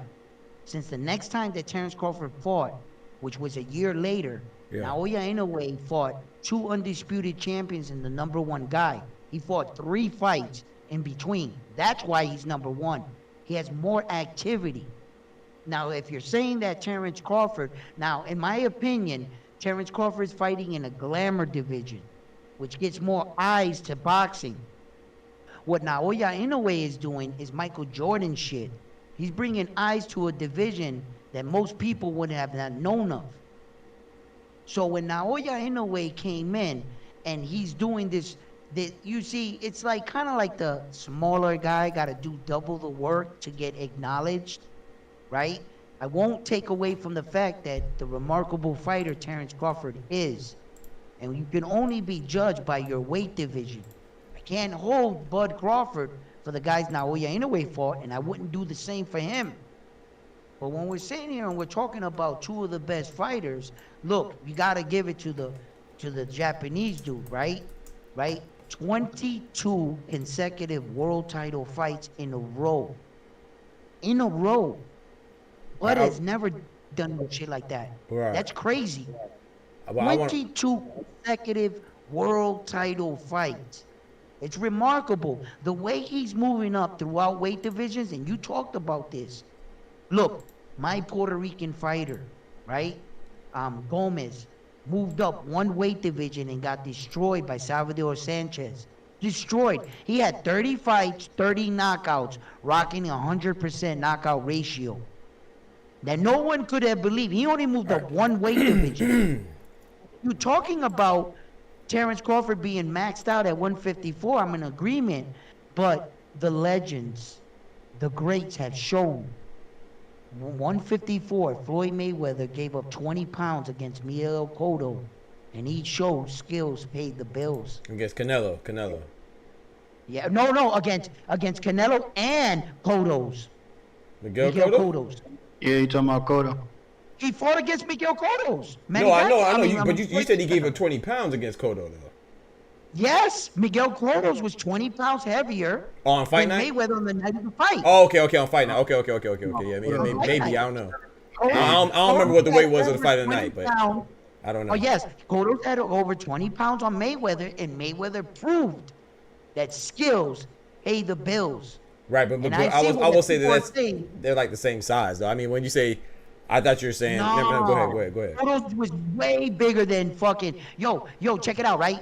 The truth be told, Floyd Mayweather weighed in on that night. He lost weight on the next day. Right. Same thing happened with Lord in there. He didn't gain weight, he lost weight. Right. And Miguel Cotto's put on 23 pounds. Yeah. But I think that's kind of misleading, though. Like, okay, but go ahead. And I'm gonna let Scholar finish his thought too, because he didn't finish his thought, man. I was trying to. Okay. Go ahead. After you're done, I'm gonna let Scholar go.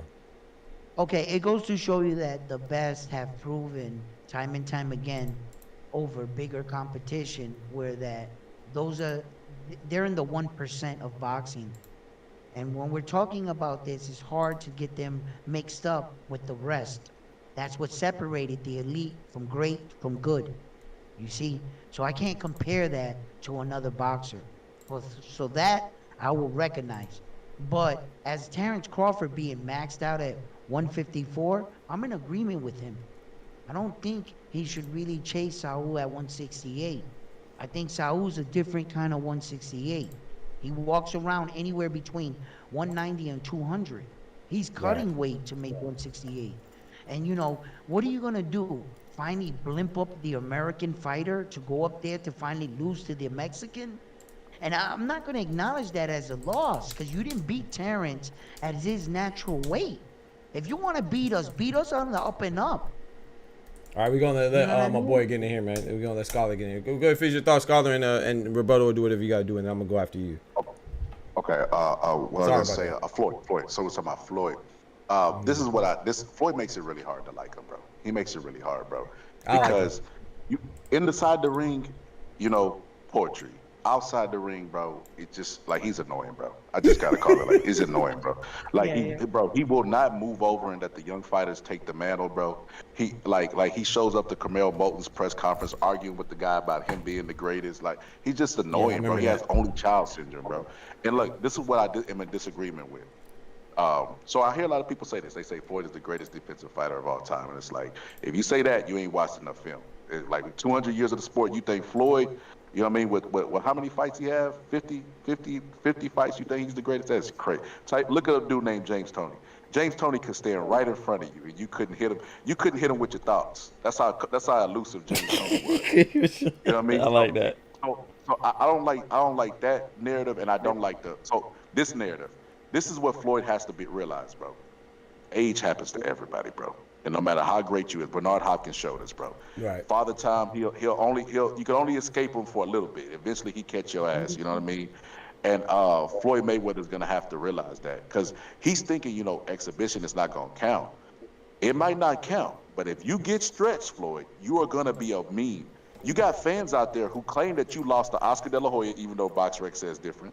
Claims you lost to Castillo, even though BoxRec. So they're giving you invisible losses. If you go out there and get stretched, they will never let you forget it. And it will hurt your ego. He got to stop it. I know he's fighting these non-boxer dudes, but, man, you're getting older, Floyd. You got to stop these exhibitions. Nobody's asking for him. Like, bro, you made so much money in the sport. Like, why are you even taking these fights? Do some club appearances. You ain't going to take no punches. It's because boxing is like an addiction. It's also like crack. These fighters can't walk away from the lamplight. And even though so much success they've had, it's not easy to just walk away, because when it's over and it's all said and done, it's over. That's a fact. Some guys I want to rebuttal to what you said, though, Edwin, as far as Naya anyway. I still don't understand what Scholar was saying about Terrence Crawford. I want to make sure I know before I respond to that, because I want to respond to both of y'all now. But so correct me if I'm wrong, Scholar, but I felt like, and I could be wrong, I felt like when you said he shouldn't go to past 154, I'm in agreement with that. He shouldn't go past 154. I think he has maxed out, but I don't think that, like, when we speak on Madrimov, I'm talking about us as a community of boxing as a whole. I don't think he get enough credit. Like, I think that Madrimov, I don't think there's anything wrong with struggling in your debut at a new weight class against a champion. So I expected him to struggle. Anybody who thought there should have been a breeze, in my opinion, they're ridiculous. Like, then that means if it was going to be a breeze or as easy as it was at 147, then that diminishes significantly the whole point of challenging yourself by moving up. So if it's a challenge, then why would we anticipate a challenge to be easy? That's number one. Number two, with the Inoue stuff, I completely disagree with you, Edwin, on that. I think Inoue's a beast. I'm not saying he's not a beast. I do think that he's top 1, 2, or 3. I think it's interchangeable between Usyk, Inoue, and Crawford. As long as you have those three, I'm pretty much cool. I think you can make a good enough argument for all of them. But when we say Inoue, I think we need to relax a little bit when we say that he has fought the best. And I'm not saying that he hasn't fought good people. Of course, I give everybody their just due when it comes to that. But to imply that his run is more impressive than Terrence Crawford's, I think that's a very hard argument to make. I think unless you just don't think that his opponents have been good as far as Terrence Crawford. But and I'm not saying being undefeated makes you good, but it damn sure means something, especially when you're an undefeated champion. So we got to remember he did beat Victor Postol as an undefeated champion. He did fight Gamboa when nobody wanted to fight him. He was considered like the boogeyman out of Cuba, the next Mike Tyson. He did beat other champions like Sean Porter. No matter when he beat him. Kell Brook. What's his name? Julius Ndongo. Ndongo, Mean Machine, not Mean Machine, Amir Khan, most recently Errol Spence, and he just beat again Israel Madrimov in another division. So I don't think that, and I know I'm missing some people in between. So I just can't say that Inoue's run is more impressive than Terrence Crawford. I just think that it may be easier to get those fights. Like outside of Nonito Donaire, how many people can we honestly say that Inoue beat that was an undefeated champion? I'm not saying being undefeated is everything, but it means something. First of all, I let you go on this on what you were saying and everything, but I never said that I was comparing their records. Okay, my fault. The amount of time that it took. Now, I believe that Terrence Crawford fought top-notch competition. There's no argument out of me on that. As far as judging both fighters in their divisions, I can only do as such. I can only judge Naoya Inoue for the fighters in his division, and I can only judge Terrence Crawford for the fighters in his division. Now, if I was to say for either man, if you think what they did was easy, why hasn't anyone else done it? Neither one of them is easy. I mean, you can't talk about everyone else. I don't think that if Kell Brook or Sean Porter or any of those fighters that Terrence Crawford fought, if they can do what Terrence Crawford did, they would. Right, but they can't. Be able to do it. Right, I agree. They can't, because that's why Terrence Crawford is who he is. Right. Because he's an elite fucking fighter. Right. You see, but Naoya Inoue is an elite in the bantamweight division.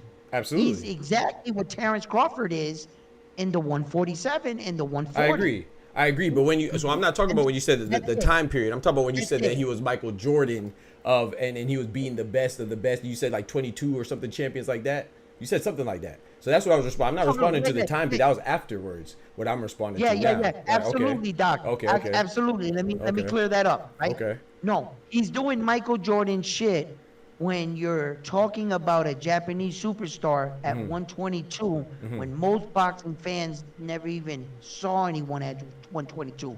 What I mean by that statement is, who the fuck was Chicago Bulls before Michael Jordan? Right. Okay. Yeah. Okay, so Michael Jordan made Chicago Bulls. Right. You see? So But my now counter is that they're both doing Michael Jordan. So I'm not saying Naoya is not. I'm saying they're both. You can throw Usyk in there too. Okay, cool. Okay, we're on the same page then. I thought you were saying, okay, my bad. I think you group me with Edwin. I think I was suggesting that. But absolutely, Naoya Inoue is absolutely bringing eyes to a bantamweight division. We normally, I know for myself, I'm gonna keep it honest, and I'm a hardcore boxing fan, right? Right. I pay attention to the bantamweight, but not like that. Me too. I agree. He actually got me like looking at him like, and I know more bantamweight fighters today than I ever would have had it not been for him. Right, I agree. I'm cool with that. Yeah, I'm cool with that. But I will say this though. Oh no, go ahead. My bad. I thought you were done. Sorry, I mean, go ahead. Oh, that's why I say he was just doing Michael Jordan shit. Not that he was better than anyone else. Because let me tell you something. If no one in boxing history has ever unified all four or all three and two separate, and Terrence was the trendsetter for that. Right. He started that trend. He made other fighters believe this was possible. Had it not been for Terrence Crawford, I'm not sure Usyk gets it or Naoya Inoue gets it. I'm not sure. Yeah, well, I'm not saying that one is. So my point is just saying when you say that it was like you kind of said again when you said it was he'll do it. That's never been done, or I don't think there's any real separation between that. You know what I'm saying? In my personal opinion, I don't think that anyone is. If anything, I would say Terrence Crawford anyway. If I had to nitpick, I would say that their run is slightly better than Usyk's, just because cruiserweight is kind of barren. But I'm not gonna. I do think that Terrence Crawford not doing his run though. Huh? Usyk beat them guys at cruiserweight. No, so okay, that's I'm not. No, we're not flipping this. My whole point of my rebuttal is to say that Inoue and Usyk and Terrence Crawford are the same. I'm saying that none of them. When you say one is Michael Jordan, that to me is implying that their run is outshining the other one. So I'm not the one that's saying that one is better than the other. One's doing something better. I'll say it. Back up, Doc. I'm not saying that he's Michael Jordan. I mean, even if you say that, that's fine. I'm saying all three of them are Michael Jordan. I don't mind you saying Michael Jordan. No, I agree with you. I said he's doing Michael Jordan shit. Right. So I'm saying all three of them are doing Michael Jordan stuff. You're right. It's not an insult. It's not an insult to call somebody Karl Malone.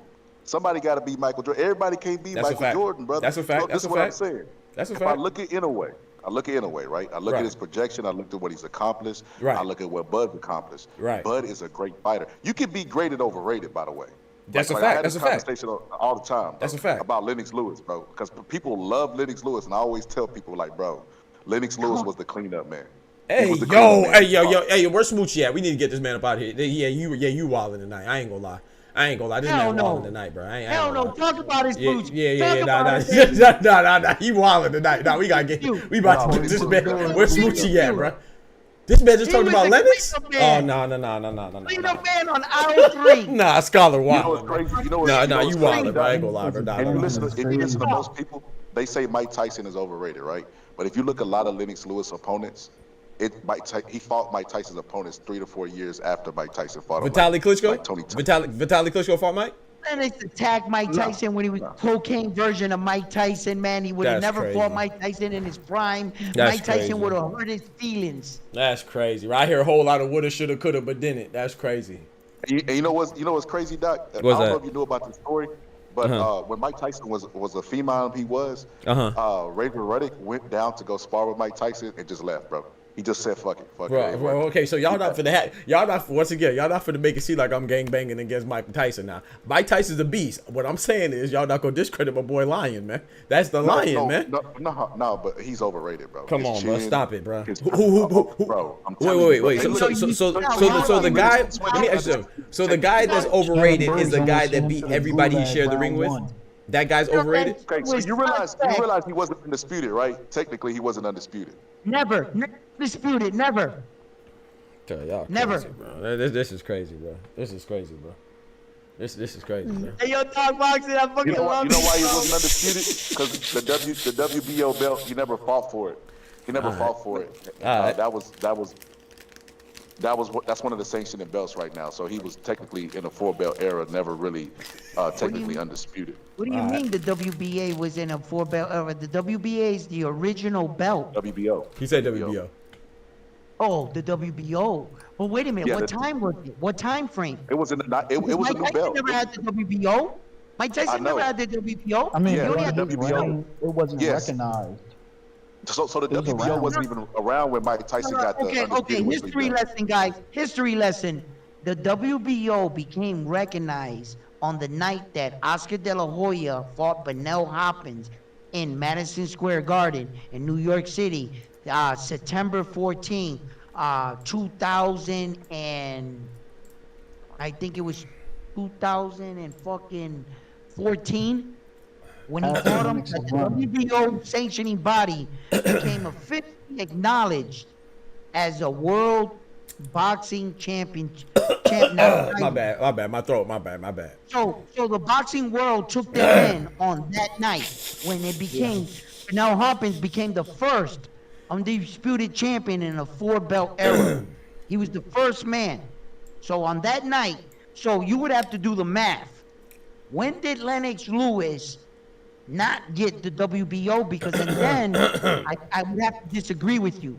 Thank you, Edwin. Thank you, Edwin. Because that's crazy.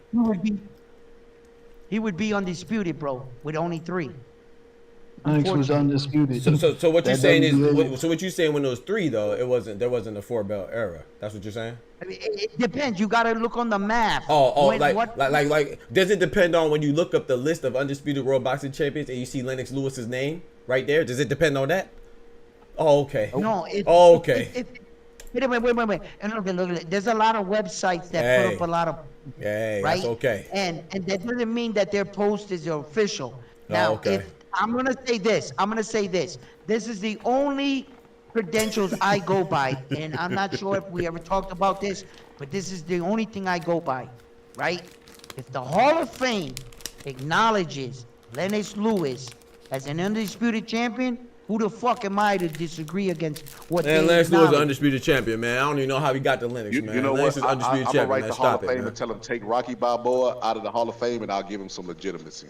Man, no, Scholar, Scholar, you reaching, Scholar. You reaching, bro. He's definitely in the Hall of Fame. That would be with disrespect. I'm gonna tell you why you reaching, he really bro. is. No, because you don't. Okay, so let me ask you something. You watch other sports, right, Scholar? Rocky Balboa is not in the Boxing Hall of Fame. Don't say that. He is. Sylvester Stallone. Sylvester Stallone, yeah, he is. But look, no. Okay, so no. You got to add context to that. Hold on, you got to add context to that though. Everybody in the Hall of Fame, whether you talk about boxing or basketball or whatever, it's not just there for what they did on the court. Some are in there for coaching. Some are in there for how well they played on the court. Rocky Balboa is in there for his. Hold on, Edwin. Rocky Balboa is in there, or Sylvester Stallone, is in there for his influence and bringing notoriety and renown to the game. Same reason why Yao Ming is in the NBA basketball Hall of Fame. He's not in there for his skills on the court. In the Hall of Fame, then. He's in there for spreading his reach to China, bro, and the influence he has on the game. So there's many ways to get in the Hall of Fame now. But go ahead, Edwin. Y'all better stop that, man. So this is why I say I knew what Edwin said about the WBO being recognized. So this is what I don't understand about the politics of it, right? If you go on BoxRec right now and you look at Holyfield versus Lennox Lewis, that was supposed to be when he got undisputed and he never defended it. But they didn't recognize the WBO, which was starting to get recognized by people like George Foreman, right? Tommy Morrison was fighting for it. It was a hard-hitting cruiserweight, bro. It's a black guy. What was his name? Herbie High. Herbie High was recognized for having that belt. It was a bunch of champions who were starting to get recognized that belt as an official belt. Had it, but it was nothing like the other belts. It was Talk to him, Ty. just like how the IBO is right now. There go my boy. Thank you, Ty. See, I didn't let me finish. Hey, I don't know if you buy a computer. I don't know if you buy a computer, Doc, but you can look this up. Okay. Go to type in Lennox Lewis versus Holyfield on BoxRec and look it up. They recognize a belt that's not even recognized today as an undisputed belt. So that was all about politics. Well, to be fair too, though, Scholar. To be fair, remember, WBA is not even on BoxRec right now either because of the politics. So that happens. No. I mean, legitimately, they like. Okay, I see what you're saying. It would be like them recognize Luis Ortiz when he fought Deontay Wilder, and he had all those miscellaneous belts as an undisputed or unified match. Yeah, it was a belt that's not recognized today at all. Like, I don't even know if it's around. It was like IBA or something like what? I was like, what? How are they recognizing this as undisputed while ignoring the WBO? But here's the thing about the WBO. Right? I see IBF, IBO, WBC. That's what you're talking about? Yes. Vander. Okay. So if Larry Holmes, they said Larry Holmes got the IBF because he was trying to duck other champions, but he made that belt official, him and Marvin Hagler.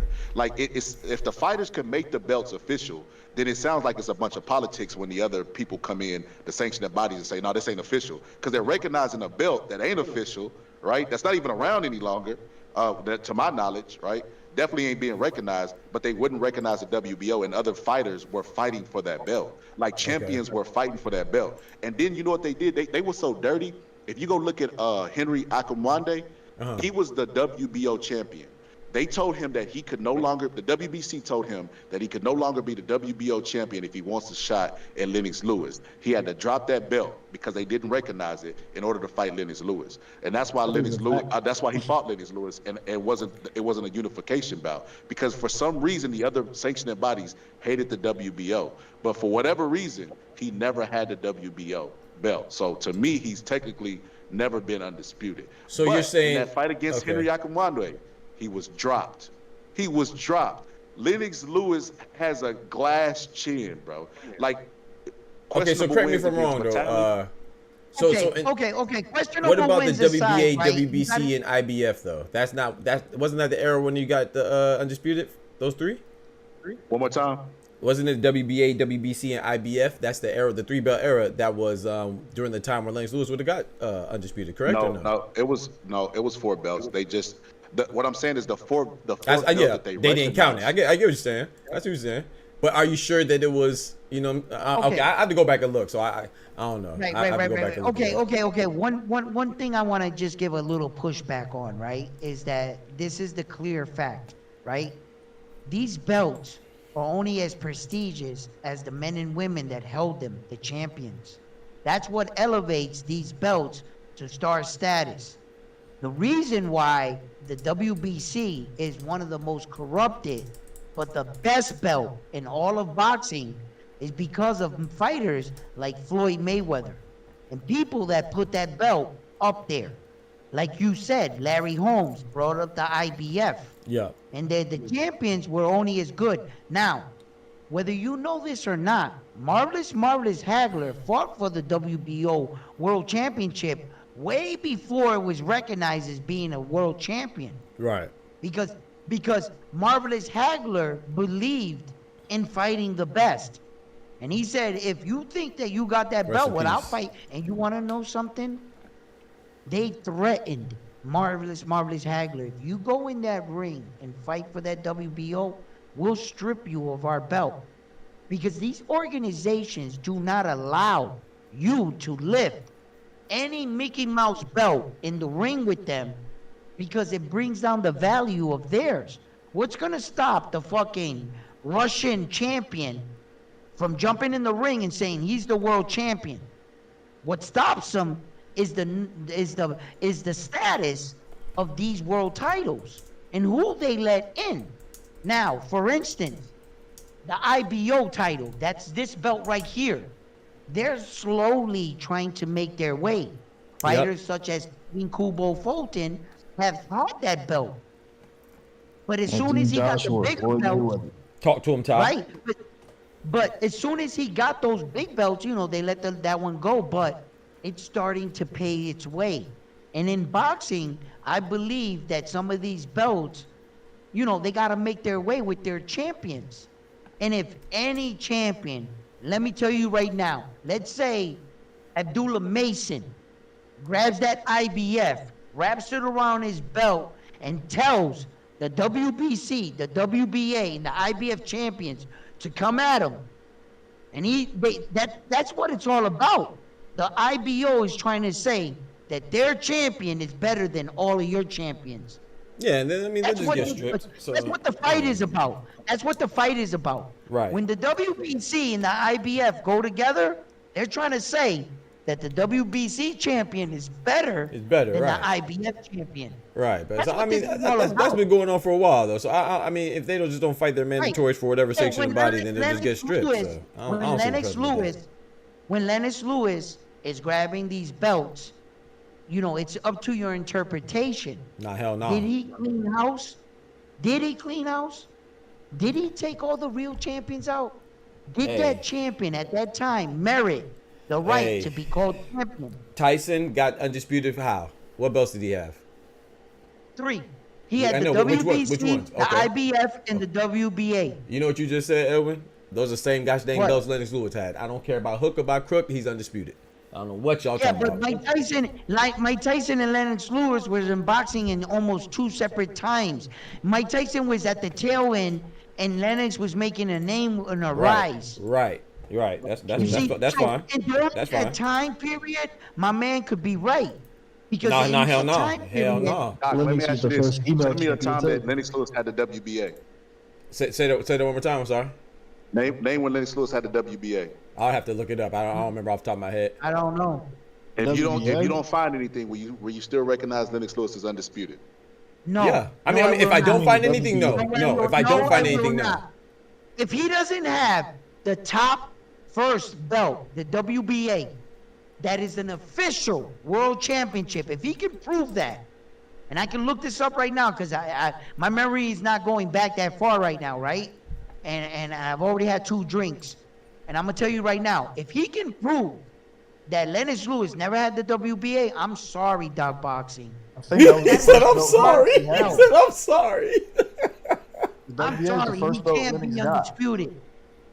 WBA. As long as he has hold on. Thank you, Ty. I'm glad Ty said that. You know what? The reason why he got disputed, the reason why Lennox Lewis was stripped is because he was stripped of the WBA because he fought what's the name? I don't remember the name right now. Let me look it. I'm gonna tell you. The WBA is the one that stripped him, so he had the WBA. So you hating, bro? First belt he got. Thank you, Ty. Talk to him, Ty. When he fought Evander Holyfield, they fought for 3 belts in the WBO, and the WBA wasn't one of those belts. So that's Stop playing, man. Stop capping. You capping, bro. Oh, so you saying they fought for alphabet belts? Lennox Lewis undisputed. Look, I'm gonna read it to you right now. Lennox Lewis, he was stripped of his WBA title after agreeing to fight the WBC mandatory Michael Grant. I gotta look this up. Come on, bro. Y'all got me. He had it, bro. He got stripped because he didn't fight the WBA mandatory, who was John Ruiz. So that's why he has no defenses. He has no defenses of the undisputed. But once he beat Evander Holyfield, he was stripped of the WBA because he fought his next title defense against Michael Grant instead of the WBA mandatory, John Ruiz. Back up, boxing. Back up. Did he beat Evander Holyfield for undisputed status? Yes or no? Yes. Then he's undisputed. Facts. And he got stripped of the WBA. IBF and WBC is the belts that they considered him undisputed for winning. That was supposed to Evander Holyfield was supposed to be the undisputed match that made him undisputed. And the 3 belts that they fought for were the IBF, the IBO, and the WBC. There's no WBO or WBA. No, that's not true. I'm looking. Type it in, bro. Type in Lennox Lewis versus Holyfield. Hold on. If you're looking on box record, they won't acknowledge the WBA. Thank you. I told him that. I told him this. All the WBA world titles is You're taken off. You're right, bro. Shout out to my boy. Shout out to my boy right. Scholar, bro. I Now forgot about you that. had my head going. You had me going. I'm like, what? I'm like, hold on. Nah, they had my head going, bro. Shout out to Scholar. I ain't mad at that. Shout out to Edward too. The extra belt he got was the IBO. Thank you, they're Ty. trying to bring up right now. They try to do my boy dirt. I got your back, man. The Jamaican bod. You come on, Oh no, man. he still didn't get the WBO. The argument still stands on WBO. The WBO wasn't a thing. Thank you. Talk to him, Ty. WBO. So Herbie Hyde fought Riddick Bowe for the WBO. It absolutely The wasn't a thing. WBO had No, it wasn't no recognized power. as a top 3 though. It wasn't recognized. Nothing wasn't. Sky, I can help you. Sky, I can help you. Tell me the date. Just tell me the date. If it's before 2000, it had no clout. Talk to him. When? Oh no. The WBO was definitely a real thing, bro. It was a belt. No. The belt was around, but it wasn't recognized as one of the top tier ones. And this is the argument that I'm making, Ty. This is what I'm making, Ty. So when Larry Holmes made the IBF official, him and Hagler, right? It was recognized by the fighters, right? The fighters were. Nah. I can't let you get away with that guy. I'm sorry. They were supposed to. Okay, how did the IBF get recognized? WBO became official on the night that Oscar De La Hoya and Bernal Hopkins fought. That is official. It's been stamped since that timeline. Talk to him. We've already been through this. Talk to boxing, him. Okay. Because But of the I understand. You talking They about the acknowledge IBF that. I guy. understand what you're saying. So this is what I'm saying, right? Because remember, you was pro fighter a while ago. We can say what the history books are saying. But the fighters were fighting for the WBO belt. They recognized it as an official belt. Nobody was trying to challenge Luis Ortiz for his Latina belt. You get what I'm trying to say? No disagreement there. No disagreement there. In hindsight, we can say, okay, it wasn't recognized officially. But what I'm trying to tell you is, Herbie Hyde was fighting for that belt. Riddick Bowe was fighting for that belt. Tommy Morris. If you take away that belt, Tommy Morris is not a champion. And he fought during the time of Lennox Lewis. That belt was definitely a real thing when Lennox Lewis was out there collecting belts. It wasn't before his time. Right. Let Ty get in. Let Ty get in real quick. I think Ty can explain. Go ahead, Ty. Floyd Mayweather won the IBO. AJ Anthony Joshua won the IBO. There's plenty of people that won the IBO, but it's still not recognized to this day. So the whole thing that this person won a WBO during this time, it wasn't recognized until after 2000. So stop whooping it in with it. It was actually 2007, Scholar. I just looked it up. Yeah. 2007. Yeah. So if we talk about anything before the 2000s, like, because So what y'all telling me is that if I go look at all the people that fought, the fighters that were fighting for this belt, that it wouldn't be some credible names. No. Some real good champions, some Hall of Famers fighting for the WBO. Sky, you're 100% It was recognized by the fighters. It just wasn't recognized by the corrupt ass sanctioning body. So we all know boxing is corrupt, and y'all sit here trying to make it. That's no. You're right, bro. You're right about that. You're right about that. But at some point, we had to draw a line in the sand for Talk the history to him, book. and the line won't be drawn at Lennox Lewis. Hey, you talking about, Scholar? Right, that's the problem. Now, I recognize Marvelous Hagler as a champion when he beat Homeboy for the WBO title. I recognize him as a unified Marvelous Hagler. And a lot of the boxing world didn't recognize him as a unified because they didn't recognize the WBO at that time. But I felt like that guy was fought like a champion and Marvelous beat him like a champion, right? There's a lot of WBO championships that are in question, but it's the time frame where we drew a line in the sand for argument's sake. Now, we could feel like the Klitschko's, they represented the WBO and the IBO. The Klitschko's had both. Those people saying, put that Reggie belt down. Right. If look. It is what it is. There are 4 major sanctioning bodies now. We are in a 4-belt era, and this is when they decided, not me or you. I don't have that kind of power. We could sit here and debate this. I'm in agreement with you, Sky. I agree with you. Help legitimize it though. Right? I'm not. Yeah, I agree with you what you're saying. I have no problem with it. I do. But WBO was legitimized because of fans. Yeah, unfortunately, the boxing gods, this is what they decided. This is when they accepted it. This is when it went into the record books. Right. And in order not to confuse myself, Right. go down Fantasy Island or what if, I gotta go by the law. I don't have What that that law kind say? of power. But I don't I'm just get to talking about what we dictate. can do moving forward. Like for the Yeah. IBL, So- for that to be so taken now- serious, we would have to. So True. That's a now good in point, the Tom. 4-belt era, there are 10 fighters that unified in a 4-belt era, and Teofimo Lopez is not Ain't one of them. No, sir. No, sir. All right? That's a fact. Okay? So neither is Camboza. Just in case the world Hey, wants hold to on, know. hold on. Don't do my What? boy ferocious like that. Yeah, but he's not. He's not. He's not. He said, yeah, but he's not. He's unified. He's unified. Not That's good undisputed. enough. 3 belts is good. Right. 3 belts is good, man. Right. Come on. Yeah. 3 belts is great. That's Come a on, fact. man. It's hard That's a enough fact. to win 1 belt Facts. in fucking boxing. Facts. There are people that come in boxing and never But get a AJ had fucking 4 world title belts, and he wasn't opportunity. undisputed. Y'all Talk ready? to him, Ty. Y'all ready for the names? Yeah, what's the name? Ray bro? Mercer, 1991. Michael Moore, 1993. Tommy Morrison, 1993. Michael Bennett, 1994. And these just heavyweights. Herbie Hyde, 1995. Riddick Bowe, 1996. Henry Akurande, 1997. Herbie Hyde, 1999. Vladimir Klitschko, 2000. Chris Bird, 2000. Vladimir Klitschko, 2003. Corey Sanders, 2003. And I can keep going, bro. These guys was fighting to get ranked in this belt. Yeah. And people were saying No. it's not a legitimate belt. And No, it's like not- it wasn't legitimate But for the at that time, sanctioning it was no bodies, but the different than fighter the said, IBO. hey, I'm gonna go get that WBO. Right. So yeah, we're not saying like Ty just said. It's not that we saying it's illegitimate. It's just not recognized as a big 4. You know what I'm saying, or a big 3 or whatever you want to call it at the time. Like Ty said about the IBO right now. You know, Iglesias, I think Ozzy's Iglesias has it, right? Let me explain. It wasn't for Sky. the WBO in anime. Right. Right. You ain't see that Haji made no Ipo. Talk to him, Ty. What's wrong with this dude, man? Hey, yo, Doc, this Yes, is what sir. happens, right? This is where Sky misses the ball on this, right? His This is name's where I think a lot of people his name's did. Scholar, bro. I think this is where a lot of people did, right? This is what happens, right? I ain't crazy. That the WBO world title, the WBO world title cannot be judged by one weight division. Facts. The problem was the rest of the weight division, the champions that were holding the belt, weren't as dominant. And that's where only Or the had the name or heavyweight cachet to carry. the weight of it. You see? Where that the WBC is recognized throughout the weight divisions. Right. Where that the But why, though? WBO title didn't have enough world champions that were Larry Holmes, that were all these heavyweights Right. that you named.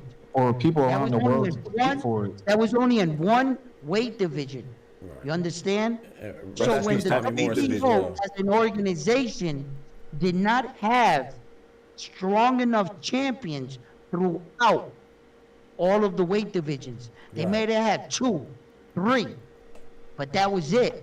Right. So when you didn't have that many champions fighting for your belt, that's why when you argue about the men that did have the belt, I recognize the fact that you named great fighters in one weight division, but not throughout. And There that's was what another carried thing the with the flag. No, WBO that was a problem. I could go other weight divisions. I just chose heavyweight because it's the most Yeah, but prestige. you're not gonna get the belts prestigious came. champion. John L. You're Sullivan only in John L. 2 or 3. Sullivan was the first champion ever. The most healthy division. They say as the heavyweights go, as boxing go, right? The Right. heavyweight division is what they always say it's the health of boxing. That's the only reason I gave the heavyweight division. That's true. It's That's a healthy, good point. bro. And Larry Holmes was accused of ducking, right? And taking the IBF route and creating a whole entire belt or making that belt legitimate to duck. And he was a heavyweight. So heavyweights can make belts prestige. That was the point that I was trying to make. No. So, I don't all that think to we say disagree this. with that point, though. I don't think. Well, I'm not. Yeah. I say I like to say this: when Lennox Lewis fought Vander Holyfield, right?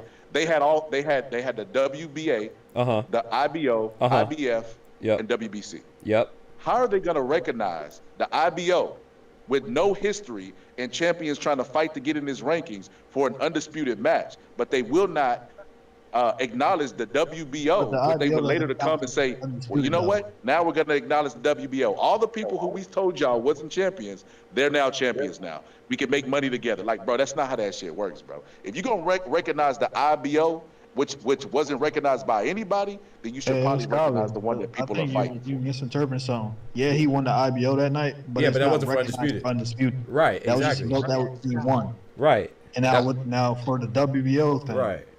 For that thing to be legitimized, they had to have people around the world competing for it.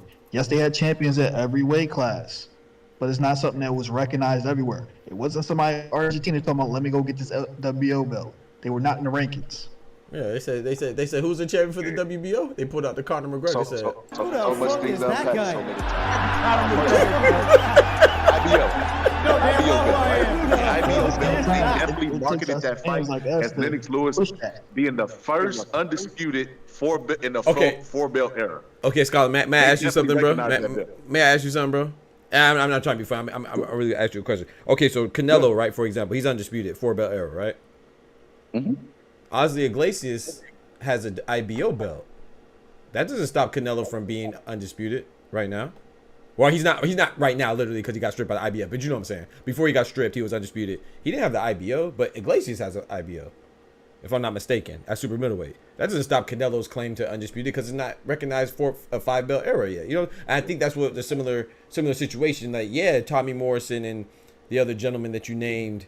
We're not. At least I'm not legitimizing their reign as a champion. I'm just saying, as far as how it goes for undisputed specifically, it has no consequence. It's of no consequence for that, man. So my boy Lennox Lewis, man, respect him, man. Please. Nah. So this is what I'm saying, bro. When they fought that fight, they marketed that fight as Lennox Lewis being the first undisputed in a 4-belt era. And you're like, hey, what are the 4 belts? They named all the belts and list IBO.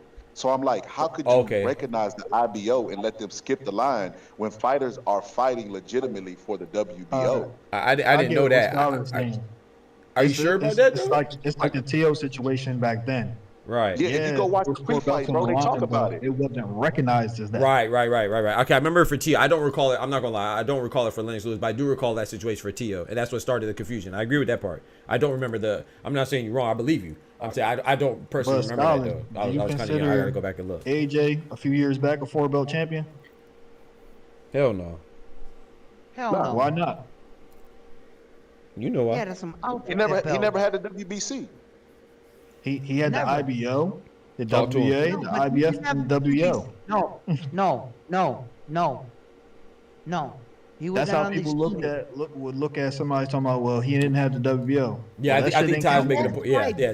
No, but the WBC is the most prestige belt. Like, yeah, he had 5 belts, and it looked good when he stretched out his arms and he had 3 on one hand and 2 on the other. But what were the other 2? The IBO and the NNB, blah, blah, blah, blah, blah, blah, blah, blah, X, Y, to Z. Like, you could call it whatever you want. Those are not official in the record books. Talk to him. And that's where the confusion comes in with these secondary belts and all these dumbass belts that we need to do away with. Facts. Because, look, here's the problem with these belts, with me anyway, right? Yep. If the people that make the belts and hand them out don't recognize any of their secondary belts as world champions, then I don't. Facts. If the people that are handing them out are telling you at the end, see, they'll only lie to a certain extent because you have to keep their belt prestigious. They'll tell you, they have like slick little words. He is the 147-pound champion of the world, and he has the world title. They use the word title. They don't say champion. And in some cases, they'll say champion, right? Because they're bold on some networks, right? Mm-hmm. But they use phrases like world title holder. World title holder is another way of saying secondary belt. And which is in confusion, case in point. Remember once upon a time, Hank Davis was the 135-pound champion? But wait a minute. Devin Haney had all 4 belts. Bullshit! And that's where the confusion lied. Devin Haney had the real belt. Yeah, that was that regular super stuff. Right. I mean, everybody knew he wasn't the champion, but you got people at PBC pushing him like he was the champion. No, Ty. That's where I'm talking about. Let's stop right there. The confusion in boxing and why we have to do away with these interim belts. And that's the case in point right there. When you had a casual fan and Tank Davis was being announced, wasn't he being announced as the champion of the world? Yeah. When Tank Davis had a fight, yes, he was. You know it. And a casual fan would think that. But the truth was, Devin Haney was king. And some of Tank Davis's success. But that's on the promoters and how they promote right, fight. but it not doesn't the matter. actual- You see, but my conversation, my point is, you know, doing away with some of these interim secondary belts because of the fact that the people that make the belts distribute the belts and that you pay on the belts. Right, if that they part. say themselves, we don't acknowledge those belts as world championships. We only accept one. Which one? The super. That's the one? I Yeah. don't really care The about people that that too are much. handing them out are telling me we don't accept those. Then I don't. That's all. Yeah, fellas. I I'm agree gonna with let you to a certain I'm gonna let Ty go and then Scholar's going. I'm gonna go ahead and call it, man. I gotta wake up. Well, I wake up early all the time for the morning show and my work and stuff. But no, go ahead, Ty, and then we're gonna go around the block. What I was going to say is I agree with you on the extent of removing of the interim belts. I'm fine with that. But the regional titles, I don't think we should remove those. 'Cause that's how some, like the smaller names, that's how they get ranked or pushed up the rankings. That's a good point. That's a good point. Especially like people We from should get smaller rid of all the towns. belts unless we're gonna recognize Broly as the one true That's the crazy. one true king. All right, Undisputed. now you just saying some bullshit. Yeah, he drunk, man. The reason why we Oh, have this was gonna be a pro regional Broly channel. I thought the chat was. You right, Scholar. You right. No, Scholar's right. This is a pro. This is a pro Rolly street. Channel. It's a true king. Yep. I forgot. My bad, Scholar. You right. I apologize. With all these belts, people get lost in the sauce and forget why we have regional titles.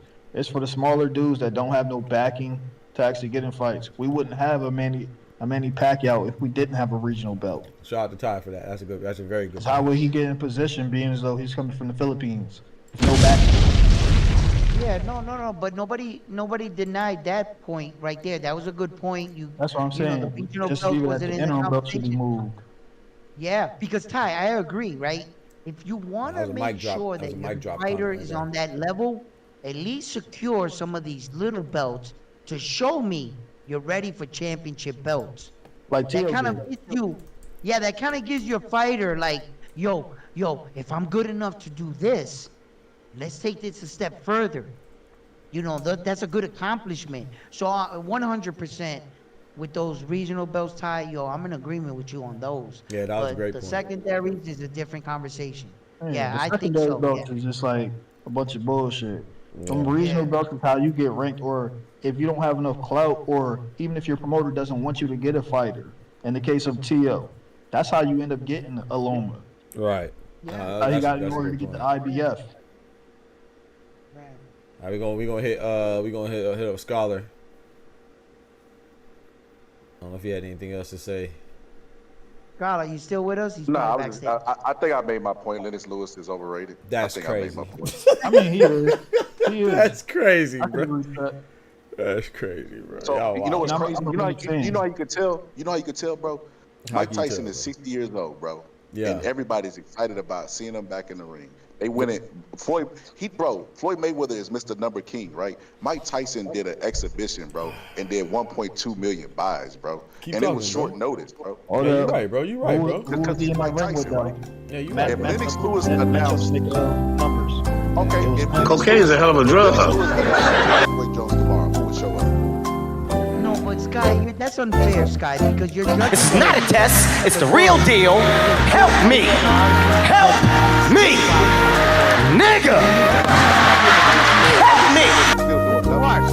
No. Lennox still doing numbers. Yeah, I know, because Mike Tyson is loved for being who he is. Wrap it up. Wrap that shit up, baby. The world, and when we're talking about boxing, the most prestigious belt in all of boxing is the heavyweight championship of the world. There is no title that holds more weight than the heavyweight championship of the world. Why? Tell Naoya Inoue to beat Usyk. I'll wait. That's why. Okay, Because well then who does better numbers? Usyk being undisputed or Floyd Mayweather? It in his doesn't exhibition. matter. Mike Tyson was a fucking staple in boxing that Usyk never reached in America. You can't compare the two. Okay, but Mike you Tyson just you is made a it sound like fucking it's just staple. heavyweights. You made it sound like it's just I heavyweights didn't automatically. make it. Huh? No, heavyweight division is the most prestige division, but not all heavyweights are created equal. Like I will say that. No, you're right. You're right. They're not. And when you're talking about the legend Mike Tyson, just put some respect on Talk his to name. him, Edwin. Nah, you missed Edwin. You missed the whole forest for the trees, bro. You missed the forest for the trees. Because everybody the missed reason it. why I brought Everybody that missed up- it, Scholar. Everybody missed it, bro. You whiffing, bro. No, the reason why I brought the Mayweather thing up is because people act like Mayweather's numbers are untouchable. And I always said if Muhammad Ali had pay-per-view, if Mike Tyson, Mike Tyson did have pay-per-view, he just didn't have the grand exposure like he did. Because a lot of the people that like Mike Tyson is because they seen his highlights on YouTube or some shit. That's true. You know what I mean? So he never had the social media backing that Floyd Mayweather has. So now, and mind you, Floyd Mayweather is very smart. That Conor McGregor fight was brilliant. Not a whole lot of risk. You know what I mean? Got a good name. You know what I mean? And people actually believe he was going to sell it. People was chanting, ole, ole, ole, ole, before the fight because they really thought Conor McGregor had a chance. It's funny, I was at a bar, and then when Mayweather knocked him out, they were like, USA. I'm like, nah, y'all wouldn't holler that before the fight. Yeah, exactly. But bro, I was there. I was in Vegas for that fight, bro. I was there. So I said all to say that I think that's the only point I was making. That if Mike Tyson could do his career all over again with social media, that battery, he would be bigger than Mike. Yeah, he would be bigger than That's the only reason I brought that up. I don't know about that one, man. I don't know. Yeah, thank you, Ty. First of all, clear up what you're talking about because you need to clean some shit up. If we're talking about Mike Tyson with the white dude still alive, his coach, we're talking about that Mike. Casamano. I agree with you. Yes, with Casamano. Listen, he trained that young man so good that even after he died, the remnants of his training carried Mike Tyson throughout his career because of what that white dude did. That training, that beast he had, if you didn't take that white dude out of his Mike Tyson probably would have went down as the greatest world champion that ever lived. And I believe that. All of the distractions, all of the Don King era, the cocaine, all the women, the 7 children, is what really brought Mike Tyson. When he fought fighters like Evander Holyfield and Lennox Lewis, they knew when to attack him. The rumors were out. He was in hotel rooms sniffing, and they knew when to attack him. They made him look bad. But I'm going to tell you right now, if Mike Tyson, a 21-year-old Mike fucking Tyson, and Lennox Lewis was to ever step in front of him, Mike Tyson would have ate him up. They would have never fucking held Eat his children. Praise be to Allah. Oh no, man. I agree. Nah, Scholar, you can't agree, bro. You can't. I'm hearing a bunch of hypotheticals right now. Thank you, Ty. Thank you, Ty. Because you know it's crazy. You know it's crazy. What Scholar said. I realized I seen the glimmer in Edwin's eyes when I said Tyson. So I did want to do this because I'm a huge Mike Tyson fan as well. I did want to get down this avenue because you don't even have to go back to Customato and all this other stuff. Mike Tyson made more money under Don King. These are facts, bro. When he got out of jail. Money. So I would you gotta take remember training. this. I would You take gotta remember training. this, bro. No. Y'all talking about 2 different things. Money and success. He was a better fighter with Cosmicato than he ever was. With who? Don King. That's the model. How much money he made? You're putting a He dollar. said avocado. With who? Let's call it finish his thought. Let's call it finish his thought. So this is what I'm saying. He was a better fighter. This is what you gotta realize about fans, bro. And this is what I mean. I remember watching the Joe Rogan show. He mentioned this one time, and they were talking about when the magazine came out with Superman, and he was invulnerable to everything. It was just cold. Nobody cared about Superman. When they created Kryptonite and he had a weakness, that's when people started actually paying attention to Superman. That's a fact. Mike Tyson, when he was knocking people out in 30 seconds, bro, he don't get me wrong. He was popular. He was more popular when he got beat and went to jail and had Scandal by his name and teamed up with Don King. Like, these are facts, bro. These are facts. I want to. So, my fault. so we can take that 1996 version of Mike Tyson and compare him to Jake Paul, because Jake Paul's doing numbers as well, right? No. And we say that your argument is of status. Your argument is of popularity. Your argument that's is what of what he sells was pay-per-views, brother. criticized for But- and what he was more famous for. No, that is not what I judge Mike Tyson on. No, but I that's saw what the he said. Remember his of original a young argument Mike was that Tyson he'll at make 19 money. years old. When Mike Tyson was 20 years old, just before Cosmicado, there was his name. I fumbled his name. But you gotta okay. So Say it for me, Doc. For me, fucking back me No, up. no, you bro. good. No, you good. You good. Cause the bottle, bro. You good, dog. You good. All right. Yo, after he died, Mike Tyson became the youngest world champion at 20 Right. years old. He never got to witness that. Listen, what I'm talking about is the purity of the sport, and I don't know if you understand me, my brother, right?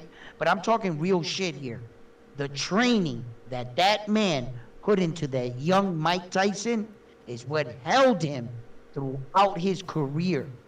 What had it not been for the training that man put into him, I don't think you understand what I'm talking about. yeah, y'all talk about two different things though. that's Yeah, not both of what y'all I'm talk about talking two about. different things. I don't think He you not know talking what I'm about. It was so severe. His training was so intense. Yo, Bro, Mike, Y'all are talking about two different things Talking though. about Yeah, y'all are remember talking about two different everything things. that man taught him.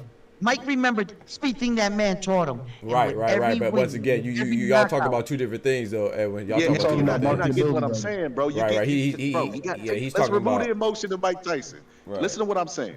If you take the pound for pound list, the top five pound for pound are not the top earners in the sport of boxing. Jake Right. Paul is nobody's pound for pound, but he's shitting on Inoue's numbers. So we're not talking about skill. We're talking about pay-per-view solely. That's all I'm talking Yeah, about. that's what he's I'm talking saying about. if you He's talking take the about 1996 version of Mike Tyson, right, that got with Don King, right, because that even added to the mystique, him being with Don King and Don King 500 articulating the way he million. was. To your point, That 500 dude million. would be if he had the battery of social media would break every pay-per-view number, no doubt about it. Even when he was well past his prime after he did Holyfield's ear, he still was making money, bro, and people knew he was past his prime. Here's the problem with that argument, right? When you're dealing about with when Mayweather, Mike Tyson in their era, there wasn't a lot of ways to stream the fight. So pay-per-view was more dominant that we paid. The fact you're that we getting true fucking numbers. steal the fight, That's a good it point. kills the numbers in pay-per-view. That's a So good you point, wouldn't too. really know what a fighter could do in that kind of era versus a fighter could do now. You But see, if when you're Mike fair, Tyson, if you're fair, Huh? you could, because he boxed Roy Jones and he did 1.2 million. That streams are available, right? Yeah. Right. That's good, yeah. So he still did 1.2 at 56 years old, 53 years old. yeah, no, Mike Tyson's So killing take it. him back to 1995 when he's in his. I mean, No. he's past his prime, but he's 30-something mean- years old. I mean, yeah, the numbers would be big with the exposure. I mean, it probably would dwarf Mayweather's numbers. It probably would. Talk to him, right? Kendrick. Because now we're talking about you're reaching out. I mean, Mike Tyson, for God's sake, when you're measured as one of the best or the elite, is when you can venture out of your country and they know who you are. You know, you looked in China, there were kids with the number 23 running around throwing up basketballs. You know what I'm saying? That's when you were global. Okay? Mike Tyson could go to Japan, China, India, fucking Asia, and they would know who he was. So the numbers you're saying, yeah, they're of course, yeah, I agree. You know, everybody know who the fuck Mike. I mean, it was in the Japanese Tokyo Arena. And the last time they opened that fight was for Naoya anyway, just recently against Luis Panteranari, which was what, 35 years ago? Right. They haven't had a fight since then in that arena? Like, If we talk about so numbers, I will put Mike in Floyd's era, not right now because it's stealing. Yeah, I see what you're That saying. would be a better argument if you said during Floyd's time, Right. because it Well, wasn't yeah, all that okay. stealing during then. Right. Right, that's right, what right. I'm All right, but let's Floyd- but let's No, I'm about to that go is ahead and wrap why it up, man. Floyd I'm getting held tired, those dates and man. he'll We never gotta be beat. slide. We gotta slide, Edwin. Dub asked a question you want to ask everybody, man. I'm gonna let Edwin get this first one, and then we're gonna go around. He said, "Can you ask the guys what was their first fight they went to? What's the first fight you went to, Edwin? The first fight I went to? Yeah, if you could recall. Okay. I went to a lot of fights with my dad when I was a kid. I don't That's remember a what's up. lot of them because I was a Okay. kid. The first fight I ever appreciated All right. that I was like, I watched Felix Trinidad fight against Bernal Harpington in Madison Square Garden. That's what's up, man. When That's what's up. when the 9/11 the things hit and they postponed the fight. Right. And we went back later and we Right. watched the fight.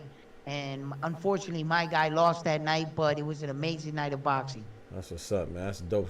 That's a dope story, man. We got Scholar. What's your first fight that you went to? So I've been to local fights, unless you just talk about big names. Nah, that counts. We Local talking about fights big count. names. No, any fight. But I've been to a couple local fights, especially because this dude on YouTube I found, he be inviting me to events because we from the same city. So That's I've been to a dope. bunch of local events, you know. That's dope. But the first big one that I ever went to was Bud versus Porter. And then I went to Errol Spence versus Ugas. I don't remember which one of those happened first, but those are the. Oh, my man was in Texas. That's what's up, man. Well, no, That's dope. What about you, Ty? I gotta hit y'all over your head with the classic. And my boy did win. Mayweather Gotti in Atlantic City, Jersey That's City. what's up. That's what's up. That was a man. massacre. Yeah, that's what's up. Nah, that's dope though. I'm trying to think. The first one that I went to, And I there was believe. fights all on the board. Oh, my fault, Ty. I thought my fault. Yeah, nah, that's dope. That's dope. The first fight that I went to, first big fight that I went to a couple local fights as well, especially when I was boxing amateur as well. But I think the first, which fight happened? I think the first one I went to was Bradley and PACQUIAO. The second one, I think that was the first big fight I went to, and then the first fight that I went to in my state, like that was a professional fight as well, like a pretty known fight, was Miguel Cotto and Delvin Rodriguez. I'm trying to remember which one happened first. I believe the Tim Bradley and PACQUIAO one happened first. That was the first one I went to. All the other fights I watched on TV, unless it was like local stuff, amateur stuff. But yeah, man, I'm about to go ahead and slide though, man. Appreciate you joining. Hold on, Scholar. before you get up here, I didn't get to finish this, man. Let me just say this. It's gonna be quick, man. Oh, my fault. Go ahead. This is why I said I made my point that Lennox Lewis is overrated. Oh, I didn't my want to get gosh. down the rabbit hole of Michael Oh, man. Mike Oh, Tyson. no, we about to get you If up out of here, Lennox Jack. Lewis announced the fight today, it didn't matter if he was fighting Jake Paul himself. Uh-huh. Nobody would care because That's Lennox crazy. Lewis is not the guy from his era. Mike That's Tyson crazy. is. He's viewed as the guy. Lennox Lewis is overshadowed by Mike Tyson. I agree with that. He was a bigger star. I agree with that. He's a bigger star. You're damn right. I agree with that. But let me ask you something. Who's a bigger star, Right. Terrence Crawford or Errol Why Spence? didn't you start off with that? Why Right. didn't you start off with that rather than But- going around this whole No, circle? that makes sense. But could've just who's said the biggest? that. Who's the bigger star, Errol Spence or In the Terrence beginning. Crawford? Bud. What? Oh, no. What? He said, "Bud." Bro, Yeah. easily Good night. Bud, bro. Good night. Easily All right. I must have not heard the, He the beat answer. Earl, but Earl's the money man. Thank you, Ty. Between them Thank you, both. Ty. Bro. So my point is that being the best doesn't always translate to being the most popular. On It's- that it's note, something we you out. said You know who like too. Errol Spence? You want to know YouTubers, bro. something? Hey, yo, wait a minute, Doc. Doc, Yo, I yo. can't let that go. What up? Okay, check it out. Check it out. Unfortunately, Doc, you're right. Okay, I just want you to let you know that. I appreciate but in this day of era where social media and clicks and views and Arrow getting the more dollar amount or this fighter and that, it's fucked up because Ryan Garcia, when he comes back, he's gonna make a shitload of money. Right. Okay. Right. And is he the greatest skill fighter? Nope. No, I think Terrence Crawford is way better than him. Right. But he's not making that kind of money. Right. You know, so and look, my man Sky, look, you're right when it says, you know, boxing is broken. It should be the best skill fighter making the most, and it should That's lead not the how way. it work, though. That's not You how it know, works. but that's not That how it skill guy works. is not now. always the most marketable guy. Talk to him. Talk to but him. I understand, Ty. That's exactly what I'm saying. That's my whole point. Right. That I'm agreeing with the fact that unfortunately, what Sky is fighting against Not is everybody fighters can be that Sugar Ray Leonard. no. What he's fighting against is fighters that have that it factor. And I can't understand Right. why some people attract to certain fighters and they have that it factor. Right. I don't know why Conor McGregor did that to the UFC. Hey, I we don't know don't why know. people attracted to him. And when Don't we're know. talking about that, I don't know why Jake Paul has it. I don't know why people are don't falling know. for it. Hey. But he has that it factor, and I have to acknowledge that. And what you're fighting against is the it factor of a couple individual fighters rather than real talent and what these fighters are worth. Yes, sir. I'm with you on that. If we take Mike in his absolute prime and put Lennox Lewis on him, and everybody had to make a bet, most people will put their money on Mike Tyson and knock out. I'm gonna tell you why you're wrong. I'm gonna tell you why you're wrong, Scott. I'm glad you just reminded me of this. You know what you said to Edwin earlier when we were talking about Canelo and David Benavidez? What you said, bro? I don't remember. Oh, conveniently. All right, good night, y'all. Because I know Scholar remembers. I know he's capping. Bro, I done said a lot of shit tonight, bro. This man, Scott. Okay. I know what I said. I know, bro. Hey, Scholar, bro. One thing about me, bro. I don't have to gloat, bro. I know you knew, so I was gonna let you slide, bro. I was just gonna let you slide. So it's okay. I know you knew what you said. Go ahead, remind me. Nah. I'm good, bro. I'm good. Doc, you need to remind him, Doc. Remind him. Okay. So okay, I'll remind him. Okay. So what you said was, and I quote, "Being disciplined is part of the sport." So when you say Mike Tyson lost to Lennox Lewis because he was doing coke, just come out of jail, freaking this actress, being with this actress, being disciplined is part of the sport, baby. It is what it is, man. Lennox Lewis won that. I didn't say that though.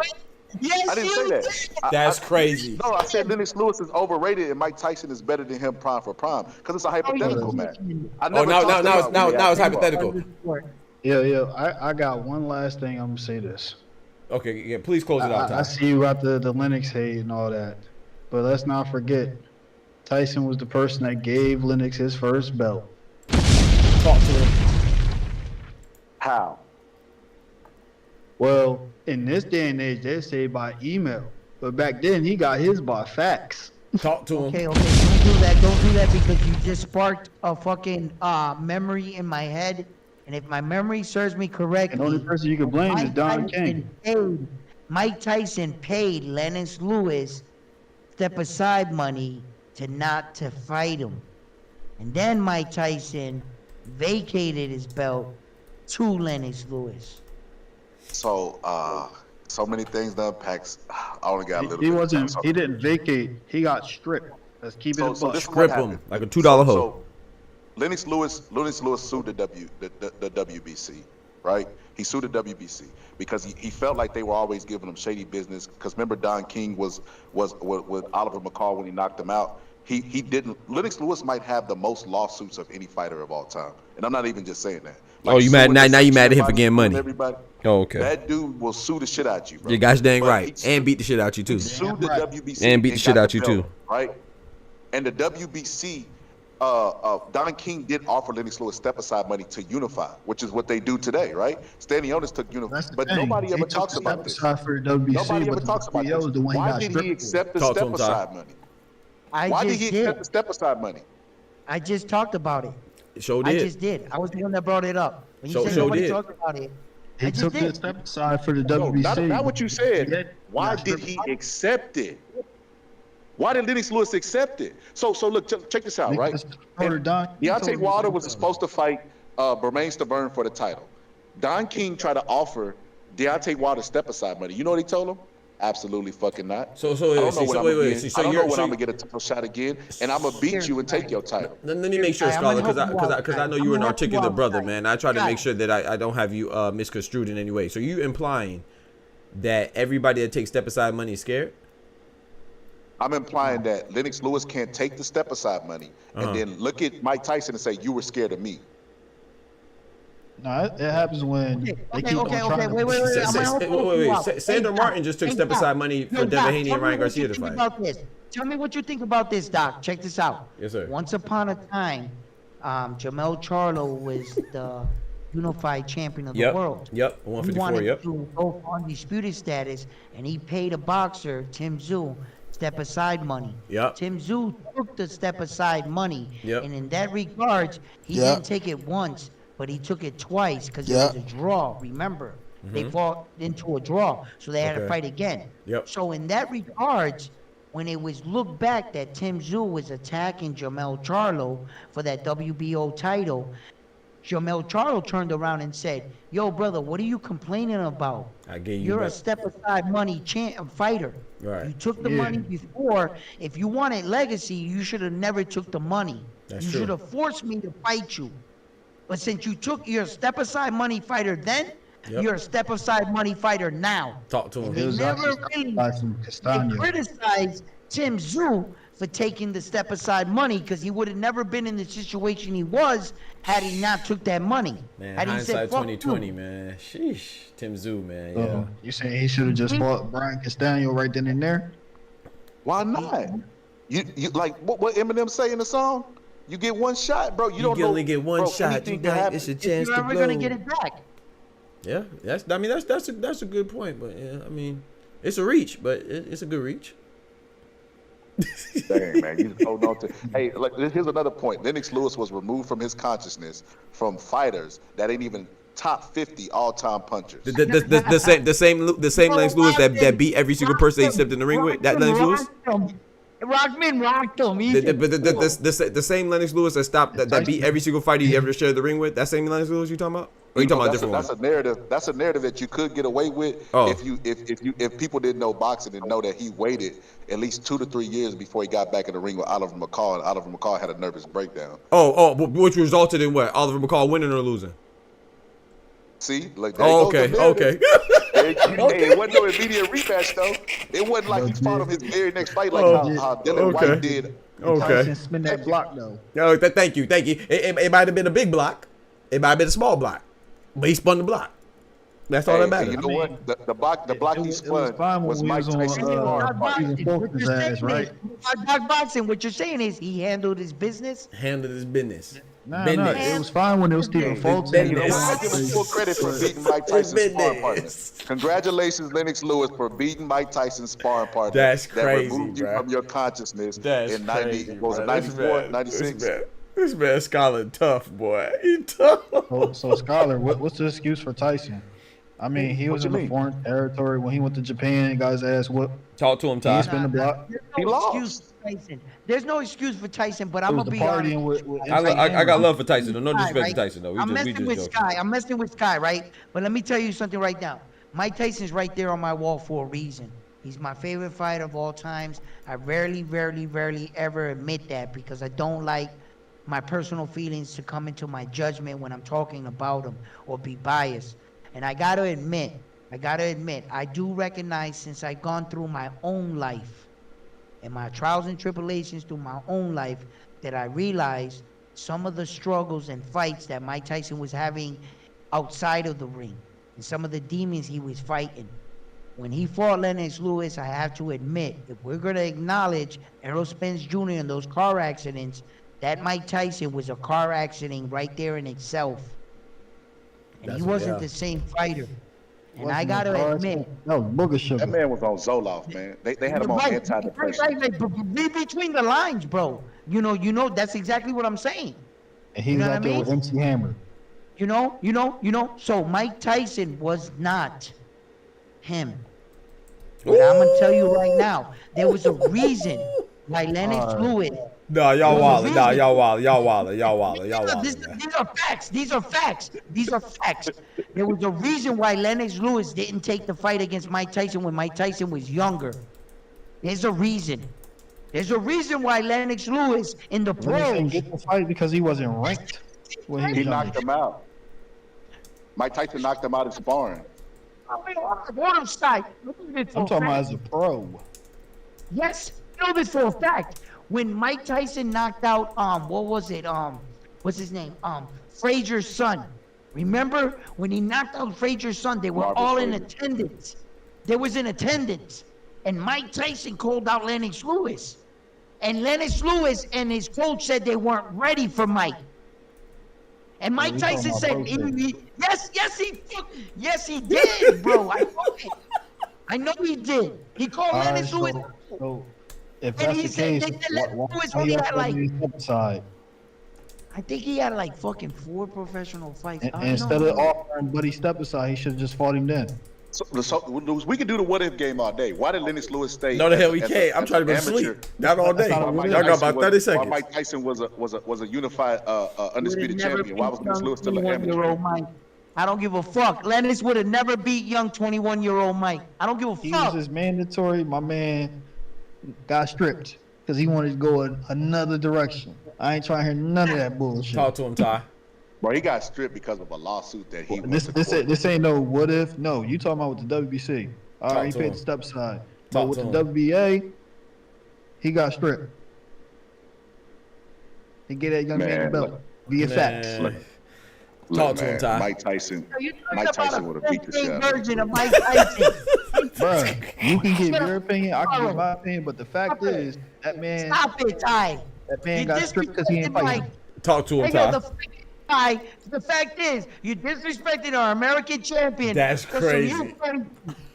I, Ty, and you're on record, all right? You bringing up patriotism, that ain't got nothing to do with what we talking about. You feel me? You feel The me? man did not fight him, he got stripped. You feel me? Lennox Lewis was removed from his consciousness a whole bunch of times. That's all right. That's all right. And if he got could beat fight up Mike by- Tyson, Yes, even though Mike Tyson was a never shell of fought. himself in '96, bro, he would have got removed from. You realize Lennox Lewis didn't fight Riddick Bowe because of political reasons, right? He played games with Riddick Bowe as well. I realized he beat Evander Holyfield. I realized he beat Mike Tyson. That was a good fight. It was a great fight. Great fight. Twice. Bro, Holyfield had a heart attack before. He had a heart attack with Michael Moore before he got in the ring with him. And it looked like he was about to get another one messing around with Lennox Lewis. No, Sky. Even if Lennox Lewis wasn't like your dude in Where that was the ring, Buster Douglas smoke? right? What I'm saying is, Sky, is that What was the you Buster gotta Douglas? What? admit that performance against Evander Holyfield was a great performance out of Talk to him, Edwin. Lewis. Lennox Lewis. You know Talk to him, what I'm Edwin. saying? And no, I gotta admit, you gotta give it. See, Lennox Lewis had a great jab, everything, and we understand him, and I understand your argument, but him as a brain and what he did in his time, you know, it's no fault to himself what Mike Tyson was doing in those hotel rooms. That's Mike Tyson's fault. Talk to him. Discipline, right?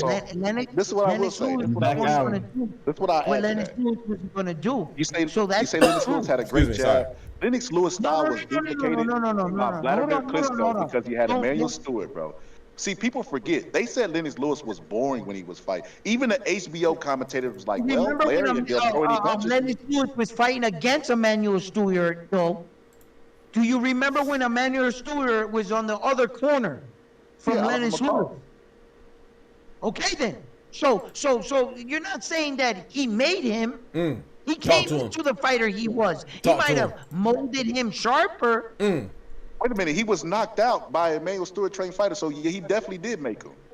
I mean, he still got his get back. He got his get back, figure out bro. What happened with Mike? But Emmanuel Stewart was in Lennox Lewis's corner by the time he got his get back. That's okay. That's okay. He beat All right, Frank so that Bruno. means He beat Emmanuel Donovan Stewart. What Rudder. happened The with Mike? dominator is Emmanuel Stewart. He beat LeBron Razor James Rudder. jumps He beat from Frank team Bruno. to team. Just because LeBron James jumps from team to team, that makes him the GOAT? I don't even know where you go with this. Yeah, I'm still waiting for Scholar to address Buster Douglas. Yo, no, it's too late. It's too late, bro. We going out. I'm out, man. I'm out, man. I love y'all, fellas, Carter man. I jumped over appreciate somebody it. and ducked. Can he duck? Bro, where was the block spinning at? I don't know where we going, man. love Y'all you be guys. easy, No man. knock. Amazing show. Yes, sir, man. I One. appreciate you coming through, man. Wow. Thank you, man. God bless y'all, man. Hey, we appreciate you, Hey, brother. yo, I enjoyed it, man. If Guys, anybody that's my man, watching, Interesting conversations. Yes, sir. Respect to both of you. Same to Yo, you. amazing show, man. Thank you, bro. You're a part of it, man. All right, brother. Thank you, That brother. boy Buster Douglas was on WWF. Yes, sir. God bless. Man, I'm gonna slide out of here, fellas, man. I appreciate y'all contributing, man, for real, man. We gotta do this more often, man. I definitely have fun, man. I do appreciate y'all for real, man, cause I like how we could have conflicting thoughts and ideas and still keep it civil, man. I really appreciate that, man. So, all right, Ty, you be easy, bro. All right, bro. God bless, man. Yeah, but man, shout out to my boy Ty, man. Big ups to Ty. Big ups to Edwin. Round One Sports Talk. Go check him out, man. Scholar is the boxing scholar, not Sky. I wanted to salute Scholar too, because shout out to Edwin. Edwin be butchering everybody's name, but it'd be hilarious, dog. And Scholar was a good sport about it, man. And shout out to Ty as always, man. Y'all know Ty be coming through, holding it down. Please don't forget to like the video, man. Y'all know I drop daily content, man, as far as videos go, and I do live streams, live shows twice a day. Once at 8 a.m. for the morning show, Eastern Standard Time, And then the late show is at 7 p.m. Eastern Standard Time. So I appreciate y'all coming through, man. We putting in work over here, man. Shout out to Ty. Shout out to Edwin, aka Round One Sports Talk, and Scholar, aka the Boxer Scholar, aka Sky. But go check out, go subscribe to the Boxer Scholar. Subscribe to Edwin at Round One Sports Talk. And yeah, man, I appreciate y'all for real, man. I had a lot of fun. I did want to say too before I slid off though. You know, a lot of it was we were just joking, man. We respect all fighters, man. Especially talk about the greats like Mike Tyson and Lennox Lewis and everybody else we discussed. Naya Inoue, Terrence Bud Crawford. We may have very differing opinions on them as far as to measure their greatness. We may have different rubrics or criteria that we check, but definitely acknowledge all their greatness, man. I know some things we might have said that was slightly off and erroneous due to our engagement and passionate discussion, but shout out to them boys, man. They really know their boxing stuff. I like how they get my gears going so I can try to keep up. But yeah, there was so much stuff that I wanted to rebuttal to that I wasn't able to. But, you know, it's all good, man. I'm sure we'll revisit it another time. But yeah, man, y'all be easy. See y'all in the morning stream. Good Lord willing. And yeah. Hopefully I can come up with a topic, man. If y'all have any ideas for a topic, please leave it in the Discord. We are going to do the heavyweight rankings of the heavyweights. I have that already prepared from like a couple days ago. We will do that sometime soon in the near future, good Lord willing. It must have been his lack of paper. You feel me? Doing Booger Sugar. You feel me? Yeah, I had some thoughts on the pay-per-view stuff as well, but we didn't get to it, man. Everybody talking and stuff like that, which is a good thing. There's a couple of things I wanted to tackle and address, but I didn't get to it. But yeah, man, y'all be easy. Take care of yourselves. Don't forget to like the video. Remember, most importantly, even more important than liking the video, man, remember with God, we can do anything. Without God, we are nothing. The doctor's out. Peace. From the hood to college, both worlds they had to meet. 6 degrees between us, so cold we're about to freeze. But we're Florida boys, hot takes, we bring the heat. We're moving the culture, the engineers to the streets.